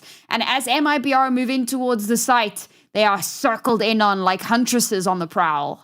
Yeah, from kind of overcompensation for Magic to actually just like a really clinical round. I'm not sure what happened in the mid round because MIBR seemed to have a pretty good idea from Gabby, who was lurking in lobby, that for Magic had cleared out that space and were rotating down towards B. But they moved so slowly, and then because of that, for Magic also seemed to cotton on to the fact that MIBR are wrapping outside, and they just beautifully adjust. This CT side, that's at the first round where I look at and I was just thinking, oh, that's actually kind of insane that MIBR don't win that, and also just really nice reaction from 4 Magic. So it's back down to the Tech-9s for the favorites. Is they're allowing the underdogs to crawl their way slowly back in. Yeah, surprisingly good showing from 4Magic, given especially how this half started. You don't expect them to come back from an 11-1 to this extent. MIBR struggling now to find footing actually. on their T side. Yeah, 11-0. Yeah, I mean, the round ended at an 11-1. It's been a little bit of a resurgence since then. They've had to string so many of these rounds together. And they've done it. I mean, maybe not done it, but we're still 4 rounds away from overtime. But they've done so much. And a part of me is like, surely we take a timeout at this point. Like, surely MIBR go, okay, hang on, guys. Maybe, you know, we've just lost 8 consecutive rounds. Maybe we just kind of, okay, not consecutive, but we lost 8 rounds. Maybe we just kind of chill for a second, have a conversation, figure out how we're throwing these T-sides so badly, because this is not a good look. I mean, to be fair, it's very CS2 actually, of just like, oh, you lose pistol, lose first gun round, and it's just like, oh, all of a sudden they've got 6 rounds. Where's that come from? Oh my God. This though, another big change of pace for Magic. This time they take the fight straight to MIBR. Olga dies outside, but MIBR know that 4Magic put a lot of resources to take that space. They try force themselves out on this A bomb site, and even though they are correct, they are right that 4Magic weren't actually there. It's the Babs show. The player I was literally just commenting upon a couple rounds ago. Oh, it's sad to see that she hasn't stepped up like she did against Furia. Well, hello. Welcome to the server. A clinical 4K to shut it all down and to keep this dream alive. I think one of the weirdest things for me is that, like, so in the first half, MIBR, you've got Younger and you've got Danny, and they're just going absolutely mental with the multi-kills. Like, that was really the major pivot piece for that first half. You know, you could talk about CT-sided, you can talk about whatever the hell you want to talk about. The fact is, they were getting ridiculous multi-frags. Now on the T side, it's one and done, one and traded, one and can't get anything more done. And it's 4Magic who have stepped up, particularly Babs, as you mentioned, that are starting to get more of those multi-frags. I think they're doubling up on each other that little bit better, controlling the space that little bit better. MIBR maybe being a little bit too confident. Yeah, I can see a world where you come into the half 11-1 and you think, oh man, we're just going to steamroll through this next half. You know, 2 rounds, 3 rounds, easy. No, evidently not. They have struggled incredibly. They've only managed to pick up 1 round so far in this half. Now, this should be another relatively foregone conclusion. Again, we're kind of sacrificing bigger guns for more utility. So we're looking to try and get a very quick pop in towards the A site, already down the vents towards B, but they've lost 2 players on the cross already. Not a multi-frag this time, but again, just playing off of each other perfectly. Now, the bomb does go down, so there's that extra bit of cash available. Zedx has been spotted out. Younger trying to find an opening here. She will do just that. Caught with utility out, looking in the wrong direction. AWP recovered. But it's 4 versus 2 on the retake. And Younger has heard the reinforcements coming from behind her, keeping it expensive. Gets the first, does get run over eventually. Gabby now with scant HP. Cannot get those final kills. It will be the defuse. A 10th round for 4Magic. Unreal resurgence from this 4Magic squad. Yo, I'm officially terrified. It's actually really important for MIBR to just win this series 2-0. And the reason for that is if we do get into potentially a situation where both Atrix and Furia win their last 2 remaining games and Furia beat MIBR, it then goes to a head-to-head, but then everyone is kind of like a circle of head-to-heads as everyone's beaten each other once or lost to each other. It's very awkward, right? That then goes to, because there's no clear tiebreaker, maps lost and won. So if MIBR win this series, but in a 3-mapper affair, that could potentially be the difference maker between them going to Stockholm and maybe not. So it's really important they not only win this series, but 2-0. Especially if they lose to Furia next week in that final game of the season.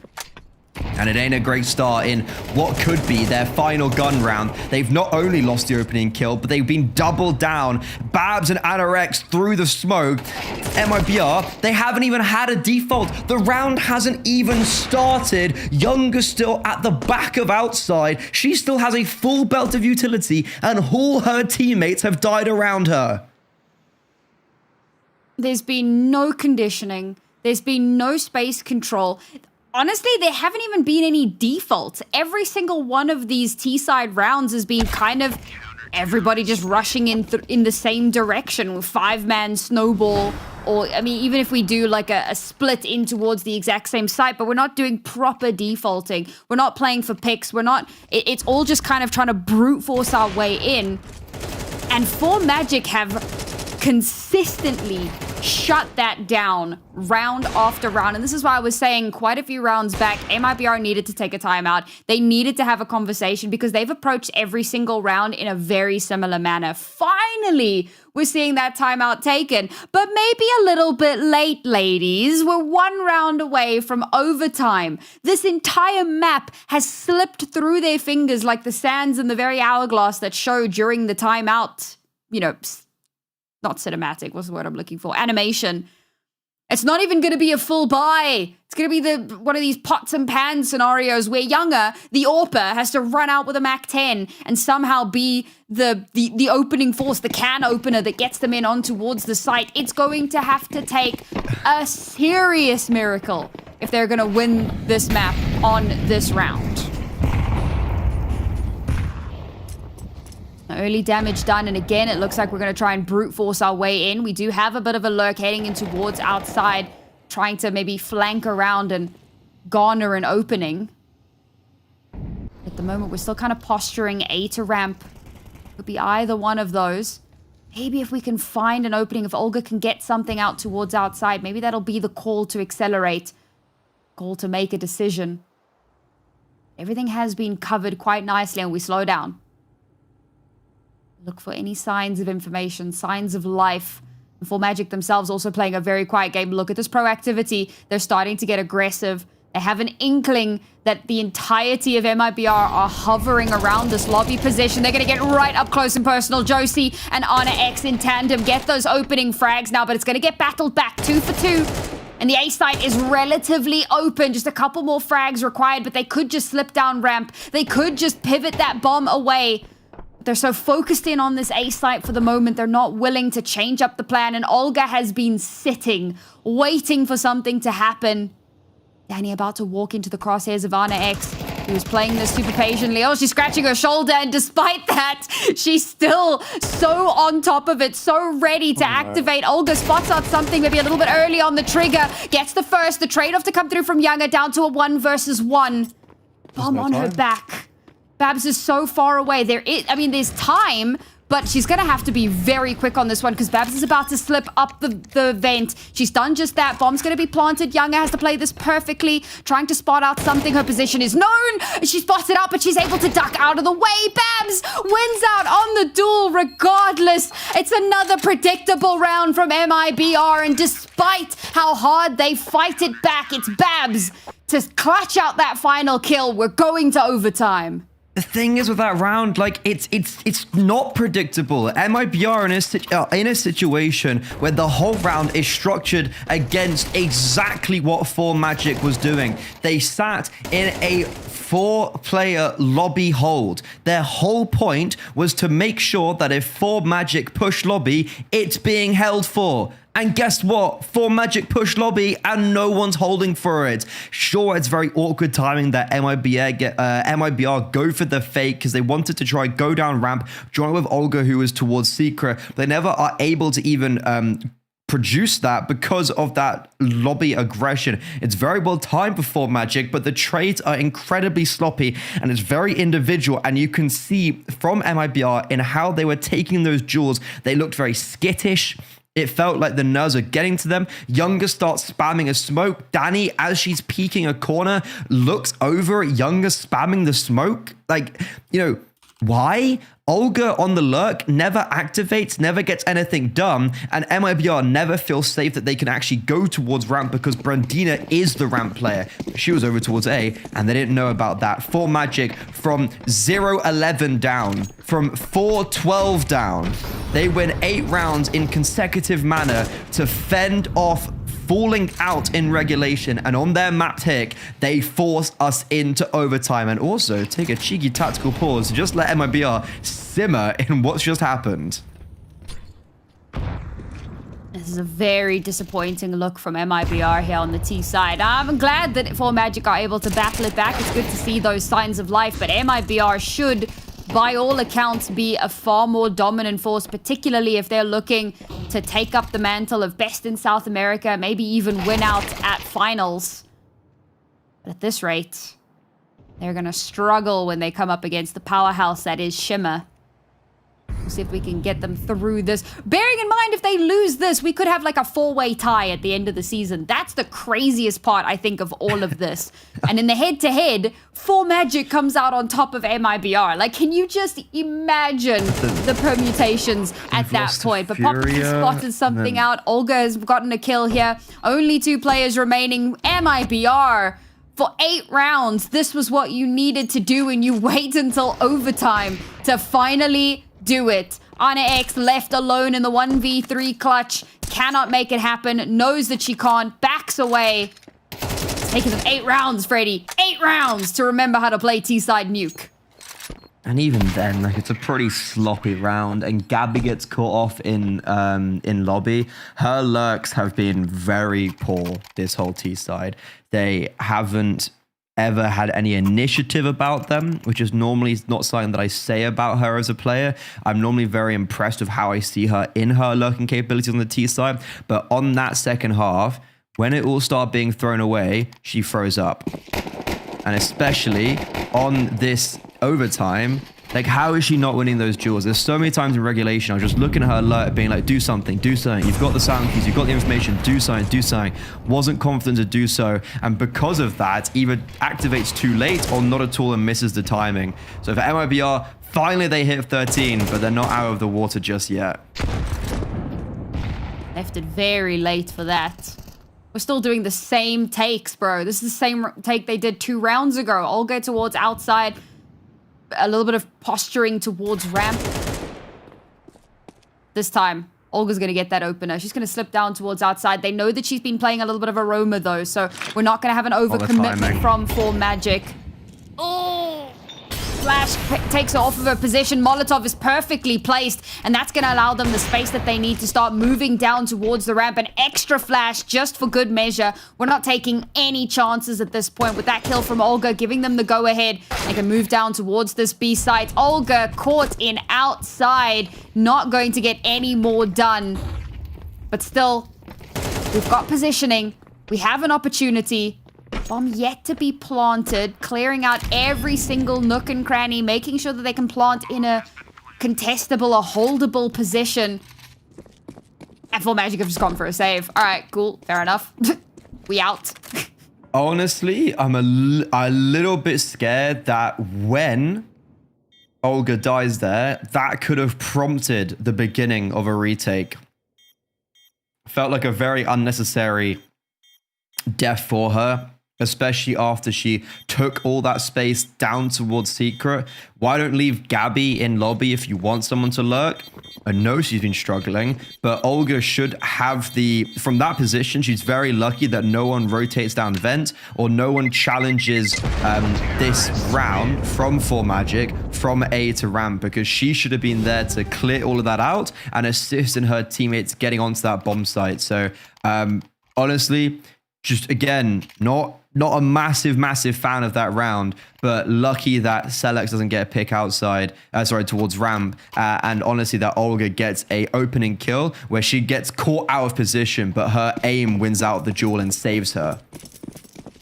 And the really concerning part about this is that all of 4Magic's success on this map has been on the CT side. So the CT side of overtime has not gone well for them, and it does not bode well for the rest of the map. And for, MIBR, it's great to see them finally remembering how to play the map, but I don't know, there was a little part of me deep in my heart, as much as I felt like MIBR should be running away with this, I was like, you've gotten so close, surely you can get one map in this series. Speaking of getting a map, Furia have beaten Cruzeiro. Cruzeiro managed to take 6 rounds off of them, so not a bad performance against the current reigning world champions, but unfortunately not going to be enough for them to steal that map away. So Furia will go up 1-0 in their series, and we'll see which one of our 2 teams join them in that scoreline. As now MIBR slow things down a little bit again. It's looking like a 5-person push in towards the outside. The last time they tried this, they all got mowed down, if everybody can cast their minds back a little bit. This time around, they've been given a lot of space to work with. Yeah, a lot of room to breathe. Oh, God. Oh, God, Selex is here. She's waiting. Surely something, a piece of util, something small, but no. Younger just peeks into her, and that's not even the first time Younger's done that. Opening kill garnered for 4 Magic. MIBR now need to find a way to stabilize. It's Poppins this time, who's gone on a little bit of a round-the-world tour. Why are we shift walking through outside with no cover whatsoever? Poppins at least gets a double to keep things in contention. But that was a seriously weird play from MIBR. They're going to be able to get that bomb planted. 3 versus 2 retake is more than doable for the 4 Magic squad. They cannot afford to try and let this slide. They have to push for this. They have to go. Moving in, no real awareness. They should know where Poppins is. I swear. Oh my God, it's so close. Brandina, are you going to realize you've just allowed Poppins to get another kill before you finally activate. Brandina in a 1 versus 1. Danny is so dangerously low. All it's going to take is a tickle, but time is ticking away. Danny playing that clock to its final moments. Brandina's just going to try and stick this, and Danny will not allow it. MIBR once again find themselves on map and series points as we head into the second half of overtime. Danny Not series point, just map. Danny continuing her really, really good form. From start to finish, she's been a star-studded player for this MIBR roster on Nuke. And it's really good to see that she's picking up the pace, as she has struggled a little bit this season. Or not struggled, just hasn't been maybe all guns blazing. But it's Poppins to ultimately open up this round and give MIBR the winning chance. MIBR, they lose 2 players, 3 players. They have no idea where to go. Their plan A doesn't work, plan B doesn't work, plan C doesn't work, and somehow like plan E gets pulled off through individual brilliance. Now on their CT side, on their defense, where they got 11 rounds in a row, surely they can get 3. Or 1 out of 3. They got 1 out of 12. You know, it's still just about... Because if you think about it contextually, it was 1 out of the last 3, so... Maybe. Oh, okay, we've got some good openers here. Numbers advantage as well. Oh, but Younger's just not going to allow it, man. Younger's on the CT side with an AWP in hand. Like, what are you meant to do against that? And it is, yeah. They have to try and recover the bomb, and Younger is just babysitting it. Poppins is in this position, as you mentioned, up, elevated, predicted, but unfortunately can't win the first one. The trade to come through, but...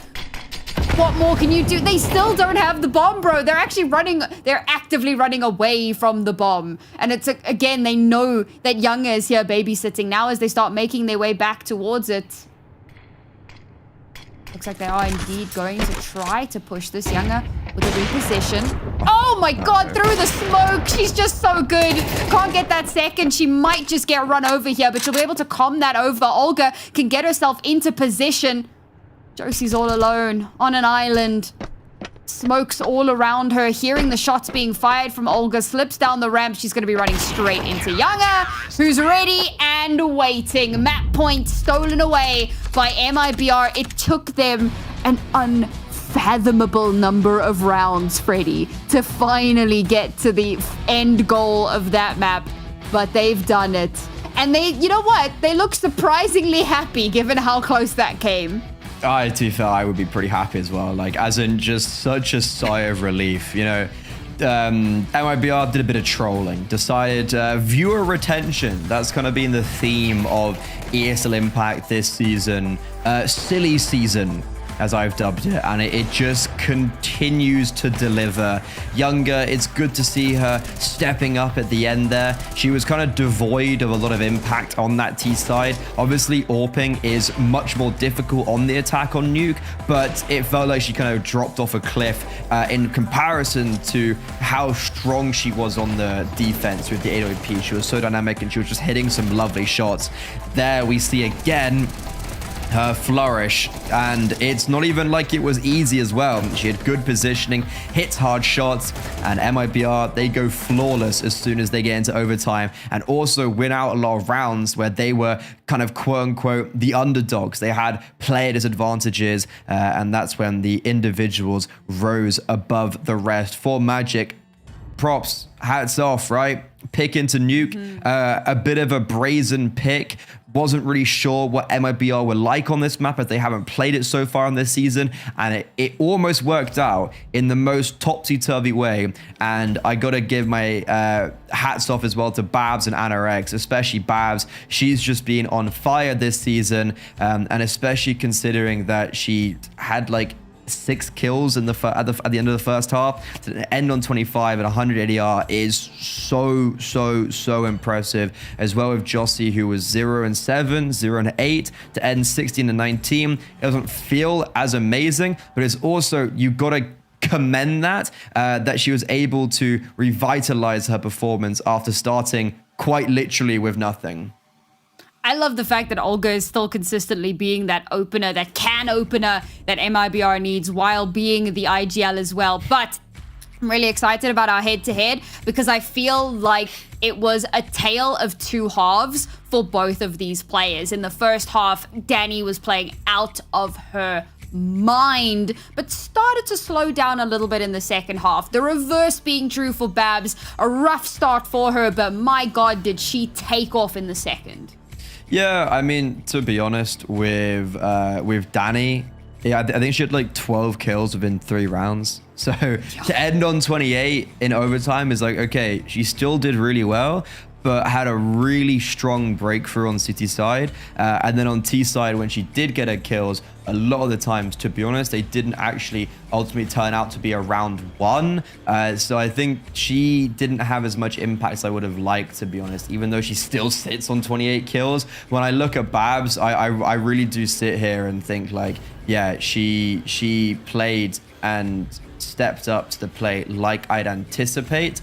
And I'm really glad to see that she still can play at that form after having such a rough first half. And out of all this season, if there's one player that I've been like, this is my favorite player and it's most impressed me, it has been Babs, without a shadow of a doubt. So remember when I was saying that Danny and Younger in the first half, it was all them and the sheer number of multi-kills?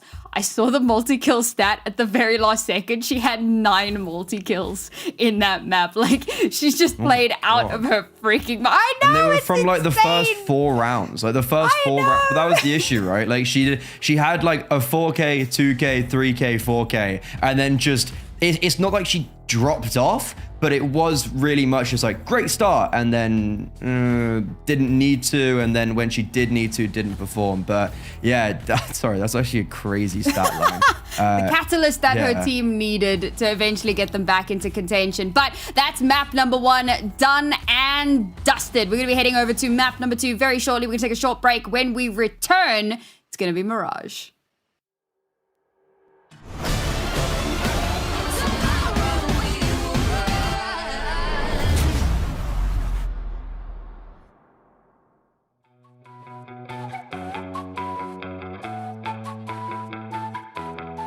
I ain't holding my breath, but something's gotta give. Settle for nothing less. Gotta go, gotta get. I take it as it is. The game is never ending. We never signed it to life, but we're here for the ride. So hold on tight. We're moving fast and time don't slow, so we gotta let go. We already know we're just living for the good times. Nothing better than the good times. Stay living for the good times. We're living for the good times.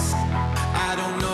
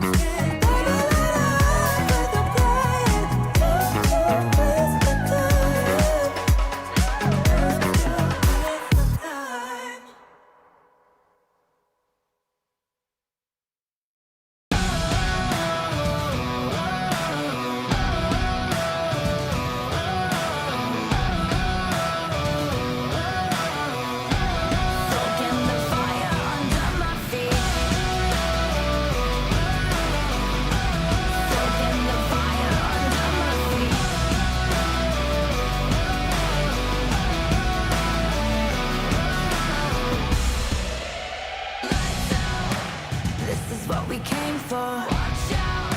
What we got you can't handle. Step out. Cause we don't ever stand still. No doubt. I'm ready for the gamble. I'm ready for the gamble. Ready for the gamble. I keep feeding the flame, chasing the fame. This world will never be enough for me. I feel it run through my veins. I sharpen my aim, soaking the fire under my feet. Soaking the fire under my feet.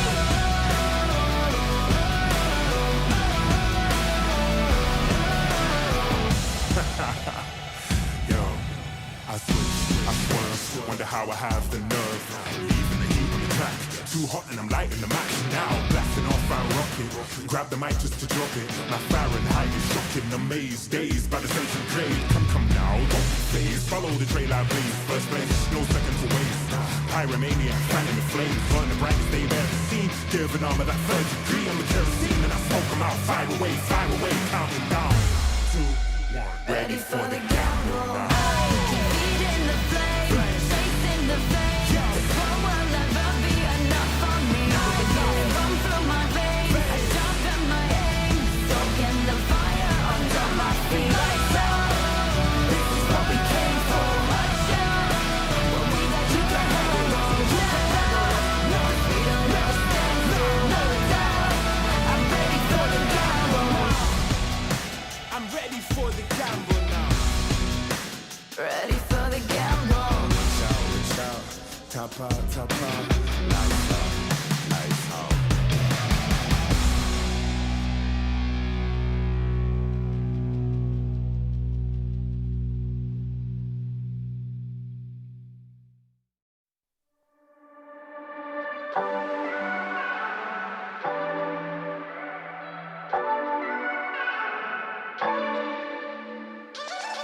Do it so effortless.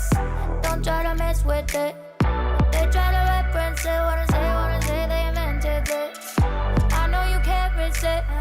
Trying to be like this. Don't even take the risk. Walk away. Cause I got everyone wishing they had what they're missing. But no, never know. Guess I got it simple. I'm not like the people you know. Make it look easy. I bet I make it look easy. Don't try to fake it to be me. Just cause I make it look easy.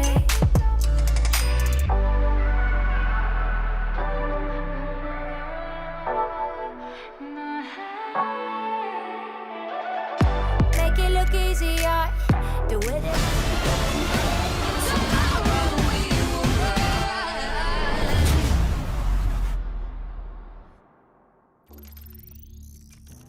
Silly season prevails, I guess. That got a little bit too close for comfort for the MIBR squad. But finally, after a little bit of a timeout, when we got into overtime, they remembered how to play T-side nuke, and they did eventually end up closing it out for themselves and taking the series to a 1-0. For Full Magic, it is a devastating turn of events because they brought that back from a 11-0 all the way into overtime. They battled back in an unreal scenario just to have it end at the final hurdle. Now we move on over to MIBR's map pick, and the question has to be asked, Freddie, what are Full Magic's chances on this next map?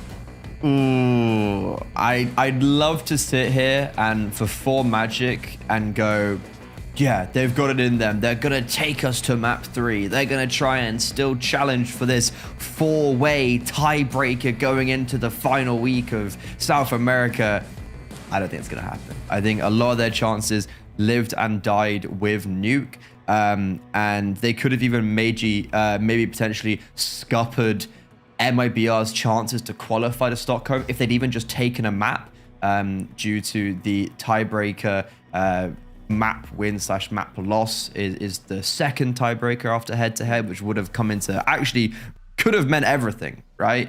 But instead, after putting so much effort into attempting and challenge for that comeback, it's going to be super draining that they come away with just a whitewash on overtime. Like, that's going to hurt and sting the most, that you do so much heavy lifting, you get to overtime, you've done the hard part, and then you just you lose advantages. You do the right stuff and you lose like 5v3s.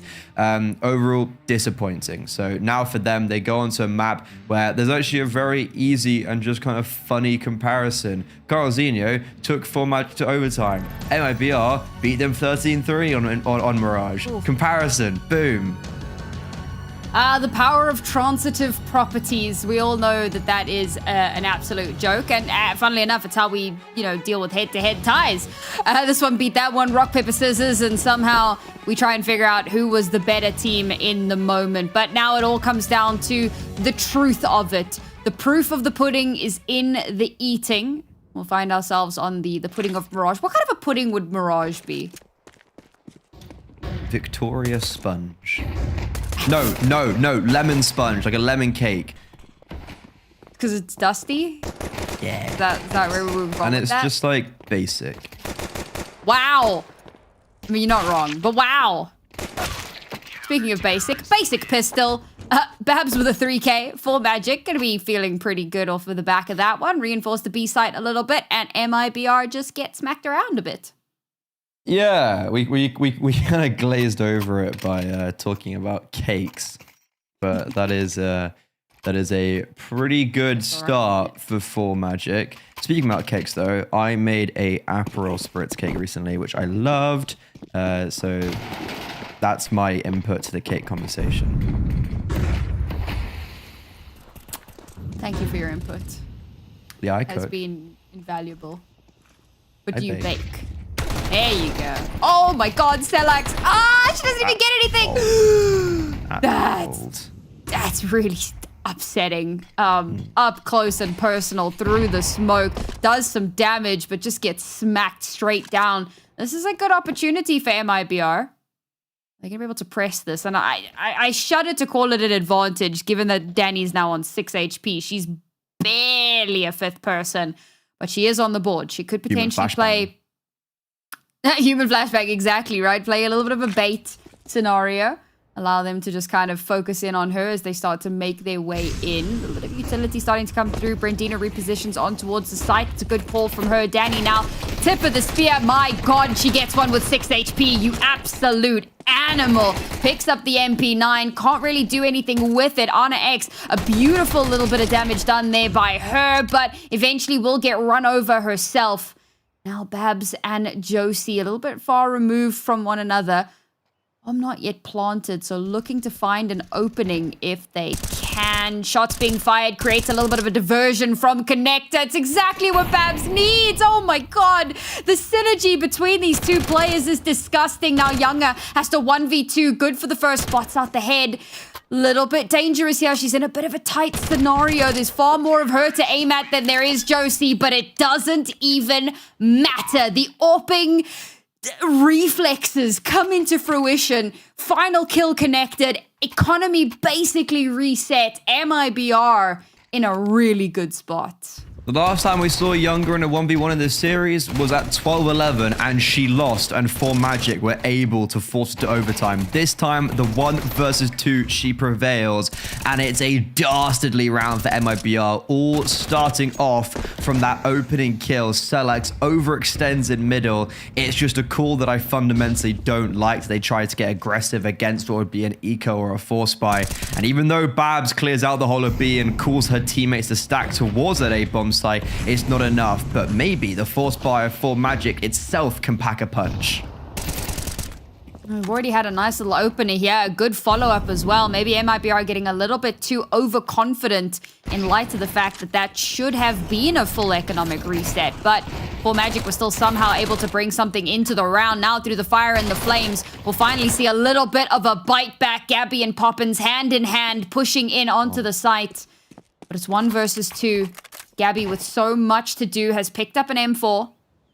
A bit of firepower in her back pocket. Has she got any idea where these last couple of players Oh, they're doing so well to hide their positioning. Spots the first. Oof, the happy feet from Anna X. Well, there you go. Manages to duck and dive and brings 4 Magic back up to 2. And it's the Uno reverse card of economic resets. Yeah, really nice round from 4 Magic. The mid aggression didn't work out in their favor in the second round. They couldn't convert that. It was actually their downfall. But after losing their anti-force buy, they go for mid aggression once more. And the reason why that's so important is because, okay, yeah, Salak's the only player on the A bomb site, kind of quote unquote alone, but she had such quick reinforcements and Jossie was so quick on the flank, and 4 Magic were able to commit so much resources instantly towards A because of how much space they took towards mid, and they were able to say, no one's coming from here, let's focus on ramp and palace. It's a shutdown, and once more it's going to be a shutdown on the B bomb site as it's mid aggression into a site hold. Yeah, unfortunately, this round was probably a bit of a foregone conclusion. I say that, I mean despite like, how yeah, the last exactly what happened, gone, right? Round 2. You know? A little bit of a chaotic one, but 4 Magic start to stabilize a little bit, yeah. Not proper stabilization, as it's still a little bit broken into this one. We're still going to have the 2 MP9s, but they are better off than their counterparts. MIBR tried to go in for some upgraded pistols in that previous round, tried to go for some shenanigans, and now it's almost a full eco. The only real bit of firepower they're going to have is that Deagle from Gabby. Maybe she'll be able to get something done with it. She did kick off the, first pistol in the previous with a near ace. If she can get a little bit more done here, maybe that's the... Oh, my God. Oh, that is terrifying, bro. You just swing into underpass there and just spot 4 players. That is so scary. That's going to get calmed over, however. So Anna X knows she might be in a good position here, but they're not going to opt to push her, realizing that there might be someone there. But look at how 4 Magic have taken control of this map. Every single opening that is... Hello? What? Babs? What? Caught sleeping at the wheel. Yeah, maybe Jinx, looking padlock. at the... Nice try. What? That's against the rules of Jinx. No, I get paid per word. So unfortunately, I simply cannot allow that to stand. Anna X also cannot allow for that injustice to stand, so she's going to get 2 for herself. But somehow we're still in a 3v3 scenario, and 2 guns have been given over to MIBR. That's a little bit of a scary turn of events. The B site is free and clear. Yeah, they're just going to make their way on over, moseying along, but Josie should be able to cut them off, and there's already been a rotation from Celax as well, so this should set up a decent little bit of a crossfire. Still have 2 guns available here. There's a world in which I feel like maybe Danny should hand over that rifle. She has been fantastic, but she's so low. She's so low HP though, and this is they don't have armor. Scares me. They're just gonna jump straight through the window. The first shot to connect, second to follow up, and 1 player left remaining. Not much more damage to be done there. It's a little bit of a weird round, but at the end of the day, it's a 4th for 4 Magic. Kind of the first big introduction for Jossie as well. You can see she gets quite loud in the cameras, and I don't blame her because she really did have a very rough first map. Not ending great, but ending a lot better than what she started. She was 0-7, 0-8. So she very much stepped up into things, but then still never kind of had that one that round. So here right now, Jossie on the scorecards with a multi-kill at MIBR. It's fast on the rifles. First gun round, and Brandina only on an MP9 has to try and stave off this attack. Oh, looks like there will be some staving. Josie doing a phenomenal job there. Hard anchoring. Anna X, can't quite finish her meal, unfortunately, and that's going to allow Gabby back into it. You cannot allow Gabby back into it, but in the 1 versus 1, caught in a reload, and it's Josie to shut her down. Another round that gets a little too close for comfort, but 4 Magic having a go of this Mirage. And also back-to-back multi-kills for Josie, specifically triple kills. Okay, so that's what happened. She breaks open the top con smoke, because I was a little bit confused. I was like, everyone's looking at Brandina, and then Josie just gets 2 kills. She also just comms over that the stairs player was there, so massive impact from her. But Gabby makes a real good work out of that round. She creates magic, fire out of completely just air, just dust. And I think that's good to see that she's getting on the scorecards, as I was disappointed of her performance on Nuke. must admit, a lot of these MIBRT rounds, not just now, but I mean, thinking back to Nuke as well, it's kind of felt a little bit disjointed. I mean, this is a team that should be a little bit more clean cut. And we're seeing a lot of strange things happening. In their rifle rounds, they're not really playing as clean as they should be. Of course, that being a, low buy wibbly wobbly scenario. Again, not really expecting too much out of it, but we're finally going to have a rifle round once again for them. And it's a well-timed timeout as well, just to give them a little bit of a moment to talk through. Because again, they're kind of being read into really well. And in these clutch moments where they normally shine so bright, For Magic just kind of consistently getting the better of them in all of these scenarios. So we really do need to see a little bit more of a resurgence here from the MIBR squad if they want to be able to stake their claim as the best in the region. I must admit, though, I'm not necessarily becoming a believer, but I'm a supporter. I'm feeling like I want For Magic to win just for the shenanigans, just for the crazy four-person. No. Again, it's not about believing. It's not about believing. It's about hoping. It's about wishing upon a star. Because finding four teams in a head-to-head scenario would be absolutely hilarious. And I live for the chaos. Turncoat. I'm having nothing else. I don't really know what's going on with MIBR's map picks. They've picked into Ancient, Dust 2, Mirage, Inferno. They've kind of gone everywhere. I would have seen Dust 2 as maybe them playing into their strengths this map.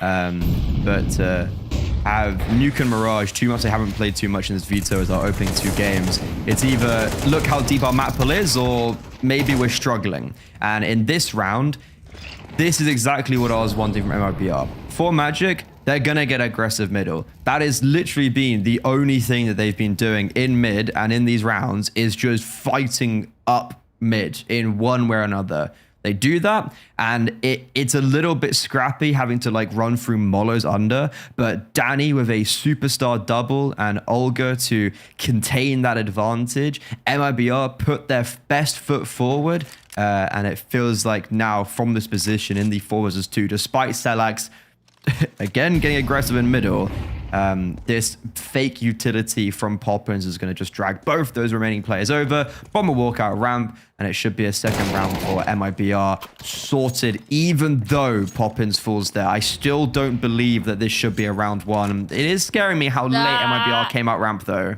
Oh, the bomb's still not planted. Celax is alive. Celax to not X. Brady, you called this way too early. Young is still in it to win it, but it's going to take a lot. No, my God, the HG. Oh, my God. I can't believe you called that. I can't believe you called that. What have you done? What are we doing? That was a 4v2. That is so funny to me, bro. They don't even hit a shot.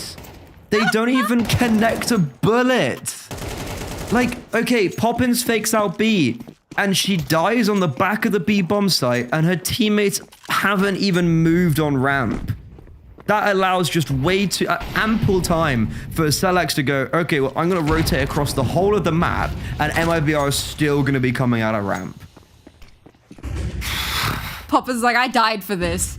I died for this. What are you guys doing? She sold the round, you know? Everyone was looking at Poppins, and now Pabs has got a 2 KD for Magic. This is Magic. This is literal ludicrous black magic. What's crazy is that Poppins sold the round and her teammates sold it up the river. They sold her. Yeah, they really did, bro. Poor Poppins.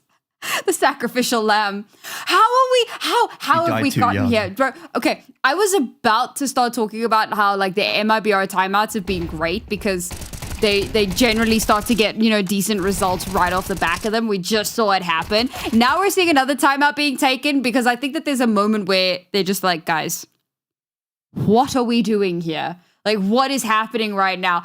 I'm going to be honest. I've been saying this all through the series, and I'm gonna say it again because whatever. But this is not my MIBR. They're playing really weird. And I don't want to take anything away from 4Magic. I've been really impressed with how they've been playing. They've had some really good reads. They've had some really good responses to movements across the map. And we've seen them like activating, not getting overly eager in those rotations and timing things really well for themselves. Like, I'm not taking anything away from them.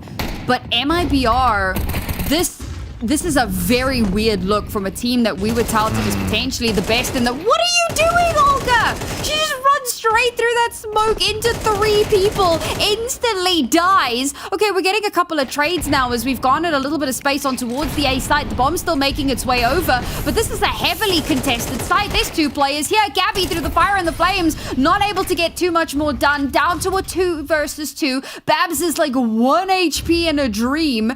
And still the bomb has not made its way in on towards the site. And this is scary because Onyx is still full HP. So is Danny, but they can set up a little bit of a crossfire here. The smokes now, there's actually some CT smoke. So they've blocked themselves off. But that's scaring the hell out of these last remaining MIBR players. They're too petrified to make a move, even with the little bit of utility that they do have available. And 4Magic have made the right call. They've grouped up in jungle. They can play off of each other now, waiting for those signs of life. No smokes now to cover the cross in towards the site. Yes, they've got a couple of flashes, but that's something you're going to have to try to play off of. Hopefully they can find these last couple of players. You can almost feel them trying to crane their necks around these corners. It's not something you can do, guys. These are monitors. I nearly thought that shot connected onto Danny, but no. It's still a 1v1. The 2 full HP players have to battle it out against each other. Util flying in every direction. Onyx dodges the flash, swings out. A little bit of damage done across both sides now. They're chipping into each other. Danny's just trying to buy a little bit of time, trying to extend this as far as possible, but it's Onyx who gets that final kill. The defuse will come through. 4Magic up to 9, Freddy. What is happening? Anorex saying, huh, what's up? You dropped me? You replace me? Yeah, what's up? Anorex. Get some.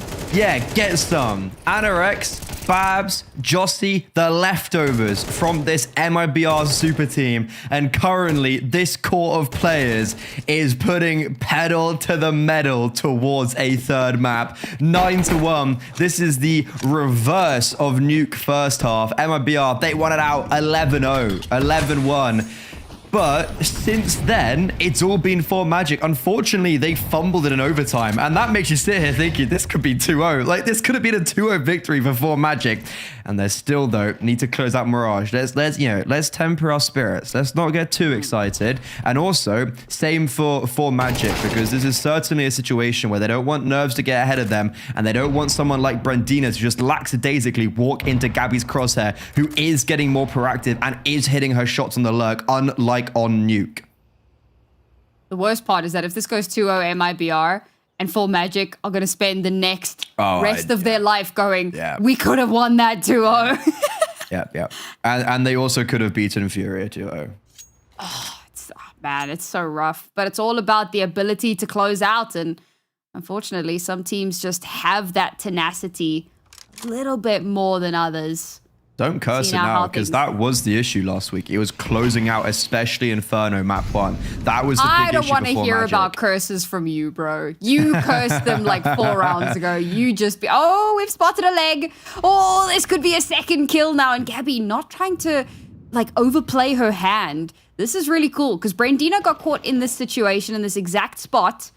Doesn't know who this is, but knowing that it's somebody just kind of aiming down sides. Yes! Oh, the timing. The patience. Gabby's just so good. Oh, she's just so smart. They've already taken the site as well, so the bomb should be planted. Olga's so snappy with it. Onyx just walks straight into her crosshair, and MIBR have finally woken up. Is this going to be a scenario like on the previous map where it takes them a lifetime to finally battle back into the map? Mayhaps. But this is going to need to be the first step of many if they want a chance at taking this in that 2-0 fashion. And with that kill onto Josie, Babs now with so much to do and realistically not going to be allowed to do so. So with that one little kill, she'll back away, hold on to her weapon, and MIBR will finally find their 2nd. Ooh, need to be careful because Babs can get away with just taking some heads. Like, damage favors her massively here. So I need to be careful. She's trying to hunt down Poppins. Low HP, 14 HP. This is bold and okay. That is unfortunate. For Magic, get a bite of Gabby on the lurk. That's back-to-back multi-kills for Gabby. And in round 10, when she was able to push out Palace and get 2 kills, it was unfortunately off the back of her teammates dying in middle and them not being able to react accordingly. This time, she gets a kill and they're able to react. Her teammate are there waiting, ready and waiting for her to strike. I'm enjoying what I'm seeing a lot from Gabby, as she's already got as many kills in this half as she did in the whole of Nuke, question mark. I know she was sitting on less than double digits for a long time, and she was really struggling on that T side. Okay, she's matched it. 10 kills on both maps now currently. What is a little bit crazy to me is we were talking about MIBR in the first half and how it was all just younger and Danny going absolutely nuclear. For 4 Magic, it's Ana X and Babs. They're literally pulling their keeping the team. trend though. That was what they were doing. Screaming. On the CT side, if you look at it, it really was just Ana X outside and then like Babs floating. It's crazy. Maybe it feels that way sometimes. Ooh, Babs, damn. no, caught unawares. That's not ideal by any measure. Now, Celex is there, hasn't had the opportunity to find anything. The Molotov is going to force her off of her angle, so that's going to make things a little bit more comfortable for MIBR. Comfortable is relative, however. Bomb being planted now, they can start to set up their post plant. Celex has reposted herself up in the same position, looking to see if there's anybody still kind of angling in towards apartments, but doesn't seem to be the case now. Waiting. Gonna go on a little bit of a mission, try and find some information. Oh dear lord, she's been spotted. She's gonna get swung on, and it's Younger. The counter AWP. Daddy just gets a double for absolutely free, and Olga will finish out the round. A 9-3 half, but still in favor of 4 Magic.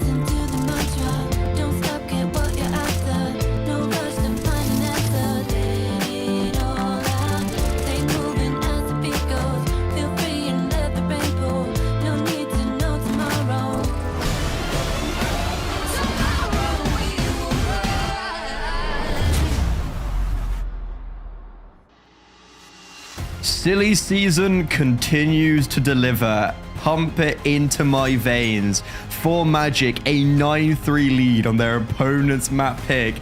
This could be a conversation for a 2-0, but they were unable to secure the dub once they forced that heroic comeback on Nuke into overtime. But now in regulation, Babs and Anorex, they are making a case to say, hey guys, you remember you dropped us? You remember we got discarded? Press tab. Press tab. Oh, those are some hard words, Freddie. 9-3. MIBR have a serious battle ahead of them. Also, just an update, at last check-in, which admittedly was about 6 minutes ago, Furia was winning. Furia lost. No. Furia lost Carlzinho. Horse. Oh, Freddie. Buddy. It was at a 10-2. We have yet to have confirmation of a loss, so perhaps Carlzinho are mounting an epic comeback of full Magic proportions. Maybe. But in the meantime, MIBR now on the CT side and already at a player disadvantage. Get a little bit of a trade back. Keep things a bit more contestable, but bomb is being planted. Poppins will get yet one more, but can't stop that plant from coming through.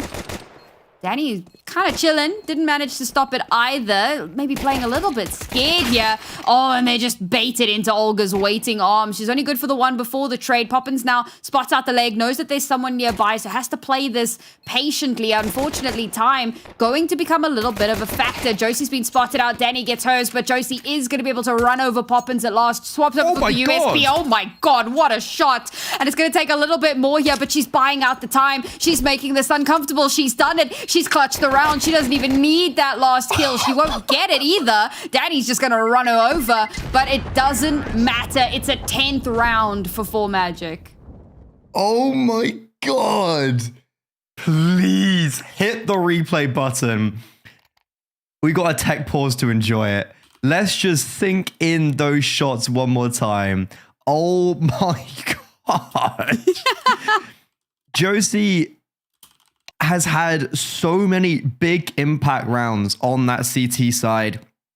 A lot of the focus towards Bab and Anorex for good reason, but Josie was very important at getting some of those earlier multi-kills. And this clutch, that's everything, because there's a real world where MIBR, they win the pistol round. And because of that, they're able to start stringing rounds together. But this, well, I guess 1v3 it is in total. 1v3 4K. Oh my God, that second shot was just ridiculous. And now because of that, MIBR backs against the wall. How does it feel to be on the receiving end of, now you have to come back into this map? Olga calls a force buy. Issue is, MIBR are already dropping like flies.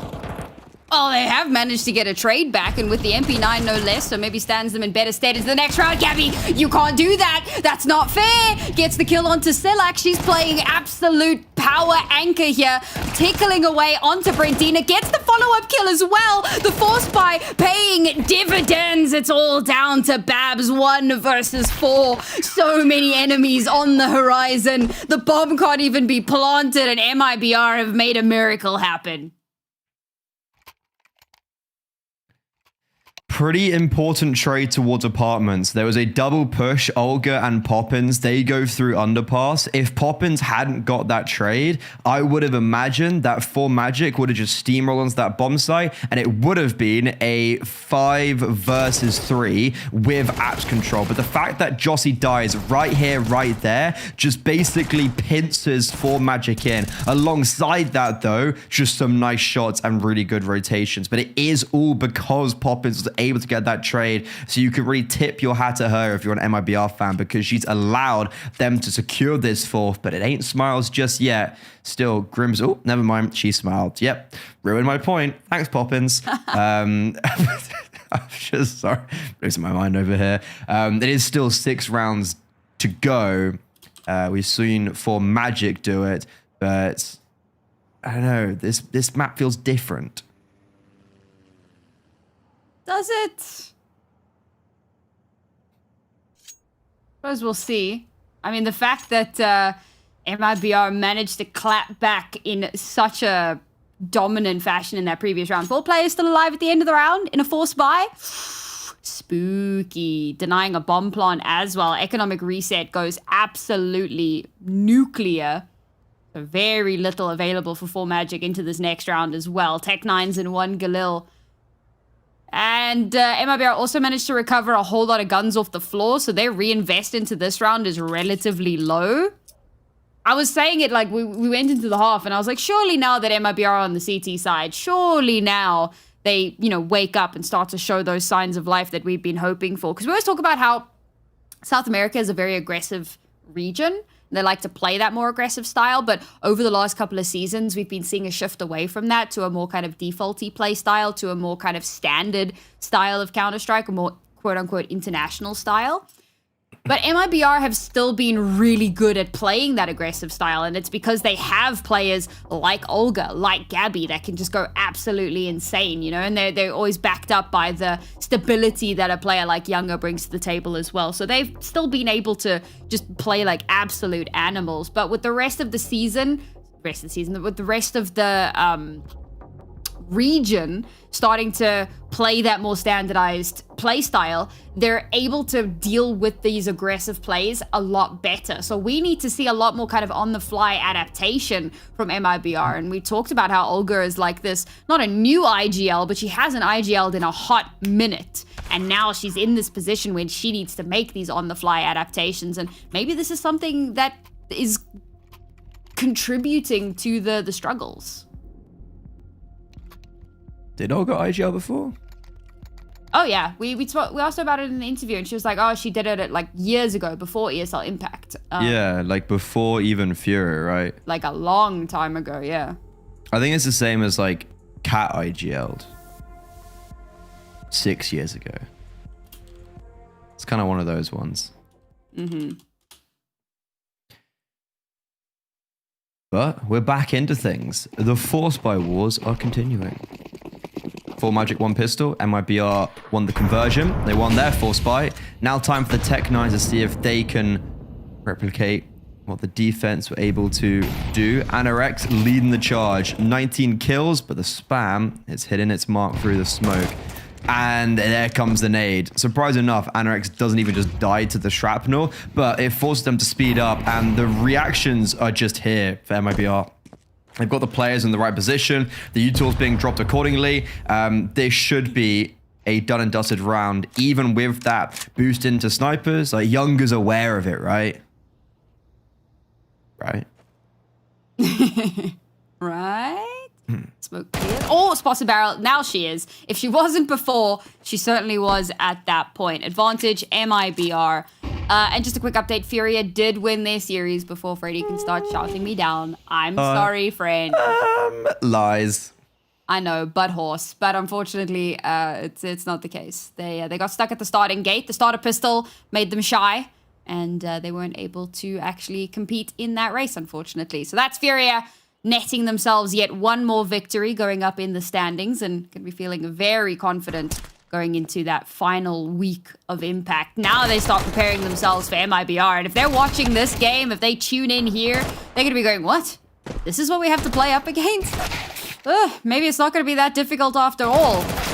You know, unless they watch this round, because this round's, you know, it's been a bit of a devastation for 4Magic. But MIBR now starting to find those signs of life again.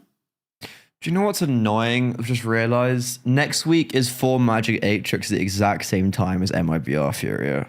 I know, we can't watch both of them at the same time. I don't even have 2 monitors. Yikes. I need to set up my 3rd monitor so that I can have that game as well, you know. Ooh. Do you think they'll let me into the HLTV? Like, will they give me the thing so I can just watch it in real time? That'd be great. I don't think they will. I don't think I have that much like clout, but it would be really sick. I mean, you could just watch it on GoTV.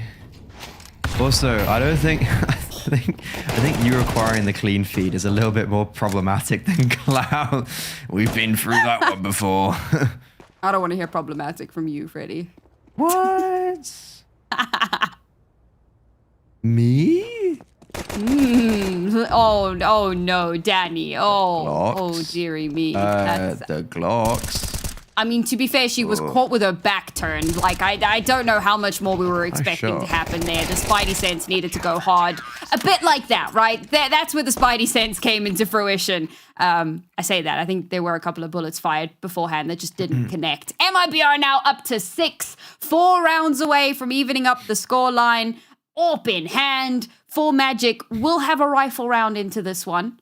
But Brandina has yet to get a 3rd kill.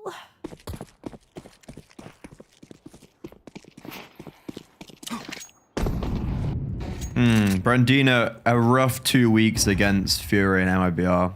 Same with Celax, to be honest. They've both kind of been on the lower end of things. Jossie, a very vocal player, mouse and motor in this round, communicating that both B players were getting very aggressive towards short. Younger actually started over on that side of the map, maybe counteract if they were going to go quickly off those 2 players getting aggressive short. And Gabby, that just isn't allowed. Maybe things are starting to swing in favor for MIBR as we're seeing what we'd anticipate on Mirage. Gabby just swinging mid and getting 2 kills for free and backing away. And alongside that, Jossie on the lurk in apartments has been caught off. She tried to activate after those fights started to brew in mid, but it's exactly what I was mentioning. That's why Younger's there. She's there ready and waiting to say, oh, you think both players are short and fighting? They are, but I'm here.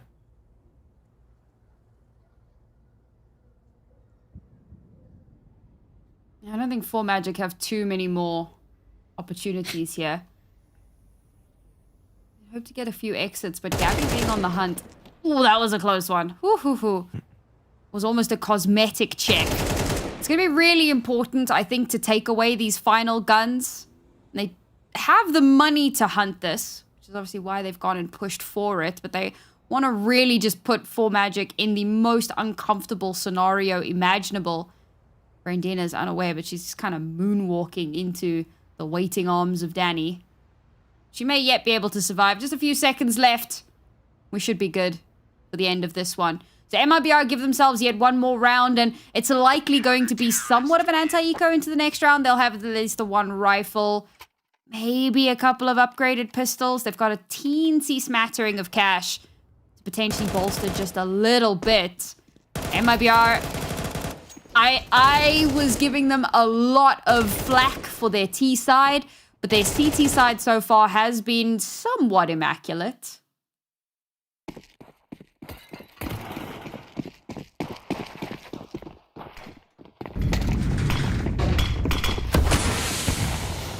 I'm starting to get a little bit worried, actually. MIBR have closest to a 3-round gap, and the only round the T side 4 Magic have got so far is the pistol round. The only round they've got and even looked competitive on is the pistol round. Babs getting aggressive in middle, just swinging, but blindsided. It's a very simple crossfire. It's a lovely spray down for Olga, but it's way too simple. It's way too easy from Poppins and Olga in middle. Again, kind of the way we expected that one to go, given what they had in the round. Unfortunately, I don't think that this round's going to go much different. They are taking that time out, but MIBR should win this one. That puts them at a 1-round deficit. 4 Magic will then be back in the rifles, but if they lose that round, then MIBR even up the scoreline and are poised to run away with not only the half, but the rest of the series.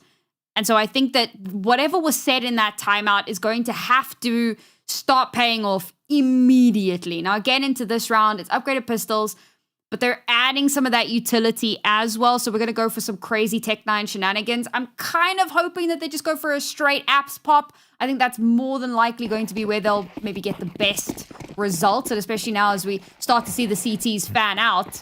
Again, it's weak side B, strong side A, and A is unfortunately where 4 Magic have decided to hang their hat, focus in their attentions.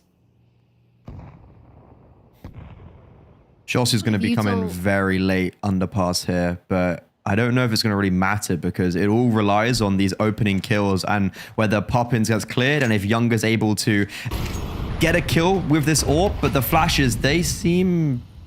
Ooh, there's only... Okay, it's going to be a double hit. Only 2 flashes. Younger being on triple. This is going to be difficult for her when the Tech-9s start coming in. Josie was trying to do what Poppins was trying to do a few rounds back, but she just straight up dies. To be expected, she's at Tech-9. So now Poppins holding in top. Not quite finishing her meals. Ooh, that gets a little bit scary. Danny dies in the fire and the flames. Okay, 2 players left alive. Selex has recovered a rifle. The bomb's been planted against all odds. Somehow the Tech-9 has forced Younger off of her position, so she's taken a metric ton of damage. But in the last dying embers of the round, it's Gabby to get the kills. Ooh. Defuse should come through quite easily. A little bit of BM, you know, it's all good sportsmanship at the end of the day. Is it? Enemies on the Isn't that the server. whole point? It's enemies on the server and it's friends out of the server. You know, you've got to bolster yourself with that little bit of, you know, get some. You know, it's the Uno reverse card of what we were saying a little bit earlier on. But now is the rifle round for 4 Magic, and now that timeout has to pay off. They got the bomb down. They have all the bells and whistles. Selex on the AWP, is that going to matter? In this AWP diff, Young has been all over her. Even though she has struggled in this map, she's able to at least get one and just kind of simply survive in that previous round. Selex goes for that opening pick towards ramp, but can't see them crossing because of the Molotov. It's a very aggressive early mid take for MIBR, but for Magic, they're respecting this. They're allowing this, and they're just going to play after that utility comes in. Oh, Anna X. I mean, they kind of lined up for her, and the bullet's just not landing, unfortunately. She barely got any damage done, and she loses out off the back of that. Selax caught with AWP in hand, but Babs battling it back. Eventually will get put down. Josie's there to trade off of her. We find ourselves once more in a 2 versus 2. These rounds continue to be disgustingly close. 4 Magic need to find a way to stabilize. The bomb is still in the T-spawn. Josie, you get caught off guard here. That's a wonderful pick from Younger. Now, Brandina, 4 kills, has to 1v2 to get 4 Magic their first gun round on the T side. Interestingly, Younger has fallen off. They're just going to regroup here. Oh my god, they think it's an A hit. But the thing is, they're going to find out really quickly. See, having someone to play off of allows you to move just that little bit faster. Brandina being all alone means that she's got no one to help feed her information, no one to hold her hand in case things get scary. So she has to take this baby steps, crawling, inching her way towards the B-bomb site. Now, she should be able to at least get a plant because MIBR have really taken their time clearing things out. They wanted to be sure, but they've already started to rotate back in, and they're doing it at speed because they know now they have the space to work with. They've already reached the next area, and in tandem, holding hands, the shot connects. Even though that bomb was planted, it's gonna get defused. MIBR hit 10. If that Molo was a little less deep and was a little bit quicker, and if she was maybe holding for the Molo to be pushed, that's a round win. And maybe if Anorex had done some extra damage on this spam, that could have softened them up even further than they were, because they weren't really at all. Brandina, it would have to be a big clutch for her. But those big clutches call for big time players, and unfortunately, she does not step up to the plate. This T side is pittering away. MIBR, it hasn't been a clean series. Honestly, far from it. Anything but after that first half of Nuke. But yet, they now close the gap for the first time in a while. It's an even game, an even keel. Before Magic, keeping it simple, trying to head out towards B. Ooh, keeping things a little bit more even here, but Poppins continuing to be the GOAT. She's been a talking point ever since she joined the ESL Impact League, and that has not changed. It's in the name, folks. She lives up to the hype. Maybe not on land, but certainly online. And Olga in tandem, keeping things very much in MIBR's grasp, up to 11. They've found a lead. They have not had a lead for the entirety of this map, but they finally managed to do it, clawed their way back in and 2 rounds away from putting this series to bed. I think that could just be it. I think that round's done it. For Magic, don't put enough pressure elsewhere. They go for a B execute. Brandina sure does get a great trade, but due to the lack of pressure and other parts of the map, Poppins doesn't even care about short. Fully focuses on B, and also her first kill of the round is on Babs. I think when Babs dies at the start of the round, that almost just signals round over. And Gabby getting aggressive once more in apartments. This time she gets her kill on Babs and is able to tuck away, and 4 Magic can't do anything about it.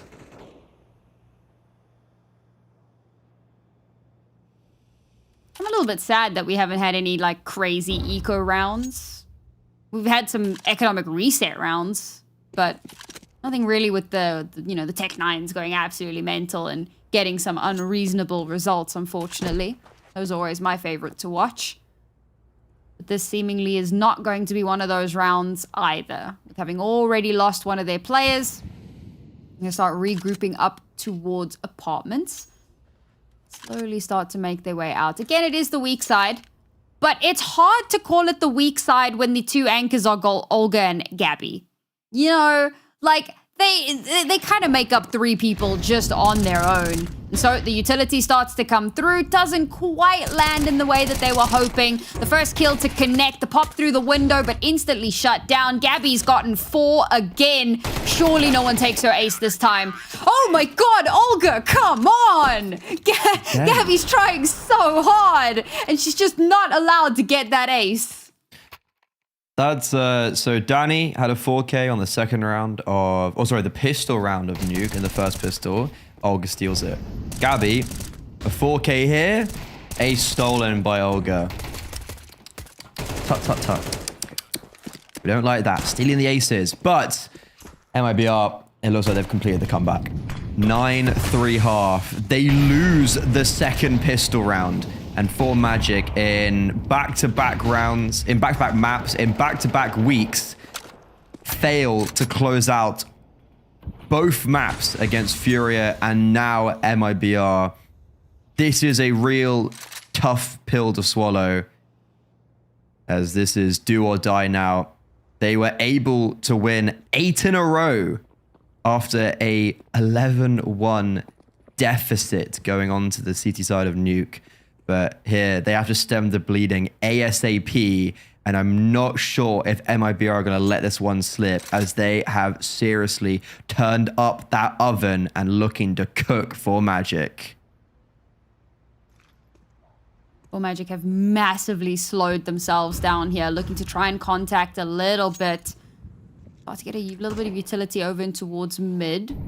Maybe fake out a pincer elsewhere. Anna X on the swing gets a shot onto Olga.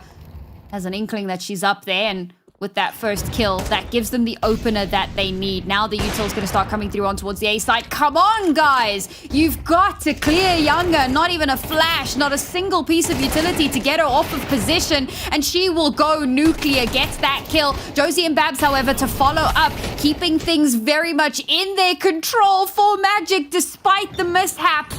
Have managed to make this a winnable round. Danny has to come up massive and cannot do it for Magic, up to 11. Dear God, are we going into another set of overtime, Freddy? Is that the world that we live in today? Across ESL Impact, on whatever stream you were watching, it's just been overtime, overtime, overtime, overtime.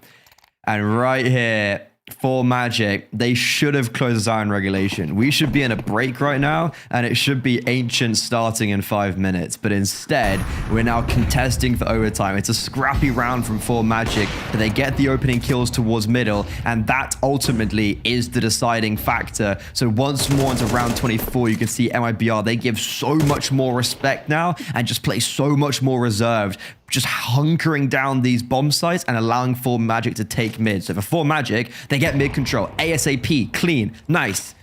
What do they do from it? Can they activate and utilize this control? I think a large part of the reason why MIBR are doing the hunkering down is that they've bought into 2 AWPs in this round. And it's not something necessarily that could be read into, because they haven't done it. So there's no reason to reasonably expect that they might bring out a second AWP in this round. So 4 Magic they also have to show a little bit of respect here. Yes, they've taken a little bit of mid control, but can't be getting too eager, too overly aggressive just yet. Now with the smokes down, that means that they can bring a few more of their reinforcements up into position. Poppins that's locking down the connector area. Molotov in the way won't deny her sight line, and she does eventually opt to swing. The smoke's in the way. She's not going to be able to see anything. Babs and Anna X cut things open, slicing and dicing their way onto the site. Now Younger, the last bastion here on the site, can't quite connect the shot. It's Selax to get the kill onto Gabby. They've already lost that secondary AWP. And 2 players remain from MIBR in a 2 versus 5. They haven't managed to get a single kill to stem the tide of 4 Magic, to stop the inevitable, to deny the overtime. They're trying desperately to battle this back. A solid shot from Younger, but still so much more to get done. Poppins has found a position on the site, but Younger's been lost. The HE trickles down the HP, but Brandina is there to shut it down. Overtime, number 2 of the day. Brandina and Selax have 7 and 8 kills each. Anorex, Babs, and even Jossie have either more or equal than to their kills combined. But in the final round of regulation, they step up with a really important 3-piece combined. Brandina as well with a lovely flash that completely blinds Younger and CT, so it doesn't allow for the repeat. And a slow, methodical round for 4 Magic. That pays off. MIBR, from the start of that round, they hunker down. They just try and block mid and play for the bomb sites, play for just the hold as they come up through middle. And then they all fall apart. I'm actually super surprised to see that Poppins doesn't rotate towards A. Gabby was deep in apartments with the AWP, was holding down that line. That normally would signal a team to rotate and gamble stack 4 players towards A, but they were not confident enough to do that. So Poppins was ultimately just rendered completely useless in this round as she rotated into just a lost bomb site. And those players together just get isolated way too easily. It actually feels like, if anything, the nerves in this server got to MIBR, which was something we saw at the end of regulation on Nuke, especially that 1v1 that was lost at the end in the kind of like 2v2, or sorry, the 2v1 that was lost from MIBR. It's just like nerves were palpitating across through the screen. And it's nuts to think that online MIBR are the ones that are nervous against 4 Magic. I do find quite funny. So you were talking about how like the entire day across the multiple streams has just been overtime after overtime. And I just went to go double check the NA match, and it's FlyQuest versus Nocturnal, which could very easily end up in overtimes as well. If it ever starts. Oh, I mean, if it ever starts, you know, there is a world in which we just keep going forever and a day. We might even still make it to map 3 at this rate. Like if 4 Magic can keep up their form, keep kind of pushing through the barriers, we may even yet still end up on Ancient. So strap in, folks. Could be a bit of a longer night. Heart goes out to production. Strongs, guys. Make sure you're keeping hydrated. Make sure you got some snacks, because you might be in it for the long haul. Oh, and it's another tech pause. Oh, dearie me. What a time for a tech pause as well. I mean, there's never really a good time for a tech pause, but you're literally in overtime on what could be MIBR closing out the series. The potential momentum shift off the back of having to now sit and wait to get these next rounds started is rough.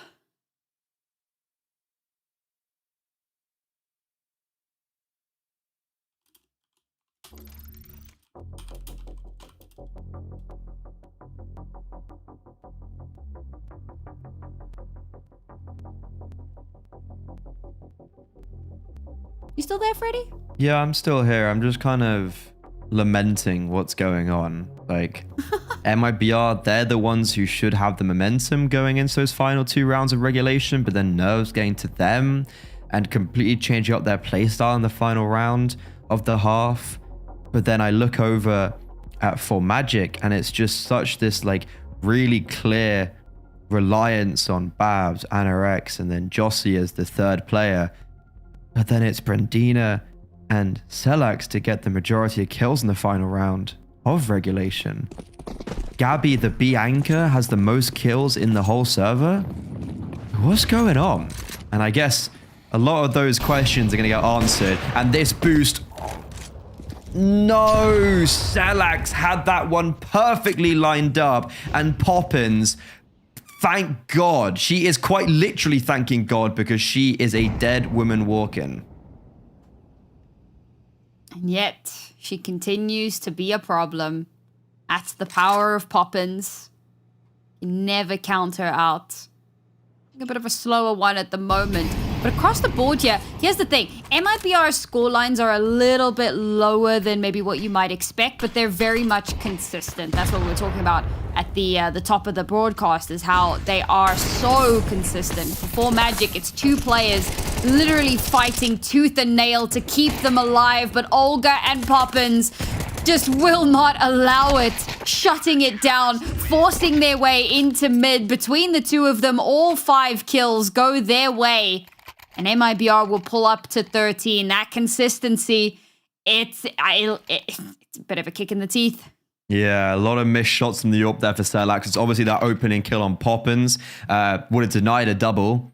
But even then, in middle, in that 2v3, when it was getting a little bit tumultuous, had to hit a shot in a high-octane situation and misses. A brutal time to be not connecting with the AWP. 8 and 19. She's having a real rough one and has really struggled this series. Needs to try and change things up, but the attention turns to Jossie. Gabby and Poppins pushing apartments. Oh, she doesn't see them, pulls the trigger, and it's the wall bang because Brandina comes in at the nick of time to save her, but both kills go in favor of Jossie, and it's a 2-player advantage for 4 Magic instantaneously in round 26. My God. What a way for it to open up. Utterly unexpected that she's going to be down towards those stairs. Now, how do MIBR stabilize? Something that they've been good at. She hit a shot. Unfortunately... Damn, Freddy! Toxic. But that should be round. As much as Olga and Danny have been phenomenal. Yeah, unfortunate. 13 to 13. We go again. Okay. This merry-go-round shows no signs of slowing down. Blow for blow. Double By the way, maybe? four Magic have only found gun round wins on the T side in the last 4 rounds. They've won their 3 gun rounds in the last 4 rounds to push us to overtime, and then now in overtime. But that is an unfortunate round for MIBR where they go for an aggressive play. They have been actually catching out Jossie a lot when they were in apartments in regulation, but this time Brandina comes in at the perfect moment and is able to take contact and allow Jossie just to claim 2 scouts. Another opening kill gone awry for Selax. Goes for the same peak, but get out! Even though she misses, Younger will not, and a collateral. Sit down. Honestly, I thought there was a world in which she gets all 3. They lined up so perfectly for her there. Oh, there were only 2 people. Why did I think... Wait, I'm sure there was a 3rd. Am I tripping? Either way, she definitely got 2. She did definitely get 2. Maybe I'm just seeing double at this point. Getting a little bit of whiplash from how this map has just been so kind of back and forth. But it's the opener that MIBR needed desperately to keep them going when you consider how rough things looked in that first half. And this is their CT side OT. They can't really afford to be losing too many here because their T side was a little bit lackluster, to say the very least. It's actually a complete flip of what we saw on that first map. Now Younger chipping away at the HPs, and it'll be Olga to get that final kill. They go all the way up to 14. Looking pretty good here in the first half of OT. But again, now they're on the T side. There is literally a world in which 4 Magic just run away with this second half of OT and win the whole damn thing.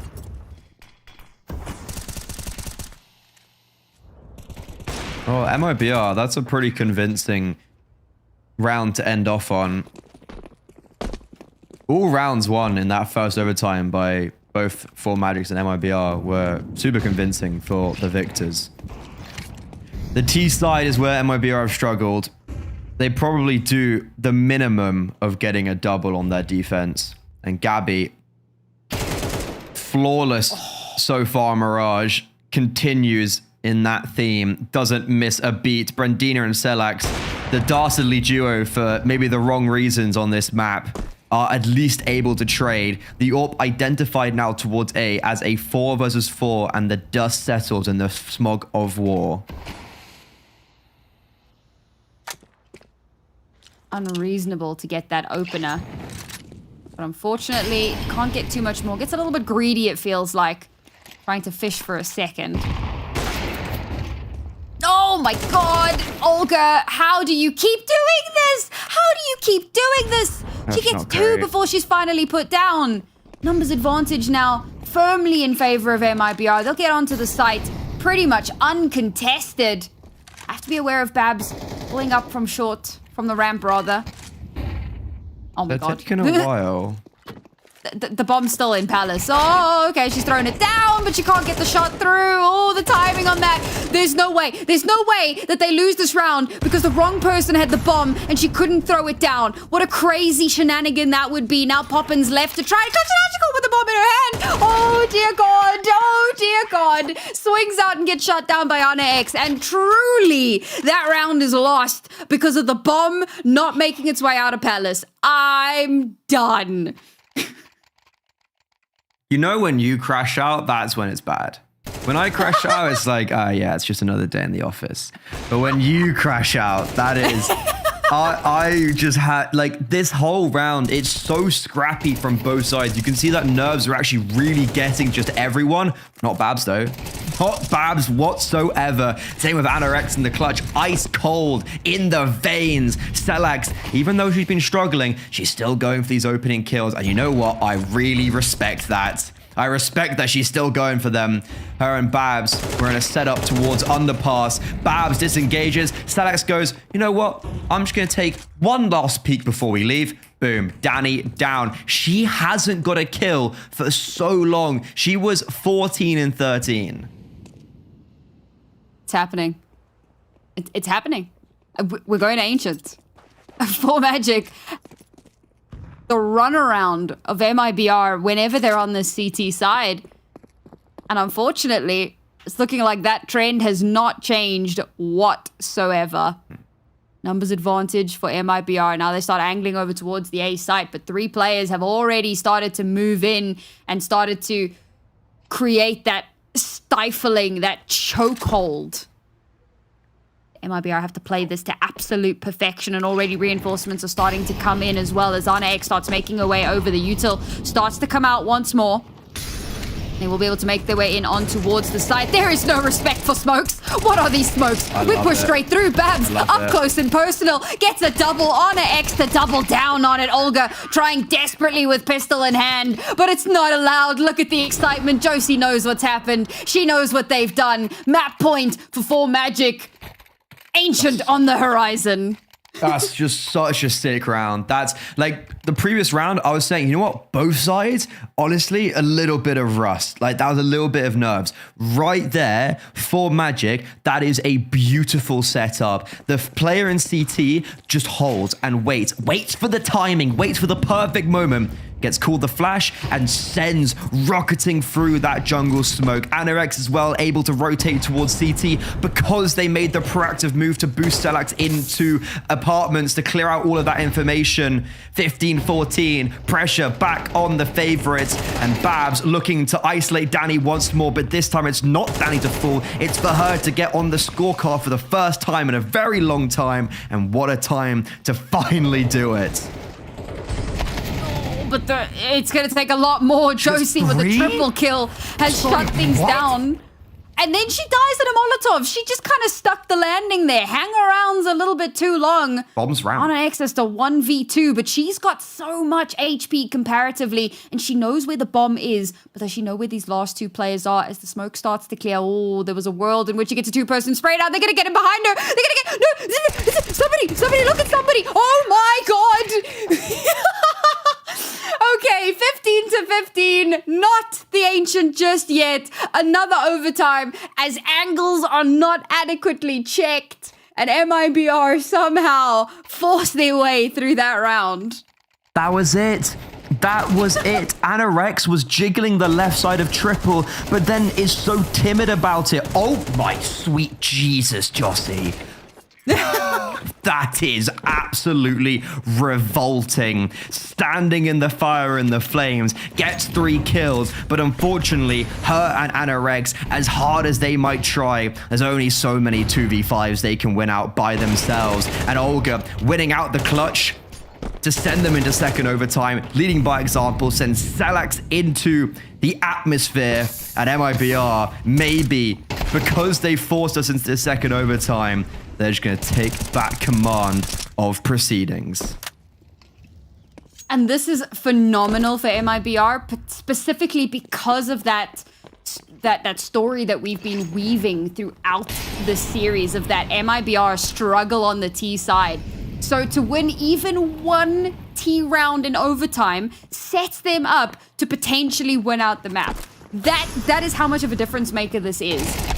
To just be able to get this one round. If they can even follow it up with a second, then that might just be it. So for 4 Magic, this is where things start to get very scary. This is where they need to really pull themselves towards themselves. It's gotten incredibly close. We've gone all the way into a double overtime. They have pushed MIBR beyond what has been reasonably predicted by even the greatest of our diviners, right? I don't know how the hell they've done this well, but they have. And unfortunately, it's going to get even more difficult from here.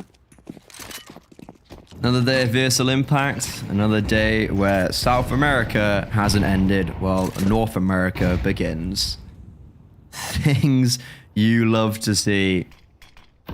MIBR, they're not going down without a fight. They still want to win this out 2-0. And Olga, she is trying so hard. But only good for one. Brandina trades, but Danny, Bloodhound, hunts her down. So it's the advantage, but very short-lived. Celos, unfortunately, all her teammates around her have fallen. So it opens up then the opportunity for Gabby to provide coverage on that lurk. And she activates in a vicious way that she was not on Nuke on the T side, but on Mirage, she has been lights out. 31-22 as the lurk and as the B anchor. I simply don't know what more you can do from those positions. Oh, Poppins! All right, Babs, 1v2. Top-rated player in South America. Show us what you're made of. Kit in hand. Smoke laying down on the bomb. Spots the first. What are we doing, Gabby? What are we doing? Maybe just baiting her out into the open so that Younger can get the kill. She doesn't know Younger's there. She's going to check it anyway. Gets the first kill. Knows exactly where Gabby is, but Gabby's just playing the time. They play this so perfectly. Oh, Babs. Oh, my sweet summer child. You needed to be a little bit faster. Dies to the bomb as well. MIBR up to 17 and one step closer to closing out the series. That's hard. She wins the clutch. 3 kills. Babs, 32 kills. Highest on the scoreboard. Highest in the whole of South America. And yet, if MIBR are able to win 2 more rounds out, she can wave goodbye to the opportunity of representing her region in Stockholm. This has not been clean from MIBR, but has it been clean from anyone in the whole of ESL Impact this season?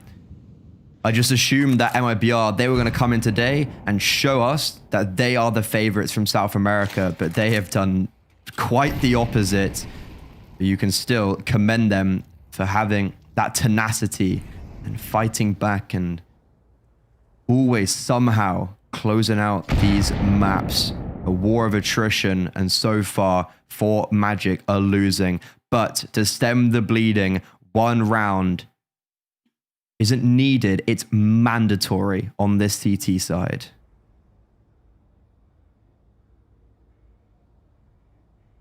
We've gone for the mid play again.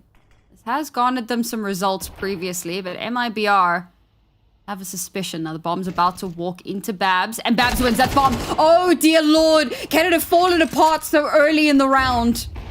Yes, we do have a trade back from Poppins, and Stellax in a little bit of danger here, but she gets a kill. She's going to have time to reposition, and now MIBR scrambling to regain control of that bomb. They've only got 30 seconds left. They burnt down the clock so phenomenally that they might not even have the time to recover in this round. They might just have to win by elimination, but it's a 2 versus 4. Are they even going to be given the opportunity to do so? Shots ring out from Poppins, and now they have control of the bomb again, but Celex is still there, and between her and Babs, they shut it down, and they close it out, and they do indeed get that one mandatory round.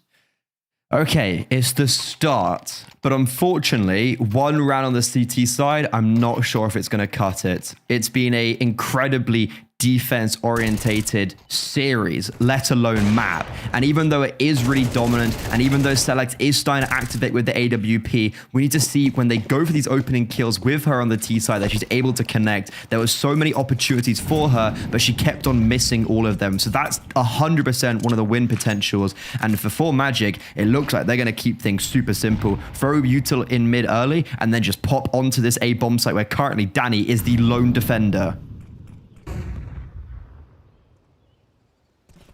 I think she's caught wise. Realizing maybe being up close and personal there. A touch dangerous. She'll reposition herself. Wait for reinforcements. She's not alone this time. She'll get that first kill, but she's going to be traded. No, where's her teammate? Oh no. That's Babs down. The reinforcements. Yeah. Poppins was unfortunately not able to be there to trade off. Three but defenders. as you say, with Babs being down, that's going to make things a little bit more difficult. Anna X and Josie now. They've already stepped up so massively throughout this map, and they continue to do so. Keep making this a little bit more scary. Tease rethink their approach. Oh no, they missed the window smoke. Oh no, they missed the window smoke in round 34. Not like this. No, oh my god, Youngest just missed the shot. Okay, Olga trades back onto Celax, makes it a little bit more contestable. Gabby's 3 versus 3 now. They're going to be fighting it out in towards mid. 30 seconds remaining. They're going to have to commit, but Poppins is ready. Gabby now holding down on the site, waiting for them to walk into her crosshairs. Brendina is the one who needs to try and find that early information. 20 seconds remain. They have to commit. They have to make a decision. They can't stall out here. This can't be the way that they lose the round. They're going to start pushing in towards this A side, but Poppins is here. She hasn't moved from her position. The jungle player gets killed. Olga not going to be able to survive. Poppins just has to buy a little bit of time. She's done it. Oh my god, for that to be the way that Magic loses the round is devastating. Olga running a marathon. A, B, back to A. And oh, Poppins. Her one kill she gets this round is everything. This kill right here. Josie gets spammed through the short smoke, and they don't feel like they can commit with only 2 players. And because of that, they have to go back and retreat towards the A bomb site with all the utility fading, and with Olga just giving up her life. Even though she doesn't get a kill, she just whittles down the time and allows for those smokes to fade, which allows Gabby to rotate from short. MIBR, they're playing with the heartstrings of everyone watching, but specifically for Magic, as they have come so close, but yet so far. So many opportunities. They could have closed out Nuke, could have closed out Mirage in regulation, in overtime, but in a second overtime, the favorites, they're stepping up to the plate and they're getting proactive. Brendina spot out Danny, gets a dink, is able to survive, but at what cost?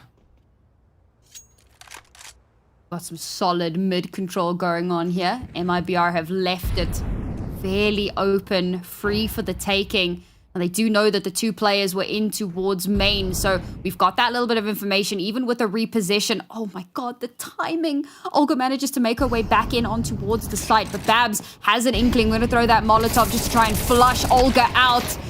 She's... How the hell, bro? She's still good for 1 before the flames lick at her feet. Brendina follows it up, even with low HP. She didn't reposition, but Younger is still here. Younger is ready and waiting. Somebody's... Oh my god, how has she missed that shot? That's an unreasonable shot to miss, and Poppins is firing through. She's managed to get the kill onto Anna X, but the bomb has not been planted yet. The reinforcements have already arrived. it's spraying through the box and Brentina's not allowed to plant. It's not going to happen. MIBR have shut them out so successfully. Only one smoke remaining. And again, it's going to be that little bit of spam coming in from Connector. The bomb actually does get planted, but in a 1 against the world wins. MIBR in what was a slog of a series. 3 overtimes to make it happen across 2 maps. But they've done it. MIBR will now sit at a 6-0 scoreline in the group. And after all of this, they're still not confirmed for Stockholm. There are still some shenanigans that can be at play, but they are undefeated so far in this season. The sun has set on what would be an epic tale for 4Magic, but unfortunately, the leftovers, as I have dubbed them, they put up such a fantastic fight against both Furia, but specifically MIBR today. So many overtimes, but there's a big swing and a miss. Goliath puts down David, and MIBR remain as the only undefeated team in the South American region. Not only that, the only team to not have lost a single map. And it's a big redemption story for them as well this season. After failing in Dallas, dramatically failing, they were supposed to be the super team of South America, but their counterparts Fury are the ones who lift the trophy. And here, the Redeem team, with a change of IGL, they are stepped 1 little inch closer to Stockholm. Had we gone to map 3, you know, we normally do our little head-to-head, we would have been talking about Babs and Ana X and how the two of them somehow kept 4Magic afloat for the longest time. And Josie's up there. Towards the end of the map, she started to activate, but that consistency that we always talk about, literally from the moment the gates opened, Ana X and Babs were right there fighting tooth and nail. So I have to give them their flowers. I have to mention them for the amazing performance that they had. But when it comes down to the player of the match, the Kadia player of the match, it was difficult to pick. Specifically because we had some players that had great performances on one map and maybe kind of not so great on another map, but it felt like Younger had a little bit more of the consistency that we love to kind of wax lyrical about. 47 kills over the course of the series and 13 multi-kills. She continues to be a force, and I'm going to reiterate what I said at the start of the broadcast, maybe even better than Car at this point. Oh, sure, sorry. Certainly is playing better than Car right now. I mean, that's all going to get tested next week, right? In the battle of the ages, the Celestials come head-to-head next week, Fury and MIBR. So I think that's definitely where we say to Younger, put your money where your mouth is, right? Can you back up what you've been producing on the server so far?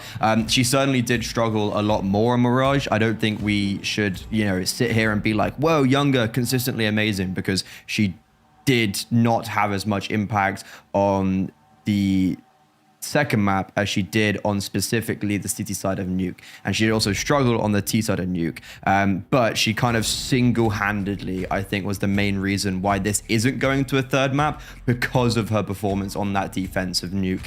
And I suppose, especially when you compare the AWP diff, she was head and shoulders above Celax as well. So I'm really excited next week to see. I think she's going to be also standing head and shoulders above Car. I look forward to that head-to-head. But in the meantime, as mentioned, MIBR will now be sitting at 6-0 in the standings. Remember, Shimmer last season didn't drop a single map. So MIBR are very close to replicating that kind of a run. Very much looking forward to seeing how that's going to pan itself out. Furia, with their win today, go up to 5-1. 4Magic now, unfortunately, with that loss, pretty much out of contention for the final. I do speak under correction, folks. Don't take everything I say as gospel. I'm not one of the number crunchers, but I think it's not confirmed that does, but I think that keeps them out of contention. Whereas Atrix, if they can win their match tomorrow, they'll go up to 5-1, and then there's still a world where we could see that 3-way tie come to fruition next week. It's all to play for. The stakes have quite literally never been higher, not just across the board, but here in South America as well, as we finally have some serious competition for those top 2 spots. But that's going to be us wrapping things up here in South America. We did it. We got to the end of the series. I look forward to seeing how many overtimes Apple and Affinity have to cast through as they take us through the North American games of FlyQuest and Nocturnal. I will curse them because we all need to suffer together. The only people I feel sorry for are production. I'm sorry, guys. I do love you dearly, but I feel like our fellow casters need to suffer along with us. So good luck, have fun, and we'll see you for North America after the break.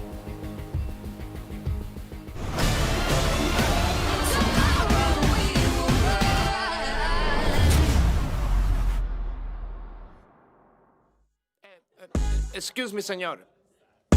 One moment, please. Yeah, disculpa. I know my English not good looking, but are you using salt? Cause there's no flavor in this place. Dile al quien fue que cocinó sin el sazón que no se aguante. Ponle un poquito de cebolla y limón a ese picante. Ese mangú no me lo como. Le hace falta sal y huele a mojo.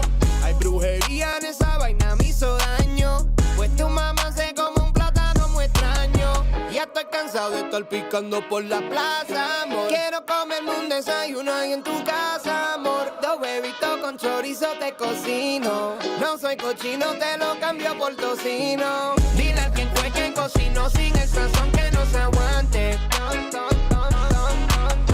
Ponle un poquito de cebolla y limón a ese picante. Es que te extraño como la cocina de abuela o la empanada de tu vieja. La nena dulce como la miel de abeja. Yo me muero pa' comer si tú me dejas. Diablo, nena, que tú sí estás fuera liga. Mango bajito, los que son tu amiga. Por eso que yo no me encaramo en almor. Gracias por el plato, pero es que le falta algo. Dile al quien fue que cocinó sin el sazón que no se aguante. Ponle un poquito de cebolla y limón a ese picante. Dile al quien fue que cocinó sin el sazón que no se aguante. Dile no se aguante, dame. Ponle un poquito de cebolla y limón a ese picante.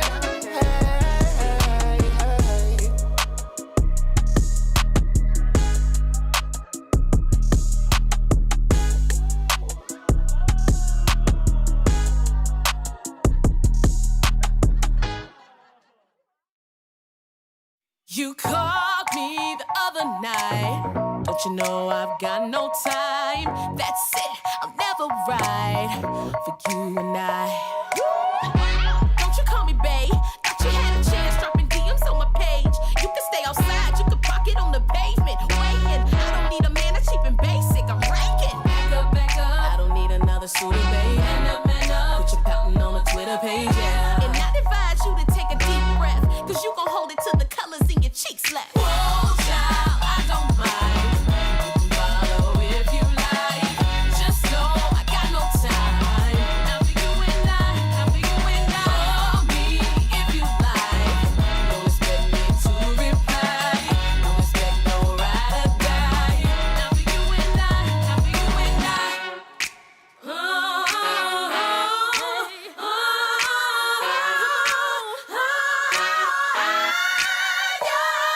What makes you think I want it when I treat you like a ghost? Take this man home, everybody else already knows. I'm the only one I need, you're the one that needs to grow. I ain't playing, boy, turn around and walk it out the door. You've got to go. For the love of God, for the love of time.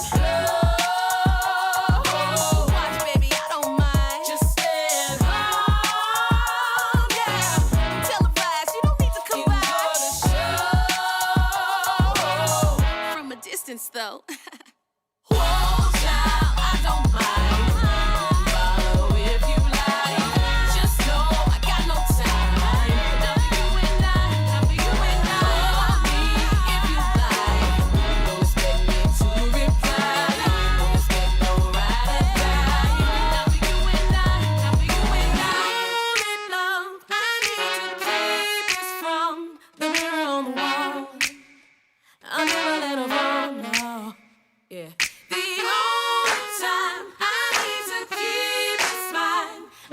playing games.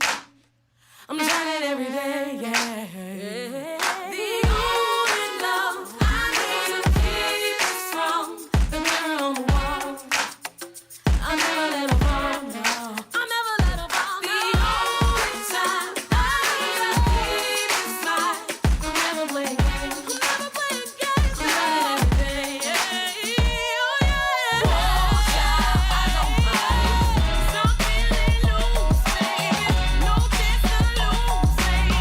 No need for you, baby. Oh, child, I don't mind.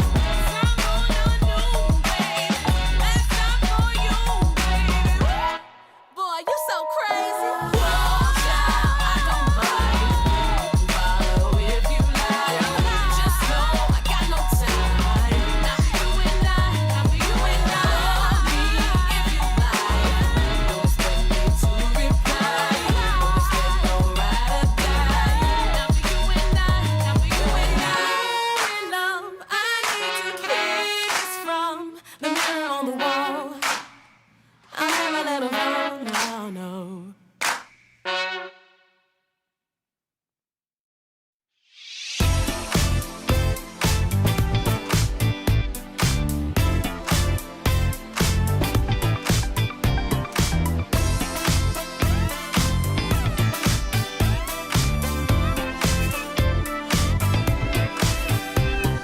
Hey, you look so tired, I'm worried. You know it's true.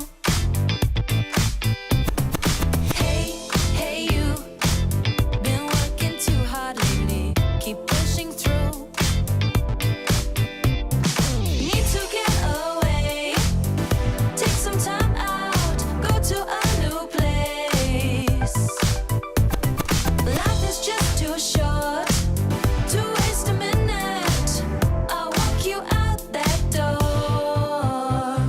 Jump right in, baby, let's go. Drop some bass on the radio. You and me will drive through the night, cruising on the way to paradise.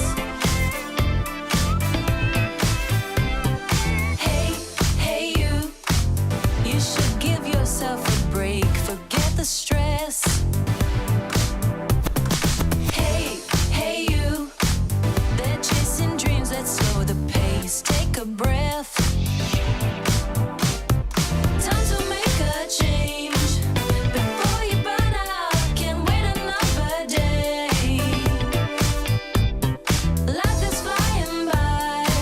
Seize every moment. Come on, turn that key. Let's drive. Jump right in, baby, let's go. Drop some bass on the radio. You and me will drive through the night, cruising on the way to paradise. Jump right in, baby, let's go. Drop some bass on the radio. You and me will drive through the night, cruising on the way to paradise. Jump right in, baby, let's go.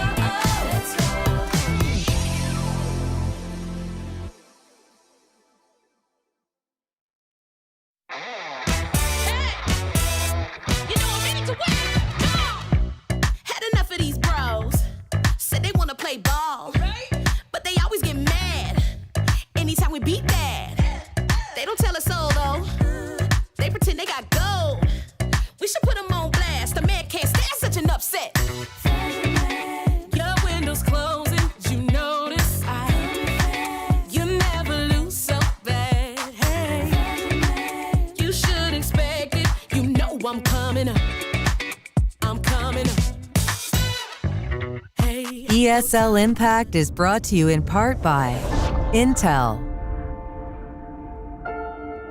Qiddiya, and DHL.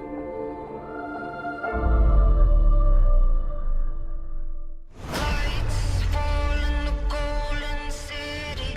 Fire's out and the water's gone black. You can run, but you won't get pity. Ash to dust will get you back. Tomorrow we will rise.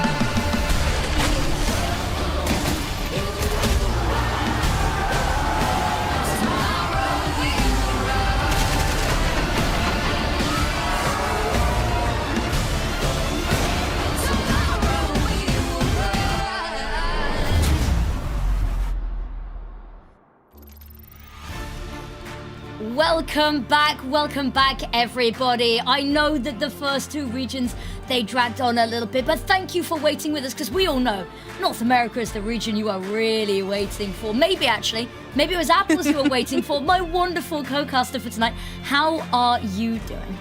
I'm doing incredible here, and I was waiting to be with Affinity, and to be with FlyQuest, to be with Nocturnal, the banger match that we had. But we had a pretty great game set that we had today. That was insane from MIBR and 4Magic Gaming, that 2-0 that both maps went OT. Earlier, we had a best of 3 go 2-1 with Letter Cook and Hindsight. So, it feels like today is a long day. Maybe we'll have a little bit longer one coming into N8 here tonight, Affinity.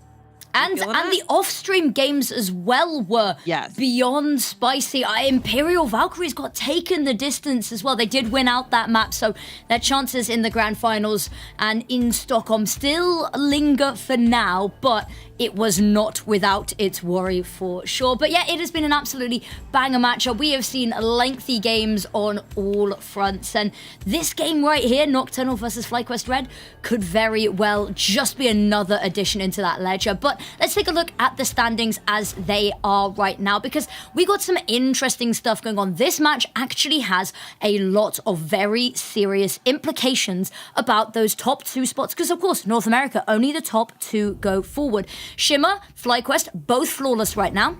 Nocturnal 4-1. But if they win today, that means that FlyQuest Red's fate lands on their match versus Shimmer next week, and they haven't beaten Shimmer in a best of 3 in quite some time. It's been a long time, but there's a lot on the line just in this today's match. Nocturnal, I feel like they had a little bit of an easier first start to the season, but that did let them warm up and get started and get ready here. The core kind of being more of the ex-nouns going into this season, reconvening together with Mads.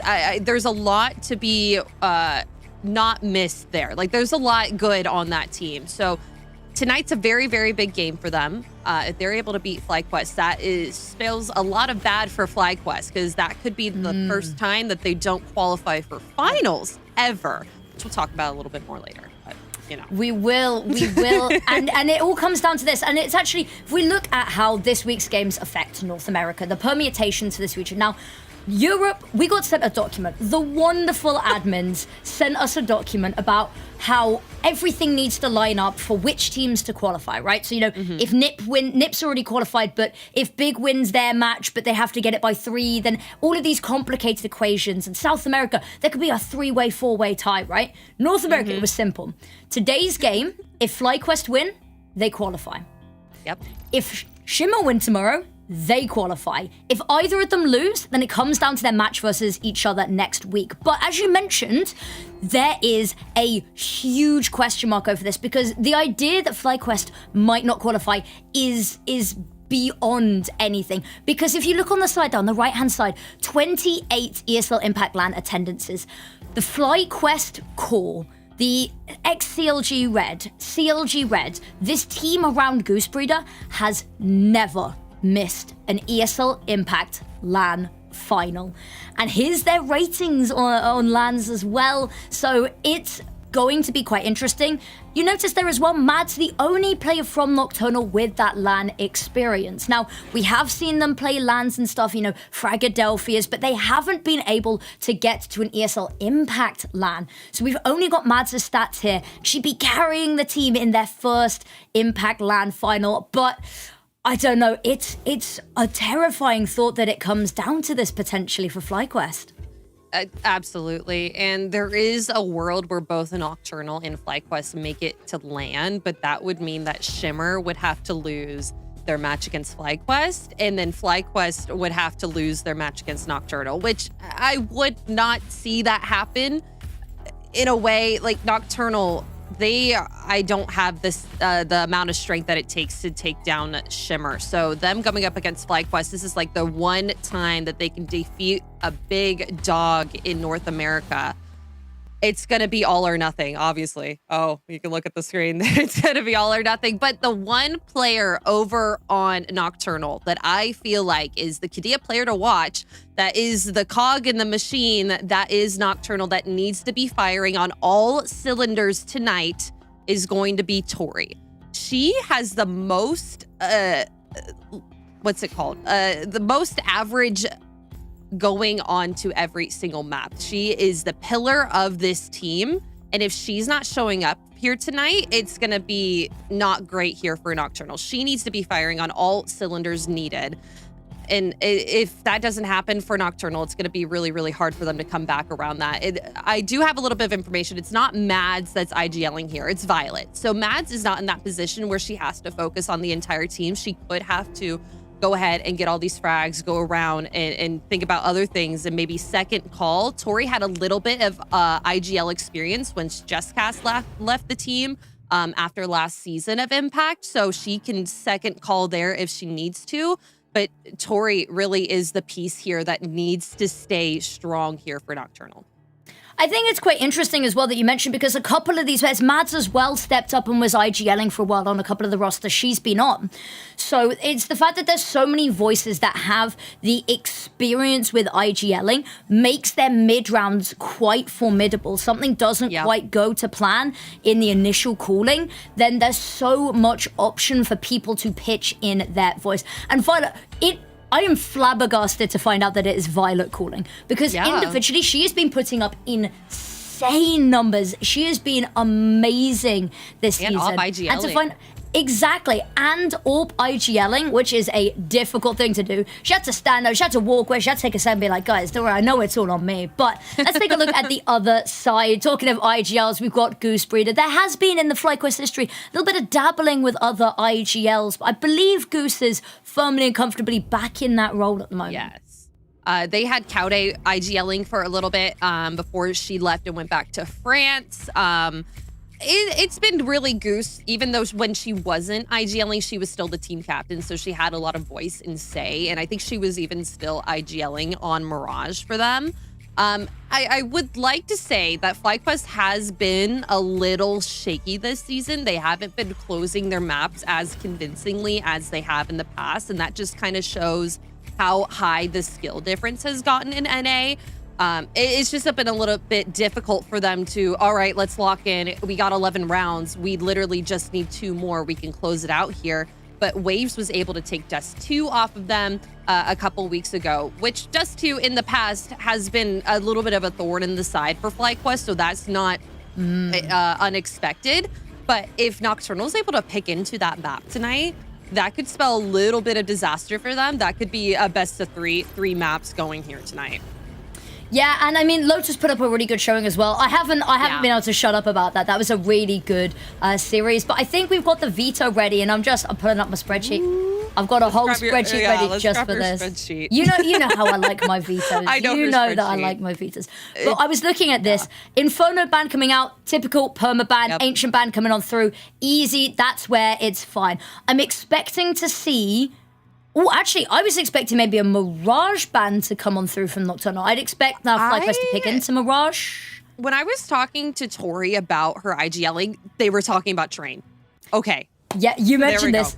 Go on. I was about to say Train. And Tori plays more on that B-site anchor role, which is very, very important for Train. When you have a lot of people running at you, you need to be able to at least kill 2 or 3 there, or maybe even keep one or stay alive for the rotator. So that's a really important one for Nocturnal. And we don't really see FlyQuest playing that map. Mirage, Dust 2 Decider. This is spicy. This is interesting. And I think that they could have... This veto is definitely weird. It going to Dust 2, if it gets there, that is a little bit of a question for us. Because we have seen Dust 2 be a little bit shaky.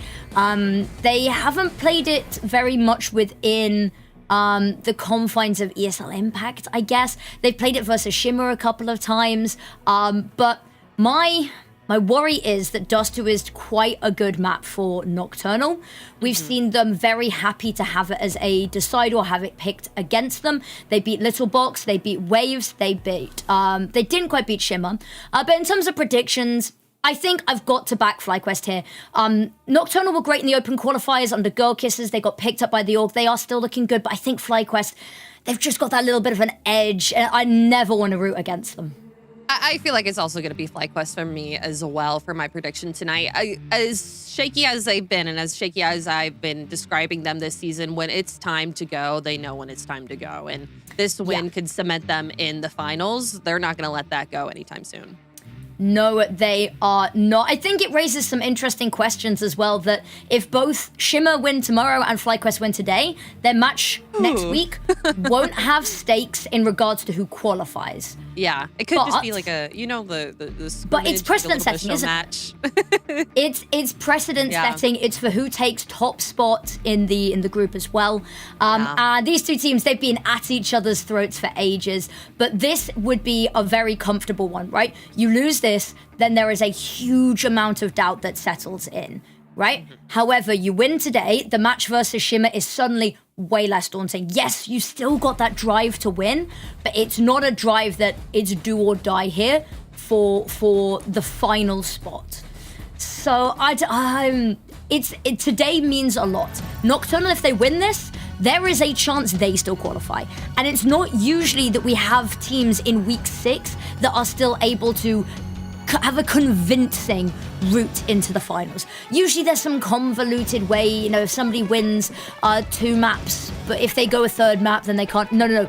This is a real chance for Nocturnal, and this means that both of these teams are going to have to step up. Yuli's up into Brown Halls already for BB, gonna loop around into Pop Dog. Not gonna spot the T players, but just gonna go into a little bit of a hiding spot here. Nocturnal, they are wise to be slow here, not making much noise. Ori gonna be the one to take the curve first, and BB's gonna take the blood. Guns are just blazing here now for FlyQuest. They're taking this really slow and smart. Oh, okay. The Julies. The Bibian Julies are lethal. They're a thing of legend, but so is Mads, the Queen of North America. A whole support system rallied behind her. Experience from some of the best orgs that North America has had fielding ESL Impact teams. And I mean, kicking off strong, but 3 versus 3 here. They do have to start making a little bit of a move over towards a site, and they're quietly heading back on down towards A, but there are watchful eyes waiting. Marie is going to be taken down, caught unaware, caught slacking, and that is a pathway carved. Emmy tucked on in silent, stealthy. Vanessa's come on over, but Emmy's been taken down, and now it's all on Vanessa. A little late to the party, but now she needs to carry it all. Bomb's gonna go down, has to. She's not gonna be able to run this down, but she can try and isolate these fights. Needs to reload. Ducks behind, but they know exactly where she is. They are just gonna try dogpile. The crossfire established. Isolates the fight though, and it's still all messy. Violet needs to keep on going. You don't really want to give her this fight cleanly, and it's so down to the wire. But Violet, we sung her praises. The IGL leading by example. All right. Very good start here for Nocturnal on that pistol, taking it down to the wire, 1v1. At least a little bit of money in the CT's pockets from the kills, but not enough to force into this. Just a couple of upgraded pistols, and Nocturnal on a little bit of an eco farm with all these Mac 10s. Eager to get the orb online quickly, I would imagine. Tori silently hoping someone is going to peek her, knowing that the buy is probably not amazing, expecting maybe safety in numbers, but actually pretty even spread, all things considered here. Goose Breeder going to be pushing Pop Here's the Dog. Goose P250. The Goose P250, but what's it going to do against a Mac 10 close range? It's getting into lethal territory, and there it is, shoulder spotted, taken down. Now that A site's looking shaky. Bibian just has to fall back here, doesn't want to get caught solo. FlyQuest looking like they're going to wrap around Ivy. Try and find some exits here, not even going for it. Maybe Emmy getting a little bit close. Bomb going to get planted, gave them a little bit more time, but think they're just going to try and group up in numbers and see if they can pick up a weapon. No, they're still going in. Safety in numbers. Pick up. Yeah, safety is here. That smoke's going to fade pretty soon, but not enough time to really get a defuse in. Just trying to get the guns out of the hands. It's the issue, no money, no kit, and that smoke has bought so much time. Gadfly close range. It's a lovely swing, but it's a swing and a miss. Marie gets the first. Tori has found one. Vanessa fights a little bit back, has picked up a weapon, but here, there's not even any getting out of this. Even if you live, you can't get anywhere safe with that amount of time left over. But it is Lunari to put the final bullet in the body. 2-0, pretty clean, all things as they should be given the buy they're up against. But now it gets a little bit interesting because there's still a lot of these weapons left on over for this bonus round. Here they could really disrupt the FlyQuest economy. It's been a while since we've seen FlyQuest even play on Train, if I remember correctly, on ESL Impact, but ooh, early utility going to be knocking Nocturnal down so low. Goose Peter is up close and personal, finding an opening. Does she know how close she is to Gadfly, though, as she's able to take down her teammate? Gadfly with a double. Lunari finding one as well. Now just Marie and Vanessa. They have to get some work done just to make this site safe, and it's so hard to do against a couple MAC-10s from Mads. Yep, and Vanessa, all the back away, you have to. Mads round that corner is a scary prospect, and yes, she doesn't have the x-ray that we do, but Vanessa, she's got the chills on the back of her arms, down her spine, knowing someone might be lurking, and definitely a good call to try and save. Now, there's a lot of money on a couple of these players. They could choose to go hunting, should they so desire, but it seems pretty peaceful for now. Gonna let the bomb timer tick down a little bit, and whilst we're here, I can drop a little bit of fun Nocturnal lore. Ooh, yes, please. So it's during the open qualifiers. I mentioned they were playing under the name Girl Kissers. They were incredible, by the way. They stormed through open qualifier one like nobody's business. Ooh. Vanessa with one. Everyone else I think is too far away. I say that, they're running towards her. But I asked, we got to do a little post-game interview with Gadfly after one of their games. I say one of their games. They qualified in like 3 games. It was quick. They were efficient with the qualifiers. But really, really odd one is the Brennan Lee Mulligan, the comedic voice, the dramatic, the theatre of the team is Gadfly. She's going to be bringing a lot of that energy, which feels weird to say given that you're on a team with Mads, who is notoriously, she's the mitochondria, the powerhouse of the team, right? But this team is a group of people who have a lot of energy, and we talked about having a lot of voices, and that can make them quite a dangerous team, especially if you get that momentum. They can very quickly just spiral and keep it going. You know, they are on top of the world when they're winning. See how they're able to play this one. Bought around a hero rifle for Vanessa. FlyQuest just trying to look for a leg here in this map so far. And Nocturnal, I really like how they've been playing just these last couple of rounds. They've been very wary of eco pushes from FlyQuest, taking their time, waiting for an overextension. And there's an overextension here. Emmy looking a little frisky here up towards upper. Mads with a nice double entry onto this ace side. Goosefeeder in an up elevated position, able to knock a little bit of damage, but not get a kill quite yet. Just had to hold the trigger a little bit longer on that 5-7. Mads taken out. That double kill not going to be for nothing. Violet going to get a trade here on Vanessa. And Gadfly, lots of low players in her eyes. Sightline. Down to Emmy here. Low health on the back of the site. This is perfectly done here from Nocturnal. It's a little unfortunate how we're seeing FlyQuest here because they are not playing how they usually do. I feel like they're playing very serious. We saw a little bit of aggression when we had that one rifle round last round when she went through T-Con and got that opener, but it's been not very FlyQuesty. No, not particularly FlyQuesty. But Emmy's on the AWP now, so an opportunity for all of that to turn around. Her AWP not always the centerpiece of the rounds, but just a consistent stability that they can always depend on in the background here. Bibian, a super aggressive take here, but they back away at just the wrong second. Gadfly might have spotted a back turned there at the end. She's going to be very wary. Goose actually going to stay here, post up, hold this space and the line. Now, it's going to be a little bit of a distraction, but the rest of the team not pivoting anything off of this information. They know it could all just be a ruse. Smoke goes out, and that's going to cause some problems, but they are just going to filter into Vanessa. All attention turns. The Molotov is amazing, and it helps Marie find two. Vanessa's got another. Make that two doubles all round, and just Gadfly left. Perfect B-side hold there from FlyQuest. Yeah, just like you were saying, didn't really need the Emmy op, but having it in contention, having those shots fire, give a little bit of, ooh, maybe I shouldn't go over there. Maybe I should think about that before I walk into that.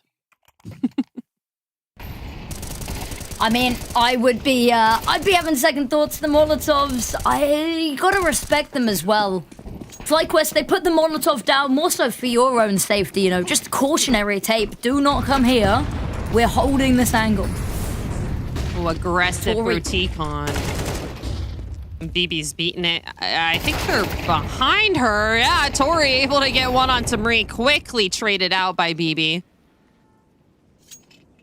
T-Con taken, but still a lot of players in there that they have to fight back against.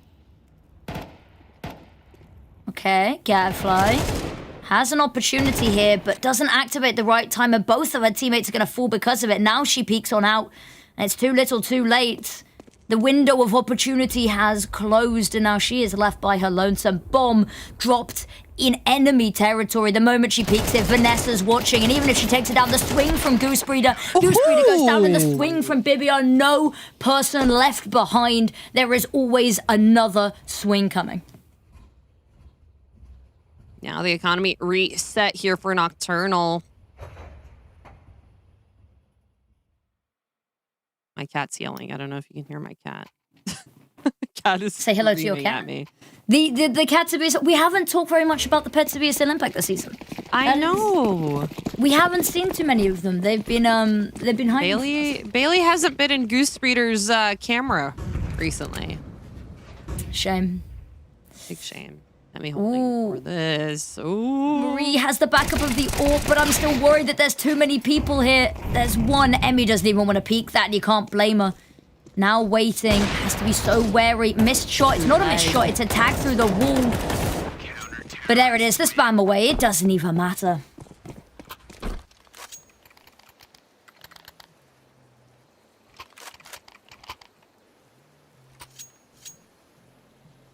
Feeling like we're going in the right direction here for FlyQuest. Nocturnal finally back with 8Ks if they're able to dispel the aggression in T-Con.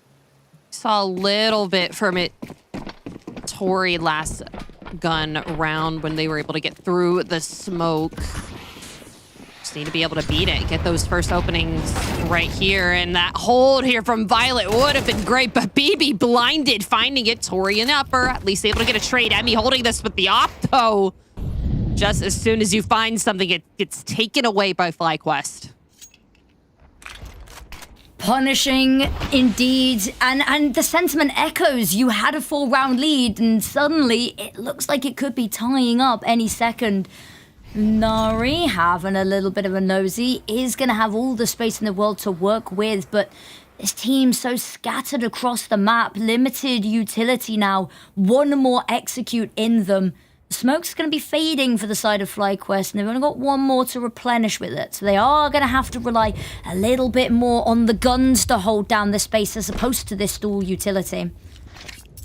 Flash goes in for Goose Breeder to peek. Peeks on out. Doesn't clear Lunari, though. Something that you have to do. Look at all the corners when you're flashing in. And so you have that little bit of information, kill or not. And Goose out of the round. Has to take the back seat here. Molly and BB on a very good angle here if she's not smoked out. Can you hear all the footsteps around? Emmy's going to help her out, and all down to Mads over an E-box, and Emmy holds it. Op is online. Nice 3K from her. Stellar stuff. Suddenly online. Sometimes you just gotta get 4 rounds, out of the way to get back into the game. And early days, Nocturnal as well would be a really nice one for them to pick up, not only because there's this match now. Funnily enough, they actually have a match versus Shimmer in a different tournament right after this. So it's going to be back-to-back officials for them. They played Shimmer, of course, I think it was last week. Might have been earlier in the tournament, but they've got a match later as well that it's going to be an afternoon of playing other ESL Impact teams for them. So a nice warm-up here would be good, and you're going against the best to warm up against, realistically. Timeout being called, I think here, necessary. They're on the ropes a little bit financially, which isn't as bad on that T side, but you've let 4 rounds slip away and you haven't really been able to find the same level of foothold. What's changed? What's different? How do you get back into this? Where are you finding some of these areas of weaknesses, and where can you potentially exploit again? And now you've got a pistol round, an eco round. You can limit test a little bit. You can push one of these extremities, see what's holding up there. Weather is so dramatic here on train. Oh, I love this angle. This is really good from BB. How many times do you look up in CS? You're going to have to in train. You're going to have to here if they flash out, but no utility close. Violet over in TCon going to have to do the work for that. Smoke thrown. Oh, they can hear her over on the bomb train. Tori opening in. A little bit of damage onto Emmy, but the pistols are taking it so far. So close, she gets a headshot, and now Mad's the next one on her line. Has to switch to the sidearm. Violet over in TCon. Just a little bit farther out. Makes a bit of a step, but there's 3 FlyQuest players looking at you. So much on the line. And oh, Vanessa's able to close it out. Another insane round here from Emmy. We were saying that the AWP isn't necessarily the highlight, and I am proven sorely and honestly very happily wrong here. The combat AWPing is amazing. And she's not usually an AWP we talk about in the combat AWPing department, is she? When we talk about combat AWPing, we're looking a little bit more about forks. Maybe a little bit towards Olia mid-rounding, right? Emmy's not usually this shotgun style play with this weapon, but my God, she's showing us that she still has it in the bag, that she's never to be underestimated. And the trade spacing, I think, is so important, is that no FlyQuest member is ever in a position that they are not getting traded. Absolutely, which is so important, and which comes with like just knowing your teammates, knowing their pacing. Having this core together for FlyQuest for so long has really helped them. But Nocturnal, they've had their core together for a while as well. It's not as developed as needed here for FlyQuest. BB gonna be the first line of defense here for Pop Dog. Not gonna mow them both down, but Tori getting the trade. Wary of another player over in Pop Dog. Marie pushed further and further back, notches in the climbing wall, and she's gonna get one. Flash to go on over, just to deter, not to peek. She's going to call over some reinforcements here. Have to be careful not to concede too much space elsewhere, because you haven't got proof that everyone is here. Just got a little bit of a suspicion there's a bit of firepower coming your way. Flash to go over. It's going to allow to push towards this site, but Marie still holding the line. Violet holding back.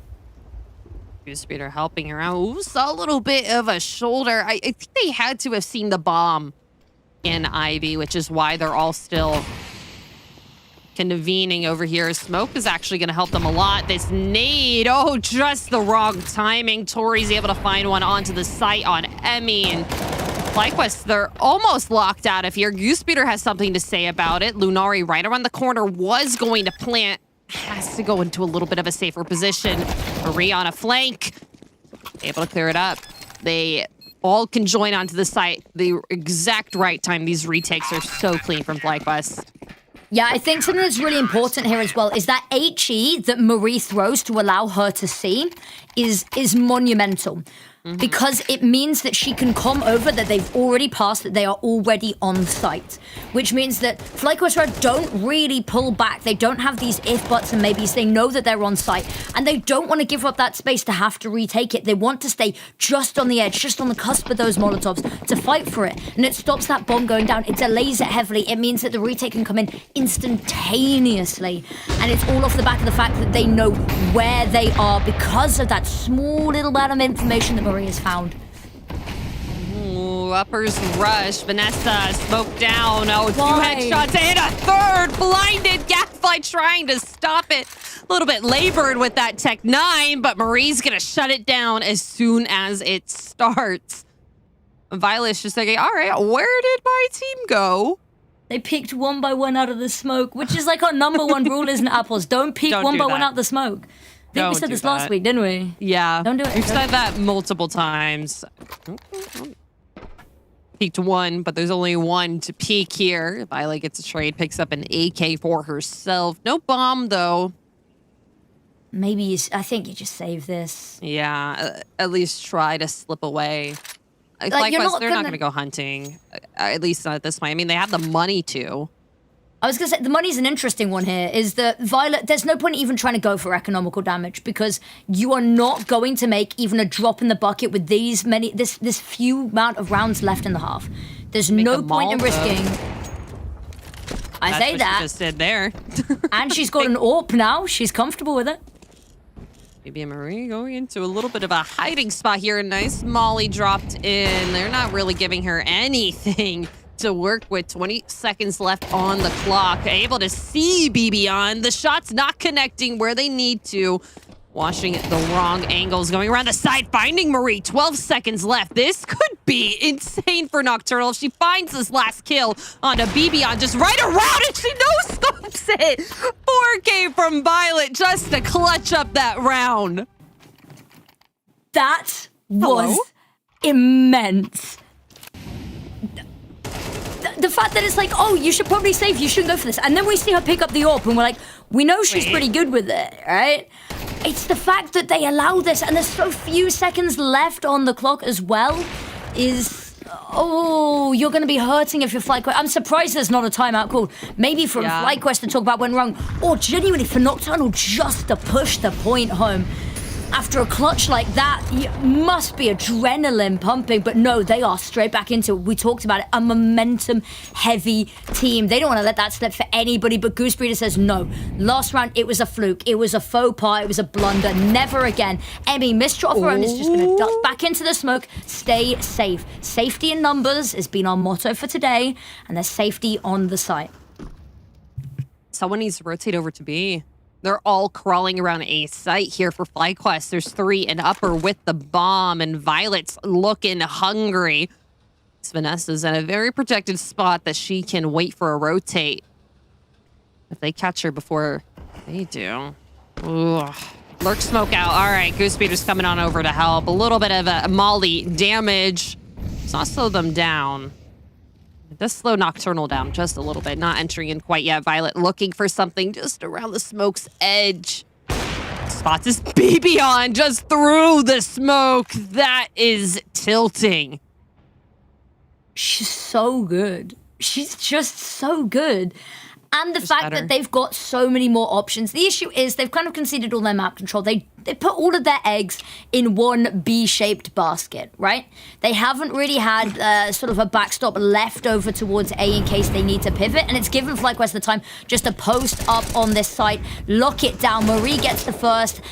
There is a trade comes on through from Tori, but the issue is so many more people to work on out. Goose Breeder goes down as well. We praised them for the trade spacing, and it all falls apart. Missed shot from Emmy, switches over to the sidearm. What's it going to do? 3 people peek out. She knows all of their locations. What does that even matter? It's going to be a 6-6 half for Nocturnal to close out the first half of this series.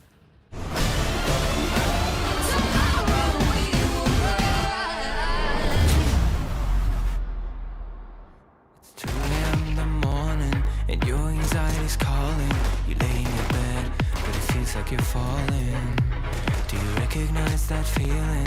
The demons under your ceiling when everything hurts and nothing is healing.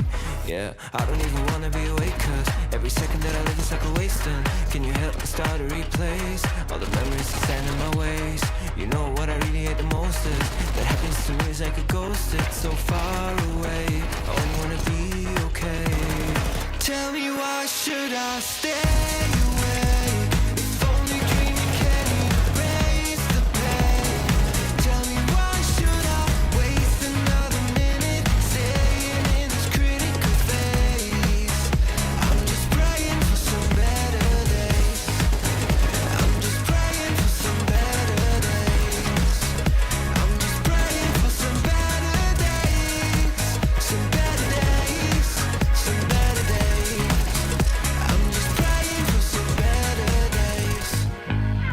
It's too late in the evening. Should probably get some more sleep, but I just can't seem to set my mind at ease. I can find an escape. There are many doors I would take, but I can't make one of them become a way. So I'm drowning myself in the media, cause I don't wanna face what I'm feeling. I am scared of fighting this alone. I've tried to turn on the light, but my demons know how to hide. Lately there is just no end in sight. Tell me why should I stay away? If only dreaming can erase the pain. Tell me why should I waste another minute staying in this critical phase? I'm just praying for some better days. I'm just praying for some better days. I'm just praying for some better days. Some better days. Some better days. I'm just praying for some better days.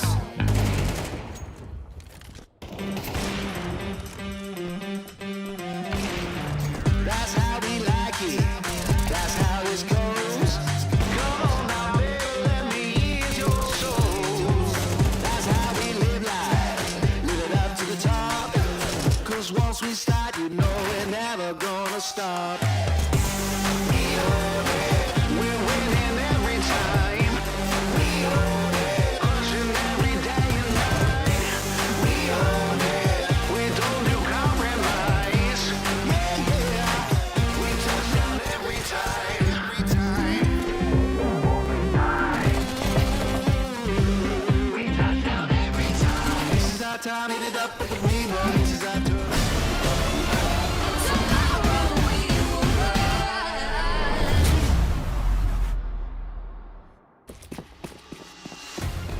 Can you feel the excitement in the server? It has been a stellar series. It has been standout, and it looks to continue that way. Marie straight into the pistol round will be punished instantly, though. Vivian, though, it's so quick. It's so hot on the trigger. FlyQuest, they do just pull ahead. They've already got the bomb down, though. What are you going to do to get back into this Nocturnal? Mad's desperately trying to spam away, but everyone just tucked in slightly too much.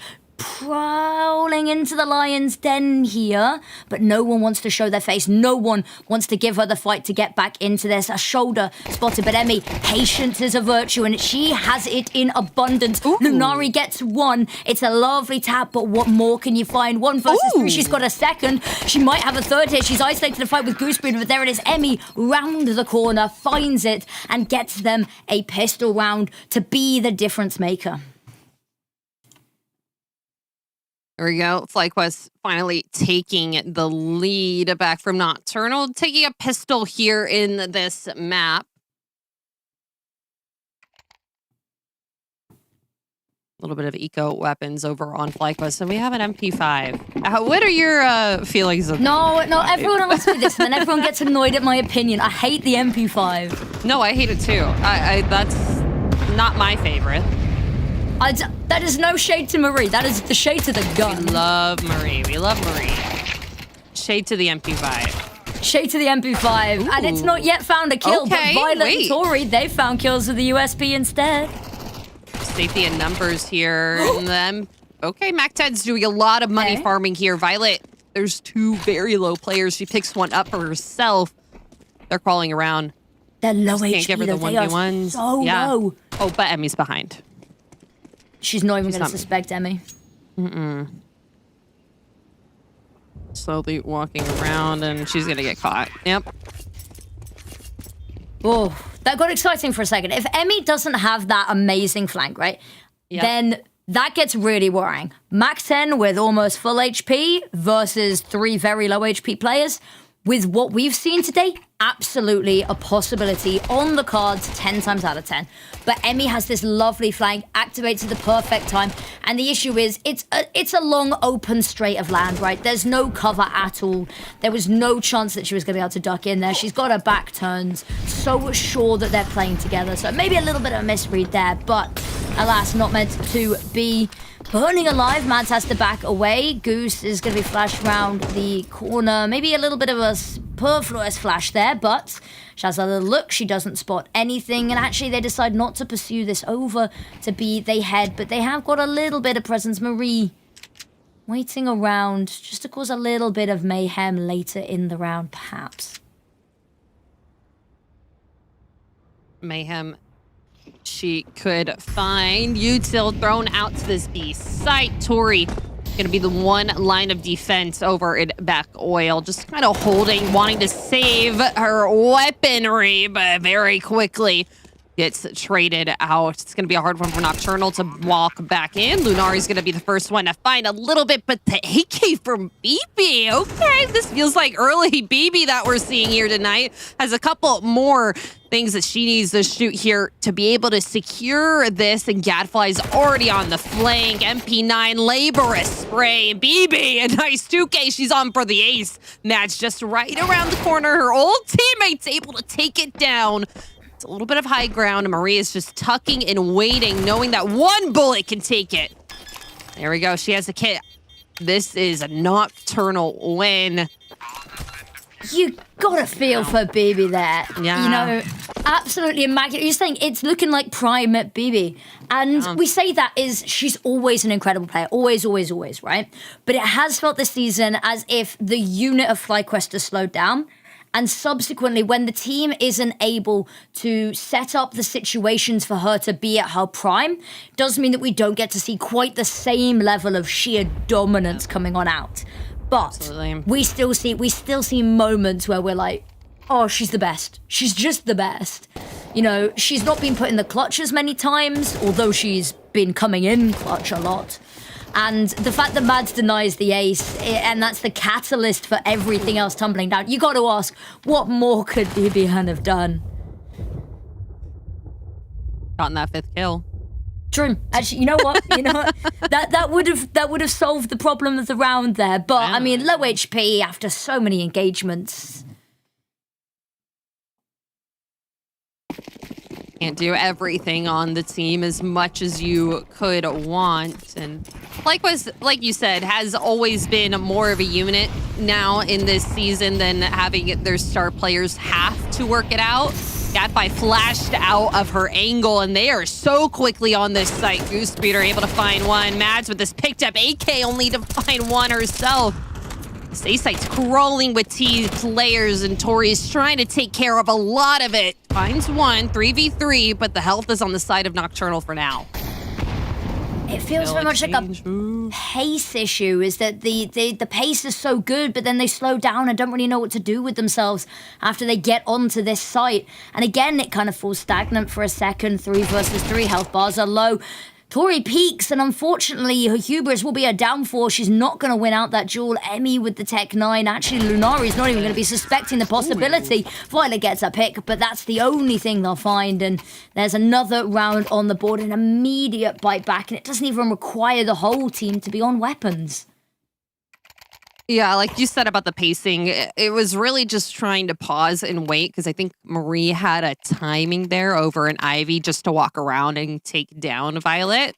I think they were able to pick the off back up from that. Not having to pay for that will be really good for their economy. Free op. Orbs for sale. Buy one, get one free. Oh, lovely nade onto Goose there. Very numbly The nade. flash Nice is flash. Oh, okay, flash does nothing, maybe. Well, it does something, but not as much as you'd want. There we go. USP starting to act violent here for Violet. It's funny you say that, actually. Is a couple of the North American ESL Impact community casters have dubbed her Violent because she just has some amazing picks, right? Violent Violet is something I have heard on more than one occasion. And I stand by it. It absolutely rings true. And yes, there's a little bit of a round deficit, a chasm starting to form here, but Gun Round here, they have the opportunity. They've been really trying to get ahead of FlyQuest's pace, and the issue is they've just not been able to keep up the same tempo, but Violet's got an opening pick, and that is going to stall FlyQuest getting onto this site. That's a huge pick, too. I mean, not being able to get aggressive through a smoke, and BB just kind of waiting for a little bit more. Gadfly getting very close, flash in, and she does not find it. Gadfly will take that. The rest of FlyQuest kind of just poking and prodding up towards the B halls. A molly down from Marie. Tori able to spot them. We're towards the stairs. A molly out back. And they're burning. Violet. That's a tongue twister. Goosebeater able to shut it down for now, and Marie's gonna at least walk her way towards her with the bomb. These flashes are so blinding. They are, and Goose is stuck there. There's nowhere for her to escape to. There's no way forward, no way out, no way back, and Marie takes a chunk of damage to the face, but she's still alive. Are they expecting her to push the smoke? I think so. Mads is holding for it. Actually, they look away at just the wrong second, but there's enough people here to counteract. And I mean, when your back's against the wall, desperate times call for desperate measures, but not exactly the play that's going to be winning you the round. On the flip side, talking of winning the rounds, 13 rounds won for Ghost Gaming as they take the first first map of the series, versus Legacy Lotus. I think that's the second map, actually. They're going to Is it the second map? Sorry. Yeah. I forgot because we started quite late on this one. North America, I was thinking, Lotus taking a map off of Ghost was not on my bingo card. I don't think that was on Goosebeater's bingo card. Getting up close and personal, shutting down Violet after she's able to do a little bit of work. Oh my gosh, these trades are insane from both sides. Marie may have found a timing through the smoke, but Mads is very well protected. They're going to be right next to each other. Marie's able to find it, knows where the last player is because of Emmy's recent death. Just has to take her time and wait for them to peek out. Ooh, there she goes. Able to find it. 11 found here for FlyQuest. Can we appreciate that somebody on the team has given the C4 a name tag that says, "That thing goes boom"? Mine's called I don't know if you'd spot it. It had a little tag on it. I love a very intense reaction there from Marie as well. Seemed very fired up at winning that clutch. And I mean, it was a lovely adjustment. It's good for FlyQuest here, but it's very laborious. It does not feel easy at all. Nocturnal's giving them not much to work against in terms of easy kills here. They're going to be forcing into it as well, not wanting them to get that 12th round and get nervous here. They lose this pick of Train. It could mean a 2-0 for FlyQuest, depending on how Mirage goes. Could be indeed. It's a very scrappy buy here. But I mean, there's still Mac 10s on the side of FlyQuest. Red, as you said, it's been laborious. Lovely HE is going to slow down the pace very much. Flashes. The flashes are intense, but what's even more intense is the map control they've taken. They've already taken over T-Spawn. Now they've got all of the options in the world, but the issue is when they're all in T-Spawn, nobody's on the actual sites they're meant to be defending. They go 1-for-1 in the picks. Vanessa able to just get back onto site. Has to be careful, knows that they really could be anywhere. They could have wrapped this whole map. Not too safe of a plant. Nocturnal just around the corner. Just going to have to batten down the hatches here. Vanessa going to be the first line of sight. Lunari very slowly peeking up. Could be able to see a leg or something. Oh, Marie's able to spot her first. A nice flash out. Laborious spray. Gadfly is able to get a trade, and so is Mads. All down to Emmy. Low health on both of these players, but with the Galil, the fire rate has to be on your side, and Gadfly is just going to save it. Oh no, actually she's still in contention. Just gonna try and run around. She gets the kill, not the round win, and I think possibly dies to the bomb? No. Should be okay. Yeah. 12 found. 12-8. Okay, right. One more round needed. There will be a buy from Nocturnal, but again, we talked a little bit about how their playstyle, it can, despite a level of structure that I think needs to be given credit for, because of course this was the core of Nouns, so they have got that history together. They feel quite puggy as a team at times.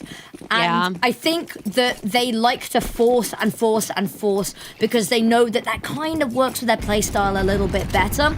And they're a team that they fall into, they have victories from the jaws of defeat fall into their lap quite a bit. Ooh, opening jewel, it's messy. Tori, wide. The confidence to repeat. The immediate spin around Mads. She's not alone. Gadfly will fall into the grave with her. Tori limping away from that repeat. 3 versus 5. I get what they're trying to do here from Nocturnal when FlyQuest is trying to take some map control, trying to pinch them somewhere else, make them have to split their eyes into different locations. But so far, FlyQuest have proved they're here. 12 health, though. Tori does get taken. Goosebreeder, a nice clean trade there. The health was equal, but still, it's a 4v2. And Nocturnal have a lot to do. Lots of utility, though. Violet's going to be the one watching this plant. Spots the head of Bibion. Narrowly misses that. Able to silently make her way up. Marie's holding this angle, though. That headshot's going to be so clean. And it's all down to Lunari here in a 1v4. Oh. Ooh, toes spotted. I see your toes. I see your but feet. the issue is, even with a kit, there's so much to do, and it's just not going to happen. 13-8. Whole range of emotions there. The job isn't done yet. They're a very there's still more to do team. Getting ready for the next map, and it was, as you said, it was laborious. It was a lot more of a fight than maybe a lot of people expected. But we also said this is kind of a punish pick map against FlyQuest realistically. So the fact that they took it fairly confidently, and whilst it went the distance in terms of round 13-8, you're getting towards the end of regulation, that felt like it went by in the blink of an eye. Yeah, I feel like it was very messy at times. They slowed it down at the beginning of the map, and that's how Nocturnal was able to get FlyQuest to get a little jumpy over peak and make some mistakes. But once FlyQuest started getting those couple of rounds, it became 4, it became 6, and then they just were able to read Nocturnal perfectly. It was GG's from there. We did see a lot of a good here from Nocturnal, a lot of really incredible plays from Violet and from Tori, just not all that you want it to be here on Train. It's very scrappy. All these kills are very scrappy. I guess that's just how Train is. That they are. And we've got to take a look at the opening picks. I think that's what stands out to me most. Wow. Because when we talk about opening picks, it's not usually BB that we're talking about, is it? No, it's usually like Vanessa or maybe Marie or Goosebreeder, especially with taking control of that T-Con or any other spots on maps where she's very close to where T's can enter. Like I said during the map, that was like kind of prime BB. And I think Train's one of her favorite maps other than Cobble, so that makes a lot of sense that she felt very comfortable on this map, and we saw her get a lot of multi-kills as well. Yeah. And multi-kills galore is something that's kind of like textbook default. If you were to say, make a bingo card of what to expect from this player, first thing that you're putting on. But let's take a look at a head-to-head here. There's only one thing we could think to highlight, and it was the incredible orbs, especially with Mirage as that second map. I have a feeling we have set the tone and precedent with this Apples. Oh, absolutely. I mean, we weren't expecting too much right at the beginning because we've kind of set the precedence that she is more of a passive opper, does get into those angles and gets aggressive with it, but it's not like a shotgun op, like you've said with Fox before. But she proved us wrong here tonight, and I feel like Violet had that incredible 4K clutch for one of those rounds, and these are both some really good operas that I'm going to keep my eyes on once we go into Mirage, and it's going to be really important to see how both of them fare over in Dust 2, another Opera's Paradise. So this is not the beginning here tonight.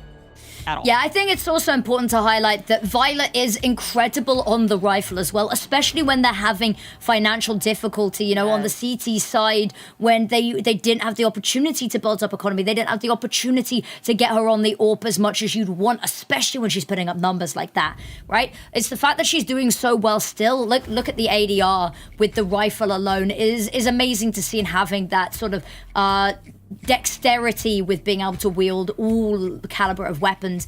Emmy, though, amazing on the rifle as well, but had so much more opportunity on the AWP, and that's why we saw it be a little bit more impactful on that sense. Mirage, genuinely, this could not be a cooler map for us to have as our second map, given what we saw.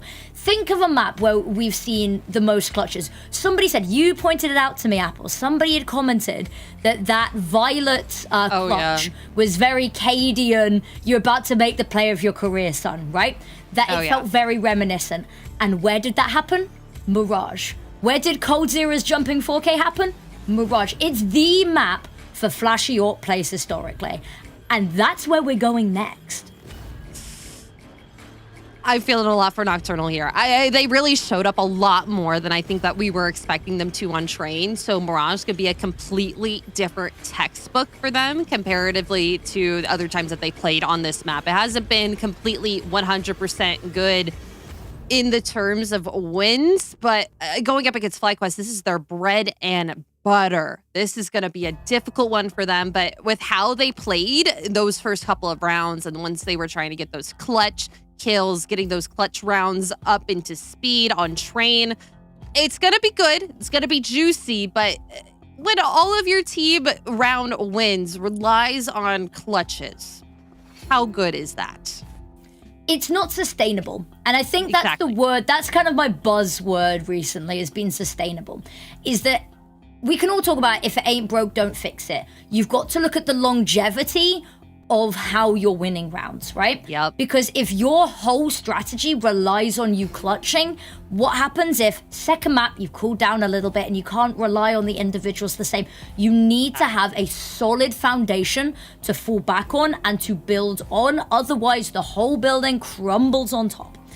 So I think, you know, it's great. It's very flashy. And we see a lot with Shimmer at the moment is that a lot of the time it's coming down to individual plays. We know that they have a great strat book, but sometimes it falls on the individuals a little bit, which is great because they're really strong individuals, but you don't want to rely on it constantly. You want to see something a little bit more, you know, stable. Exactly, which is just not sustainable, as you said. And if one team has to rely on one player to constantly carry you, it's going to be hard to do that on a LAN final stage, which is really what's in contention here tonight. But we will be right back with a Mirage in just a little bit. Don't go anywhere. It's going to be a banger of a map. We'll see you in just a little bit.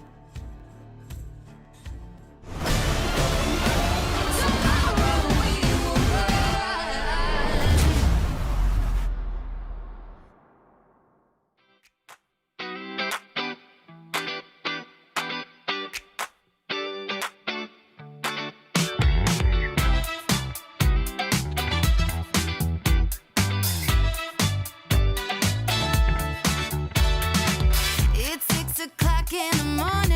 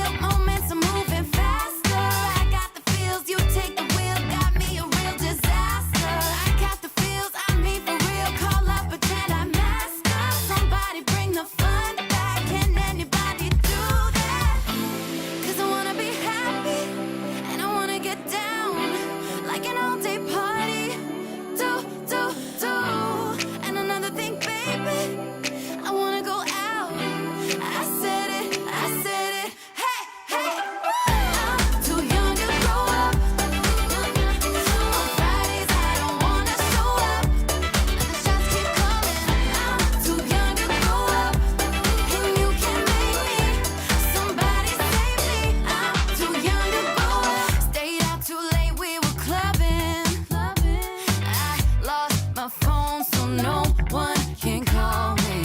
I know I'm forgetting something, unqualified to be here adulting. I got the feels, let's make a deal. Moments are moving faster. I got the feels, you take the wheel, got me a real disaster. I got the feels, I need for real. Call up a Jedi master. Somebody bring the fun back. Can anybody do that? 'Cause I wanna be happy and I wanna get down like an all-day party. Do.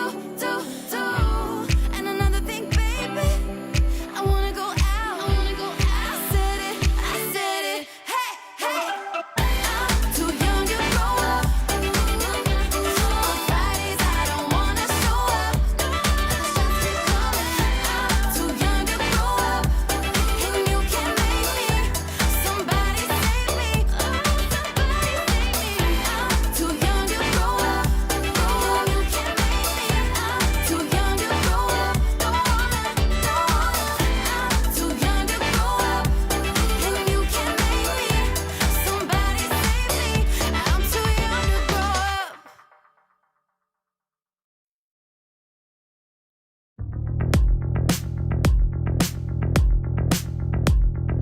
Hungry for attention, you're so hypnotic. Take me for a ride. I'm feeling nauseous. Oh, I'm delicate, just like the pick-me flower that you're crushing. Feelings out of guard, you say they're valid. Take me to the party, buy me drinks, I guess I'm lucky. Pull me apart, like when I'm broken.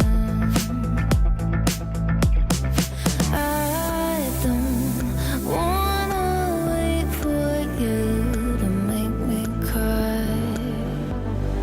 Turning black and blue from nowhere to far. Feel like I'm dying.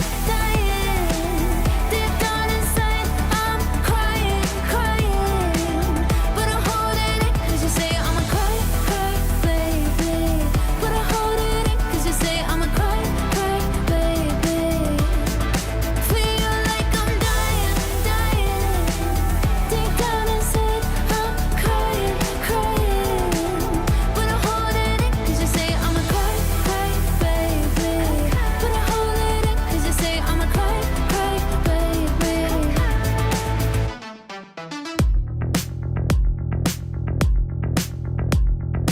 Making jokes at my expense, you say it's funny, but the irony is you're so broke emotionally damaged. Have the nerve to tell me you can't afford to love me. Think about my body with somebody else. Hope it feels like hell. Feel like I'm dying. Deep down inside, I'm crying. But I'm holding it 'cause you say I'm a cry, baby. But I'm holding it 'cause you say I'm a cry, baby. Feel like I'm dying. Deep down inside, I'm crying. But I'm holding it 'cause you say I'm a cry,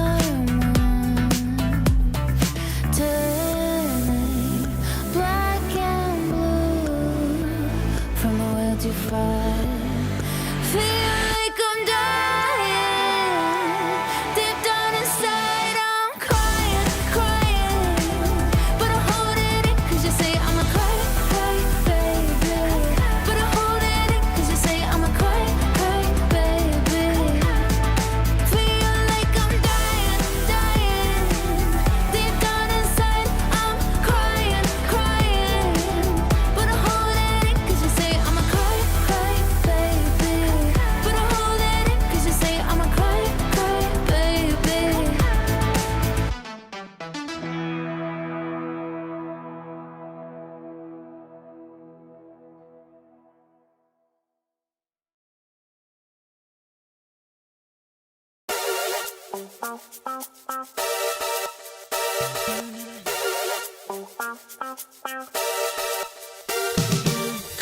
me out like a photo from a magazine. Cold dead eyes, all tied up in the web of your fantasy. Little white lies, scandalous, scandalous, scandalous, and scandalous. It's in your eyes, scandalous. Scandalous, scandalous, and scandalous. No big surprise. Headlights creeping up and down the boulevard. Dialing 666. Hey, can I speak to God? Helicopter spinning in the cold night sky. Underneath the stars, it's an eye for an eye. All tied up in the web of your fantasy. Scandalous, scandalous, scandalous, and scandalous. It's in your eyes. Scandalous, scandalous, scandalous, and scandalous. No big surprise. Hey, young boy, can I speak to God? Speak to God. Hey, young boy, can I speak to God? Speak to God.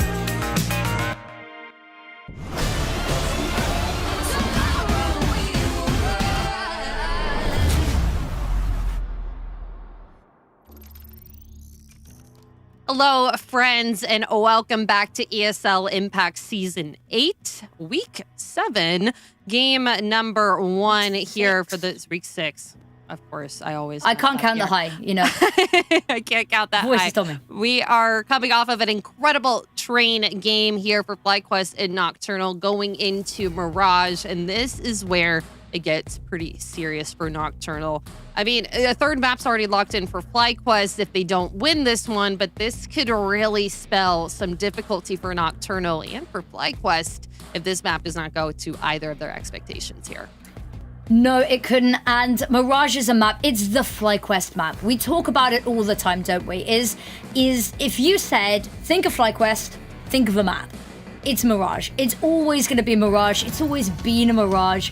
Yep. And the AWPs are looking fire and FlyQuest are looking clean. There were moments in there that looked a little bit like it was slipping, but overall, nothing at all to complain about. And they've had some good results on Mirage recently. They've beaten teams, advanced teams, ECL teams in external tournaments on this map. So they've been putting in the reps. It's been looking good. And it all kicks off on this pistol. They are crawling over towards that B side. Vittori's good for one, can back away as well, gets the reload in. Vanessa's desperately trying to chase up this kill. The flash is amazing. Still takes a while to take down Tori, and here it is. Everyone else comes flooding through. Marie decides to take down Vanessa, but she's taken down 2 of her opponents as well. So all sins washed clean.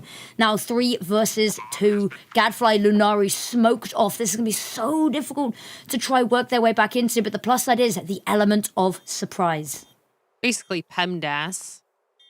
True. Get 2 kills here. Emmy, looked a little sharp there, but the USP back on Marie. She's able to close it out and help with a BB. And we got a little celebration there in the camera. I love that. But you were saying, this is a FlyQuest map, but this is also a Goose Breeder map. When Kaude was IGLing, not last season, but the season before they picked up Marie, Goose Breeder was still IGLing this map. Kaude did not feel comfortable enough to do it on Mirage, and Goose Breeder has so much experience with this core. This is in her DNA as well as it is FlyQuest. But we have 4 underneath Palace here for Nocturnal. We'll have to see how this works out with the flash from Violet. And it looks like FlyQuest is going to be taking this site if they can. Yep, it's gonna be an all-out bloodbath. Boost Breeder jumps on down. There's an HE kill, and it floods yellow in the kill feed. There's not even too much to break down there because you blink, you miss it, it's already done. Yes, it's just against pistols, but it's the fact they're keeping it so clean that all of these executes are so tight, even when they know the stakes that they're going up against are low, is a sign of a really good, well-oiled team. Absolutely. You know, it's really the test of time here with Nocturnal's bye. Bonus round for FlyQuest if they lose this. They still have a lot of money in the bank, and it looks like a couple of them exploring over towards apartments. The bomb is going to be met up with them, and not really going to be met with too much, as Nocturnal's going to be doing a lot of work over on Catwalk, trying to get mid control, but not really controlling it from anyone. Tori throws out a Molly. He's able to get a consolation prize before she is traded out from Marie. Mads locked out of the sight over on Cat. Molly out, trying to deny it, but the plant does go through, and Nocturnal had the time to rotate in. 4v4 retake. Mads dancing with it. Can't drop down now. Danger lurks below, but Molotov goes out. They've not spotted anything mid. They've not been gifted any way to give themselves an advantage, so they know everyone must be on this side. They've got to be careful because Goose Breeder's got a little bit of a late Palace lurk going on here, but the issue is it's going to activate in time. Vanessa finds the first. It's not even going to be needed here. Footstep third, time's running low. Mads desperately trying to find something. Spins around, trying to figure out where she's dying to, but alas, a third round and saved by the bell as we head into the next round. Look at that economy, too, from FlyQuest. Vanessa sitting with 6K already in round number 4. Not dying here is looking really good for FlyQuest, and that op's going to be able to get bought by Goose Breeder, thrown on over to Emmy. So we're going to have to see how this fares. He sided against a scout of Gadfly in mid. This could get crazy. Could get a little silly. Not quite yet. It's soon though. I can feel it coming. Emmy, spots the first.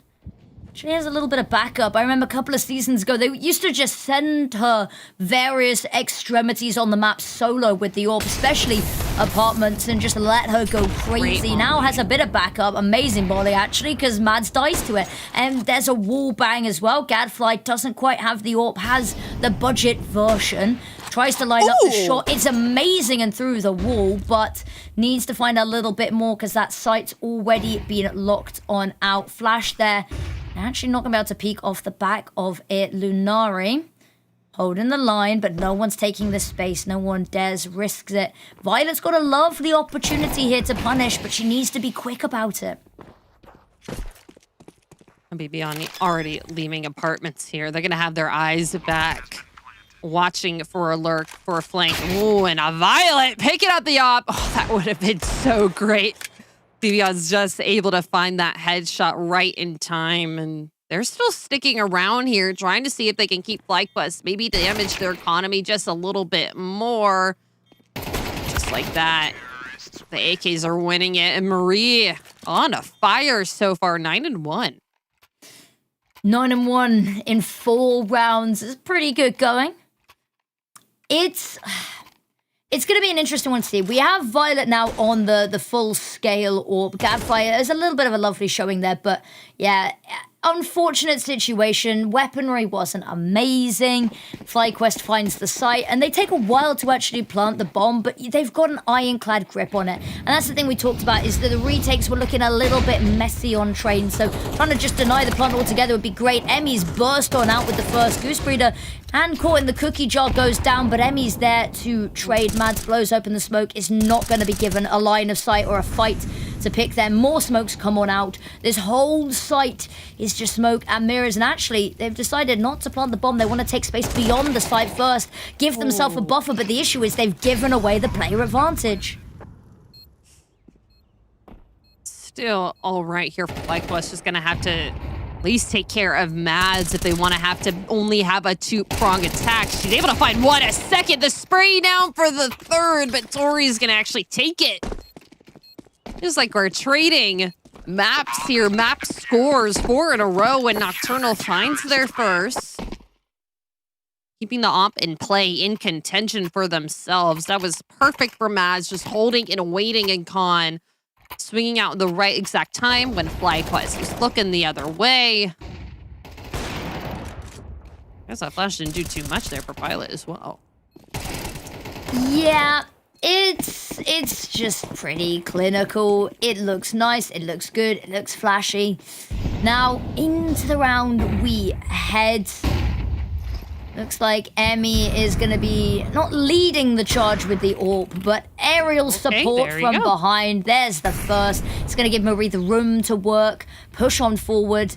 Wary that there might be another there. Tori hiding. Utility goes out, so they know there's at least somebody down there. Going to try flush out, do some damage with the nade. Goose Breeder holding on to mid. Gadfly caught, pushing very aggressively, and I'm not sure what the idea was there, because their teammates, they have taken some space, maybe trying to wrap around, but the issue is, gotta be careful. They're not expecting the peak, but now they're aware. Emmy can reposition post up. Goose Breeder has all of mid to work with, cuts off anybody from the B side trying to rotate over.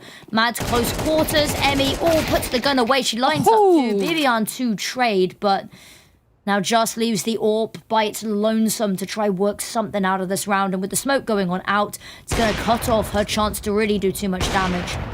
Oh, Goose Breeder's there. Eastover and Khan going to be able to hold that back, but Tori's just going to try and save this op for the time being.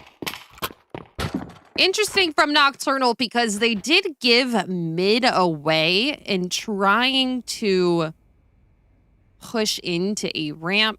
Mads did a lot of work, just not able to get that final trade to keep the numbers up in their advantage. She is going for this. Goose Breeder is going for this. Is she going to be able to see the op down first? Oh, through the wall. Double op. Love. JK. JK. She dropped it. Right time. I was going to say, double AWP is not exactly FlyQuest's speciality. I mean, back when Cowarday was on the team, you could have swindled it. Although Cowarday, I don't believe AWPing anymore, actually. So, you know, we talk of bygone eras. We talk to the MEIGL era. I want to go back to the Bibian clutch era. Like, she's still a very clutch player, don't get me wrong. But I think it was season 5, I want to say. And I think she had a 96 or something % win rate in 1v1 clutches. Yes, I remember that. I remember that storyline. I remember the storyline as well. Because it was something like that she hadn't lost a 1v1 in the first 4 or 5 weeks or something. And yeah, shout out Newt. Newt, I don't know if you saw, Newt put a tweet with his database. If you are ever looking for stats on the women's team, go check out Newt's Twitter. He put out the most comprehensive page of stats you will ever find. It is amazing. Flash into ramp for the Nari. Lots of space for Nocturnal over on this A site. Once again, giving mid up. Just having Gadfly sitting back in window waiting for something else. And that Molly's going to come at a right time just to keep them kind of sanctioned over and under. Molly's going to be able to get traded up towards Khan, but that smoke's going to actually clear it. That's wanting to fight over in Cat. That smoke's going to hold her out as well. They're going to disrespect this. BB's going to walk straight through this. She's leading. Being flashed in, and Violet finds it just through an edge. Maria's gone through another smoke on another angle, finds another player, and Violet's not going to be able to get much more out of this round as the other op has taken her out. Now Marie here sat in window, waiting for the rotates coming through there. They're able to hold down everything on this A site, and it is, like you said a couple rounds ago, clinical here from FlyQuest. Oh, the Marie wrap is so perfect. We talked about taking space beyond the site, giving you that layer of bubble wrap to protect that bomb plant. And it's just perfectly executed. We saw it fumble a little bit on the one round that they lost. They maybe over-aggressively and under-resourced pushed that CT to try to take that space and got punished for it. This time, Marie, the patience rewarded. The flashes to try get them through the smokes, Really well done. It's just very nicely played there from FlyQuest. They secure themselves at 6 on this T side. Mad's gonna hold on desperately to what little she has. It's a little bit of utility. It's a little bit of armor, but it's no head armor. I mean, when the AK headshots are being this crispy, there's no point even buying it, is there? Just mechanically, they're so skilled here. And that's just been FlyQuest's signature. That, yeah, sometimes maybe they'll be losing rounds, losing things, but it's not because they're losing because of a spray difficulty, just a little bit of mistakes on the team side, on protocols, etc.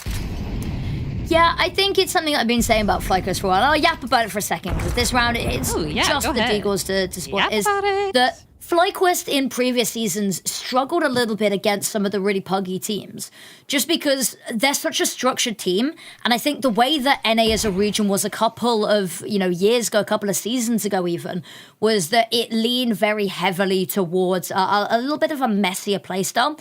And FlyQuest's rigid structure sometimes had difficulty playing against just the pure anarchy.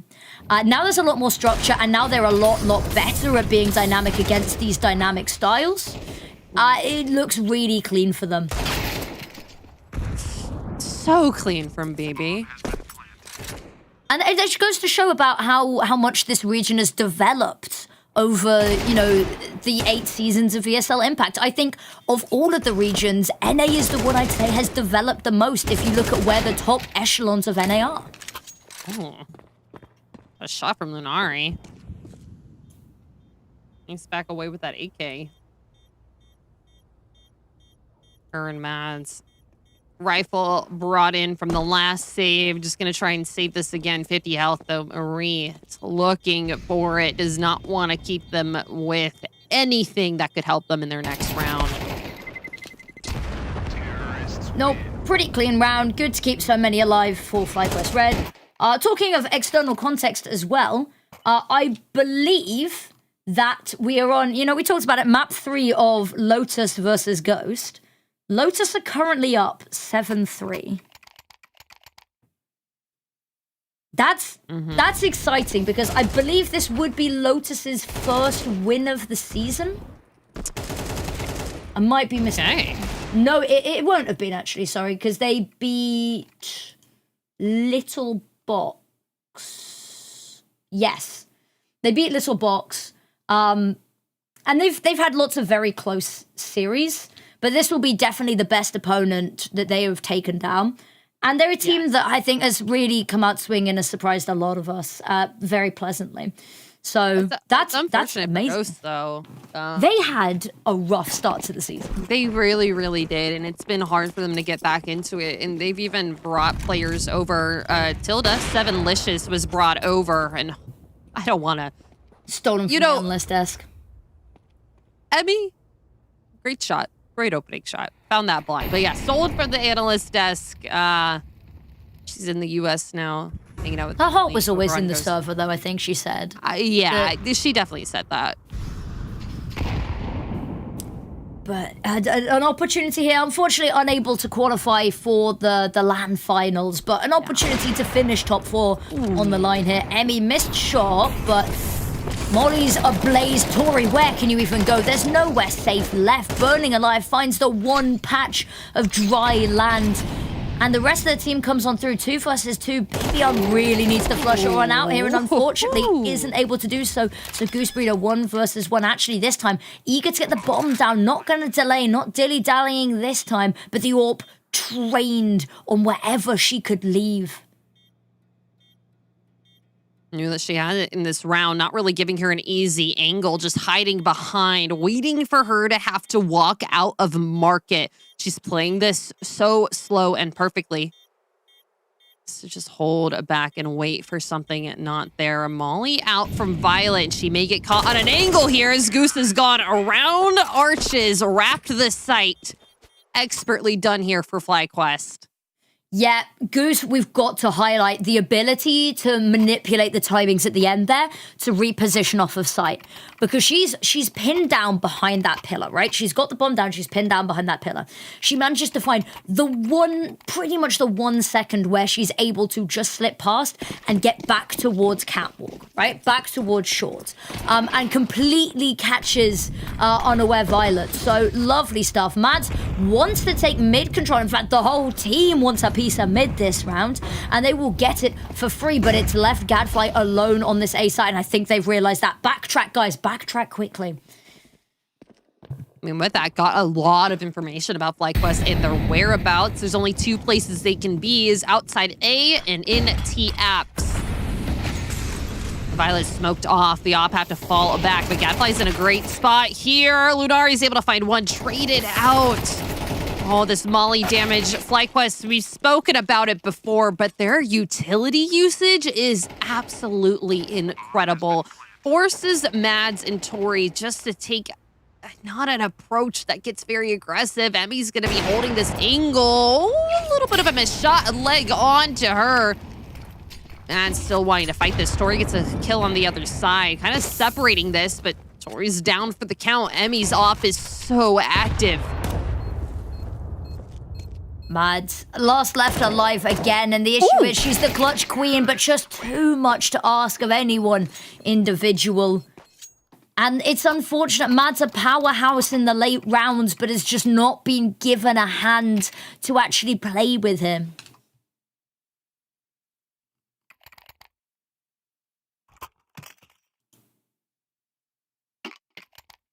Unfortunate here for Nocturnal, just how good they were looking over on Train. Has not really moved on over to Mirage, at least not quite yet. Still, it is still the first half affinity. I mean, somehow it's still the first half, and also we're getting to the end of the first half already. This map has been... Tonally, it has been so odd, but it's been pacey, it's been fast, and FlyQuest has just been dictating every single step of the way. I like the aggression out of A. They're trying to play the information game here, but the issue is, with all of the information, they've got to formulate a plan off the back of it. So much utility here on FlyQuest, not that much on Nocturnal, especially those on the site here. Just a couple of smokes, a couple of flashes, and there's a lot of mollies, lots of nades that FlyQuest can do to disrupt this. Emmy trying to get an opener here. Not going to throw the molly on the back. Mads could have an opening here. They're not going to check her. Not quite yet. She's able to take care of one, and Gadfly's helping out for another. BB Marie, though, they are online. They're on the server. They're spamming through as soon as it comes down to it. A 2v2, a 2v1. Violet on the back lurk. She can disrupt this all if she just finds a head. They're not even looking towards her. Gonna wait. Oh, just in time. BB's able to swing around 180. A clutch from her. Yeah, you can see... You can see a little moment of frustration there as well with the trigger discipline. Like, if I'd been, half a second earlier, a split second earlier, would I have been able to get both? We're looking at Formula 1 levels of reaction there from Bibian. And that's what we've come to expect of her. That's what we've come to know of her. And if she's any less mechanically gifted, she's got any slower of a reaction time, that is an immediate transfer. But she's so quick on it. And there's nothing we can really do in that situation. I don't think the flick over could have been any quicker. And it is what it is. It is unfortunate. But 10-1... That's just how it be. It do be like that sometimes. Bibian's already down. Goose Breeder's already a ninja. And what can you do? They've already swarmed. They've already overwhelmed. My gosh.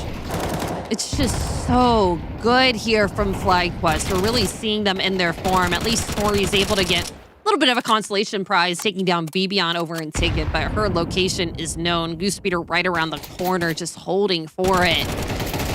Swing out, so perfect. All down to Gadfly. A little bit of some long-range flights, a flash in. She's able to find one, but Emmy finds the last laugh here. 11-1 half. We'll be right back in just a little bit.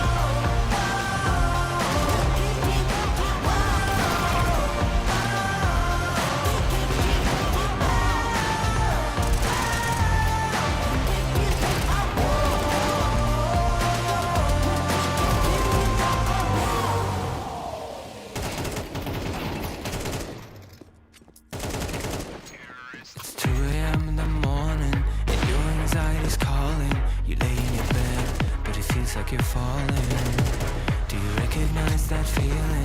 The demons under your ceiling. When everything hurts and nothing is healing.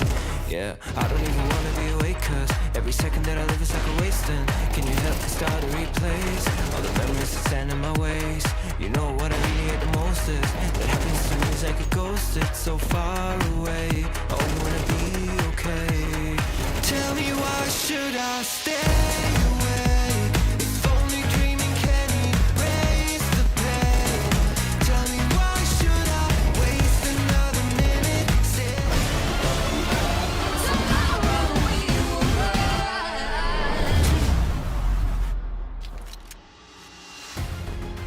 Welcome back, one and all. Backs against the wall here for Nocturnal. Their last chance to try and qualify to Stockholm. All rests on this pistol round. Already flooding the site. Goosebeater able to catch Lunari, and oh, they're all here in jungle. Mad's able to get the trade, but they're just gonna fall back, go back into sight, go through CT. They have a flash to help them, a nade and a smoke. They are stacked up on everything. Marie also has a kit. They can take their time. I like how Nocturnal have really taken the right side of sight here, have a lot of con control in a ramp. They're taking it slow, but will this be the death of them? They have to fight these long-range fights with Glocks. Mad's getting frisky with it, but look at that. The bomb's been defused, guys. Difficult, painful way for that to end. We highlighted how important that was, but they got the bomb down, right? This feels like it's done. This feels like it's done, but you never want to say that it's over just yet. And we're going to sing the silver linings, right? We're going to find them where we can and try and do Nocturnal the justice, right? Because they got the bomb down, and that is the best they could have hoped for in a situation like that. They lose, but they've got the bomb down. They come into this with something. It's not nothing. It's not nothing indeed. Not nothing at all, but taking a long time even to enter into mid. Goosebeater going to fall back from that window. No smoke thrown from Nocturnal just to keep them. Oh, that's a miss smoke, actually. Oh, no. And they're going to re-smoke that into go for Con. They're smoked off Cat as well. Goosebeater is so blind, but a lot of damage just going long range with this MP9.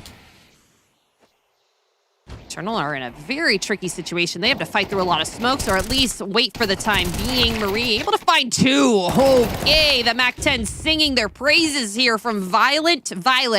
She's able to get onto the site here. A Molly just to hold them back for now. Hold them back. It's wishful thinking, because now they can start to pounce. They can start to swarm and overwhelm. Violet's health bar has me a little bit worried, but I'm liking this position from Mad to maybe able to catch Vanessa. Here's the footsteps, but the initial fight, it isn't one there and then, and Vanessa just keeps toying with the angle, but there is the step up. Goose now on site. Has to do it all, switches to the A1S, taps to try bait out the player in short nose. There's still Gadfly right around the corner, right underneath her nose. And there it is. They bought themselves the best possible chance with that pistol, even with a loss. And it pays off in spades. They live to fight another day. Another day, another dollar. A little bit of some upgraded weapons here for Nocturnal.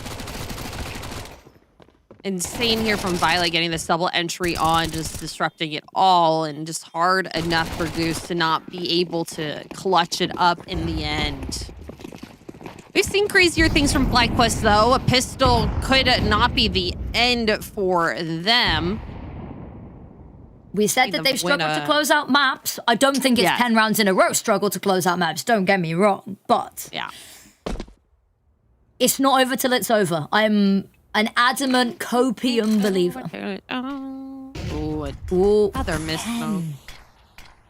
Util just not on the side here for Nocturnal, not quite yet. Tori gonna get caught in this crossfire from Emmy and Goosebreeder. Trying to go up Con. You have the space in mid, but not much you can do from here without getting a little bit active. Vanessa spots a couple players here on Cat, just a Deagle against two AKs, and they're gonna be able to get a lot of information here on Bibian. She narrowly escapes here just with the Deagle. 4 health, can't find another. Now down to Marie here on this base site. We've seen crazier things on the B site with Marie with a deagle. Have we? We have. We have. Maybe not this crazy, not in a while, but maybe a couple more picks would be nice. But I think they've realized last player, they've heard the shots ring out. They're just going to head A. It's not worth the risk. It's not worth the ego to try clear out this one last player. Just go and secure yourself the round because you have no contingency if something goes wrong. Tori's out. She hears it. Maybe pick up an AK for a consolation prize. And she is able to pick it up, but now I feel like Nocturnal, they're getting hungry for it. They want to keep that out of the hands of FlyQuest. Gonna guard any exits here from B. The bomb is gonna tick down here. Yeah, they've just got to not overcommit to this because their own economy is not in a great space. For FlyQuest, they've got so many rounds to play with. They can afford to go for some economic damage where they see fit. They can go for a little bit riskier, maybe dare we even say faux pas hunts, right? For Nocturnal, they need to think about the longevity, right? They need to make sure that their economy is good because they can't afford to have any rounds where it's like, oh, well, we're back down on Mac 10s. They need to be at full capacity because they cannot afford to falter, waver even slightly in their resolve. Goose Speeder doesn't have a gun. Goose Speeder only has a knife. I think she's realized. Yeah, there we go. Oops. It happens sometimes. In the heat of battle, we've all done it. Let's not pretend. We hear a rifle already getting a lot of damage onto Tori. Nocturnal need to just play this smart. Sight execute, sight smokes. But these pistols, especially from FlyQuest, can be very intimidating. She's going to be able to spot a couple of players, a little bit of damage, but a little bit of damage onto herself. Bibion just going to take a protective approach from this. No one's giving them anything easy. They're not getting the kills either. Okay, there we go. Gadfly and Mads able to find two. Sight's theirs, and they're just going to clear it out from here now. Yeah, just Emmy and Goose left. This should just be business as normal. Ooh. Emmy does find a lovely pick there, and the smoke is going to clear. But realistically speaking, with no utility, this should be done. Violet's dealt with the first. 50% of the problem secured. And there's a lovely little backstab from Tori coming any second now. Not even needed. But it's always good to have insurance. Life lesson and CS lesson for you guys there. We're in North America. We don't talk about insurance here. I mean, I'm an adult legally, but I haven't looked at insurance stuff yet. So, you know, I'm a faux adult. I'm cosplaying as a grown-up.